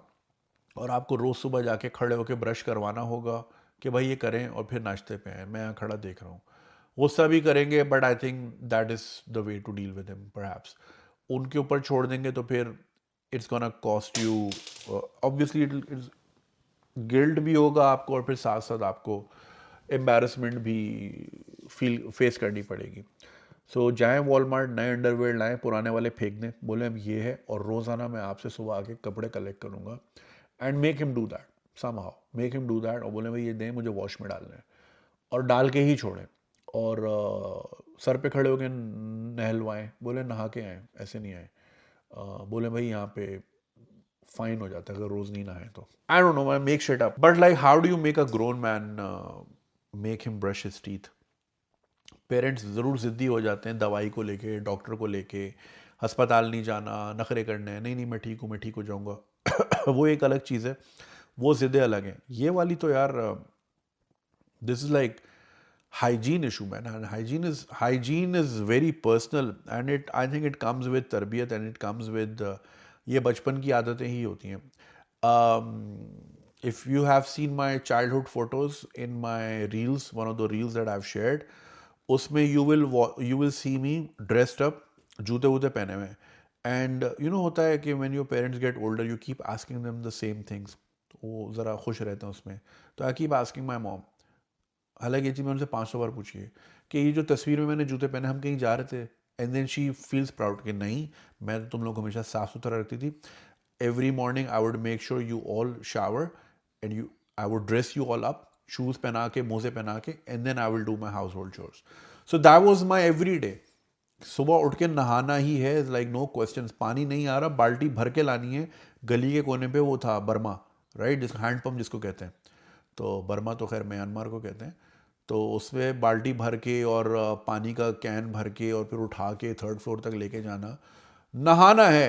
अरे मैंने हमाम में भी नहाया है। घर में वो प्लम्बिंग का काम हो रहा था। अच्छा, प्लम्बिंग नहीं होता, प्लमिंग होता है, बी साइलेंट होता है, ओके, ये ज़रा जहन में डाल दें। तो प्लम्बिंग का काम हो रहा था, तो भाई नहाए बगैर तो मैं रह नहीं सकता, आदत थी बचपन से। तो हमाम में जाके 10 रुपए का गरम हमाम लाइफ बॉय शैम्पू के साथ या मैन, ये भी किया है। सो नहाना इज इवन इवन सर्दियों में I shower at least twice a day. Karachi में तो thrice a day, like no question. जब बाहर से घर आऊँगा I have to shower. I don't know, it's just मेरी आदत। देखिए वो नहीं है कि मैं पानी ज़ाया कर रहा हूँ या मैं इर्रिस्पॉन्सिबल हूँ। Of course I keep climate in mind. वो यूके में भी यहाँ पे ऐड आते हैं यूट्यूब पे, गवर्नमेंट के ऐड कि पानी बचाएं और 4 मिनट से लंबा शावर ना लें। तो मैं हमेशा ये करता हूँ कि 5 मिनट वाला कोई भी गाना स्पॉटिफाई पे लगा लेता हूँ, गाना जो कि मैं जानता हूँ, तो मुझे पता होता है गाना कब खत्म होने वाला है। सो मुझे 4 मिनट के अंदर रैप अप करना है। बाल मैंने धोने नहीं है, ना मेरा शैम्पू का खर्चा है, तो ये तो ओमिट हो जाता है ना। तो रिस्पॉन्सिबली नहाता हूँ, ज़ाया नहीं करता मैं। तो वो आदत बचपन से बनी हुई है भाई, तो इट्स इन द फैमिली। तो ये तो बचपन की चीज़ें हैं, ये ब्रश करना और नहाना। आई डोंट थिंक इस पे कुछ किया जा सकता है। पिकिंग हिज नोज, इनको बता दें कि भाई ये अमेरिका है, यहाँ पे ज़रा लोग बुरा मनाते हैं, ये चीज़ें आप भले पाकिस्तान में कर लें, वहाँ पे ये चीज़ें चल जाती हैं, यहाँ पे इन चीज़ों को बुरा समझा जाता है, बैड मैनरिज्म के उसमें आती हैं। मैं एम्बेरस होता हूँ, ज़ाहिर है मेरा यहाँ सोशल सर्कल है, मैं यहाँ काम करता हूँ, यहाँ मैं रहता हूँ, मेरी स्टैंडिंग है सोसाइटी में। तो आप कोशिश करें इन ज़रा कॉन्शियसली। अच्छा, लोगों को पता भी नहीं होता कि कब नाक में उंगली गई, क्योंकि आदतन जा रही होती है। इसी तरह लोगों को आदत है कमीज ऊपर करके पेट खुजाने की, it's a very common habit. तो वो आपको याद होगा, सिंध असेंबली का एक क्लिप वायरल भी हुआ था कि एक मिनिस्टर साहब ऐसे आराम से बैठे कमीज ऊपर की और पेट को यूं यूं खुजा रहे हैं। वो आदत होती है लोगों को, like he forgot where he was, और वो शुरू हो गए। तो ये आदतन भी होती हैं। इसको मसल मेमोरी आप कह सकते हैं। जैसे ट्रिपल एच, वो एक कांग्रेस में बैठा हुआ था और उसने पानी पिया और एकदम यूं जाने लगा, उसको याद आया कि नहीं भाई मैं कांग्रेस में बैठा हूँ, WWE में नहीं हूँ। So it's muscle memory man, उंगली खुद ही अपना रास्ता ढूंढ लेती है।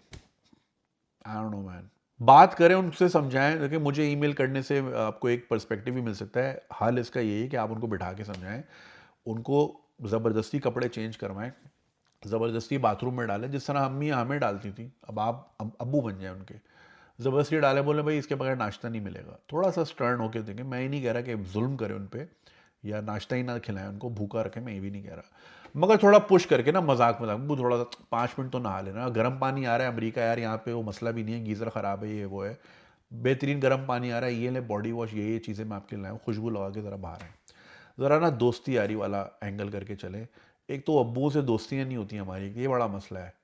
बाप है, और बाप सबसे डिस्टेंट आदमी, आदमी आपका बाप होता है, जिसके अंदर से आप निकले हो, वही सबसे डिस्टेंट होता है आपकी जिंदगी में इंसान।